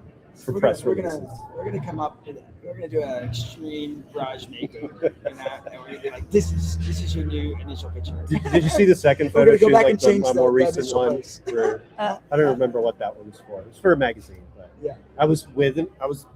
Had an aquarium behind me. He has receipts. He says. He's got the videos. They're forgeries. Oh my gosh. They're forged. All right. It's AI. What else? Is there anything? Mark Levinson, what did you like about this? I Did you buy missed it? out on seeing Okay. those. I love those things. They are so cool. I see them on social media all the time. I still don't get it. I still don't get how it works because if you get sand It's in so your cool. pump impeller, the pump is toast, right? Yeah. So Not this one. how is it doing? Is it a modified impeller or is it using? Okay. So I could almost see how the apparatus would work. Basically, there'd be an impeller that's off of the pipeline that pulls and has a screen that keeps the sand from going down in there. So it pulls from the pipeline and then dumps. But that like it's sitting over here on the side of the pipe. The pump would have to be pushing, not pulling. You're creating a siphon. But so if you've got your vertical pipe, right, you would have to have your Y coming off of it like this, and your pump pushing that way. And so what it's doing is that it's creating that suction. Right. The Venturi effect, essentially. Right. Right. Yeah. That's the only way I can figure that it works. It would be but- creating that suction into that thing, but then also keeping that from coming down that way. Yeah, I mean, it's not because it's pushing up. Yeah. It's not going to fall into the I funnel. bet that's how it works. That's the only We're thing just I gonna can think guess, of. But we're gonna go back and look at this thing. Do you have it on you? We still need you to break it Where down. is it, Mark? I was in the room already. All right, what else did you like, Mark? That's it? Do you like all the freshwater stuff? No, but I did see a very weird goldfish. Oh. It had 4 tails. I didn't see that. Never seen a goldfish I didn't with see 4 that. tails. That- 2 inner tails and 2 enormous external tails. I didn't take a picture because it looked like Pixar. It was so crazy. Are you sure was you're some, not just describing a fantail goldfish? Yeah, that sounds like a fantail. I've been staying so far away from Yeah, that's- freshwater for so long. Did you see the crazy mushrooms? There were some like $1,000 mushrooms. Oh yeah. Yeah, the grafted. ones That's what we've been talking that about. got cool of the show. Yeah. That's insane. It wasn't the $1,200 one. It was $650 for the grafted. Is that the one with the purple in it? Yeah. Yeah. Yeah. I asked him, well, how much would it be if you just cut the purple off? You keep the purple. Right? Do I get a discount? Why don't you just buy a red one? Okay. All Just right. trying to get a discount. That's why we're keeping Raj from setting up his aquarium. He knows what he's doing. He's lying to you. You do big professional setups. Yeah, that's allegedly. Yeah. Right. Allegedly. I We're gonna could have to just go. be. We're gonna go on an MRC professional setup tour. Can we do that? There's probably some aquariums I can pull that off. Of. Yeah, let's do it. Yeah. Let's make some videos. Yeah. You show us how it works. A lot of the work is wrapped up in NDAs. So, you know, But I have to MC it because I have to insert my sarcasm. But why would we want to ruin the video? No, I think. You know who would be I really ask great you, I'd as be like, emceeing the Raj, video? why is this part made of carbon fiber? Like, did you get this part approved from the? I think that needs to be my from new the facility? signature. Like in every project, I have Does it one come in carbon little fiber? carbon fiber piece. Does it come in Just carbon one. fiber? Okay. All right. Well, I thought it was an incredibly good show. It was a great show. I had a great time. No one complained. Yeah. Honestly, that is something that Yeah. we did not say, Raj. First show that I've ever been a part of, and I did the Reef Works, I did Monticello's, and I did Reef Stocks, right? And I've never, ever did a show where nobody complained. And you know what? This was the smoothest It was very setup. smooth. Yeah. I was And terrified. everyone was happy And through the whole thing. Yes. And everybody got done on time. And Yeah. I'm waiting around going, well, where are the I guys did- that show up at midnight Yeah. in the panic, right? Because we do always accommodate them. Always. Because Yes. if they're going to travel across the Yes. country, I'm not going to sit there and say that they have to be done by 8. I'm just not. I'll And just- by I'll just we, go. he means he, right? No, I'm I'll not go. hanging around. I'll go. No, you did the market. It wouldn't be fair. Exactly. No, but Well, it we was could just set you up a class. it was shockingly smooth. Yeah. Like And everyone was Almost set up scary. in like 2 hours or less. Yes. It really seemed like Yeah. the majority of the booths were done in 2 hours or less. Yeah. That's what Ken from saltwaterprom.com said. He said, I'm not really wanting to do any other shows this year. Yeah. And he said, I might be phasing out. I'm like, well, will you still do ours? Because we're friends. Yeah. He said, I'll do this one only because this is the smoothest. Look, it was Thursday evening when we were having that conversation. Yeah. Because he made me come. You witnessed it. He made me come downstairs at 1:30 in the morning because he had just gotten here and he, wanted to hang out. And he's like, "Look, the pipe and drape is all complete and done. Yeah. Everything is done. Yeah. The water was made. Everything was ready to go." He's like, "That makes it easy." It took him over 2 hours, I think, to put up I think that sign. that's because it was brand new and they had to stretch it. I mean, all of that that says- one, right? Yes. Their main that big smooth- 15-year sign. It Right. was brand new. It was brand Oh, new. no, I there's was a like, typo? oh, no. I'm the only one that noticed it. I just kept going back, and it was like, they're still working on it. And then I looked at Ken at one point. I was like, dude. Oh, 50th. Oh. No. Yes. No. Yes. Oh my God. no. I wish we could zoom in on that. I mean, you Yeah, can't. that's too Oh, far. oh my gosh, I'm so sorry. On that enormous sign. What did he say? He said you're the only one that notices. Did he I work notice at it? Coral Magazine. Did he notice it? He knew. Oh, yeah, he had to know. He had He to know. knew. He found out after it was printed. Yeah, of course. What about on all the shirts? I think the graphic, those are correct. Oh, Wow. So it's on his end. It's just like he told me he got a giant refund from the printer from somebody that helped ease his pain. But wait, who is responsible for it? Well, the Design. graphic designer did his part, and then it goes to the printer. I don't know who gets blamed for a typo. Well, I mean, somebody has to approve it at some point, right? So, like, it would fall back on Ken to I don't say, know how the print yes, company like you get would approved. have anything to do with the No, mistake. it's not the print company, Yeah. unless the print company is also the designer, Yeah, the which designer is rare. uses the print company and puts it all in one charge. That's probably what happened. But it's still, you generally, as the owner, or you get a proof to say, approve this, right? Sign here. Yeah, you do. Yeah. And that's one of those CYAs. I was looking at it. You catch our mess up for us. Yeah. Yeah. I'm sure Ken just said, listen, I know I check mark your little box, but I buy a lot of stuff. That's probably it. And I don't have time to go back behind you. And there's a lot of good companies out there where they're like, look, we feel bad, right? It's not technically our fault, but we feel for you, so this is how we can help you out. So is that what you do when the public aquariums and professional facilities sign off on your designs? I don't need to do that because my designs are on point. You're not going to make not one On mistake. point. What if it's just like a hair off? I mean, God, We make certainly mistakes. this is happening. No, I definitely make Certainly mistakes, this is happening. and I do everything to fix it. I don't ever put it back in the client. Yeah, I agree. Yeah. With that. I think if I screw up, like if you hire me as a professional, Yeah. You hired me for a reason, and if I miss something, that's my problem. Yeah. And it's up to me to fix it. Yeah, I believe that. So, I haven't heard any complaints. I'm just messing with It's good. Better not. I'd kick their ass. Gotta send my goons after them. Yeah. Now, you know, with the pipe and drape and stuff, like Bruce, the owner of this hotel, I think he crushed it this year. Like he listened to all of our feedback and our wants, and he's different than other facilities. Like his answer isn't no, it's yes and, right? He's going to try and figure it out so that he can make it happen. And that was What's up, man? really great to have. Oh, well, gotta come here. Yeah. All right. Evan, say bye to everybody on Reef Builders. See you guys. Yep. All right, it's right here in the mic. See you guys. It was nothing. Great show. And I saw Evan walk by, and I was going to mention that. I was like, it's also, again, he's back with us here at Reef Builders, and loved having him at Reef Stock. And he's going to help with some editing stuff, maybe do some content with us. And so I know that the Reef Builders community is happy about that. Right? So, how are you? Good weekend. All right. Yeah, fantastic show. Good. Good. All right. Well, is there anything else to talk about? Oh, you're not narrating my video. No. Narrating your MRC video? Yeah, No, totally. not narrating. Yeah. MC. Oh, definitely not. You're not master of anything on my video. Definitely going to. And I'm going to show up, and you're going to show it off to us. And I'm just going to insert my opinion on the situation. I'm recruiting Remy.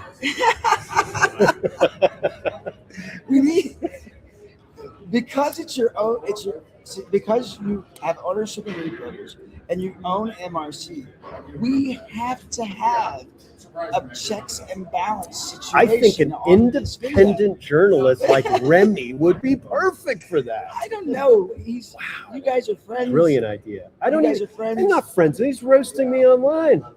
I think he would be perfect Actually, for the you job. No, you just make him nervous. You know, pressure him. I do love me some Remy. Yeah, we do love him. You know, and so, but I'm going to just show up, I guess, or I'm going to do a MRC. I'm just going to find them. I'm going to find them without you. I know the professional facilities as well. I'm going to give them a call, and Those are easy to do. Those would be fun to do. And I'm going to find my way into your MRC works, and you won't be there. Now you can either do this with me.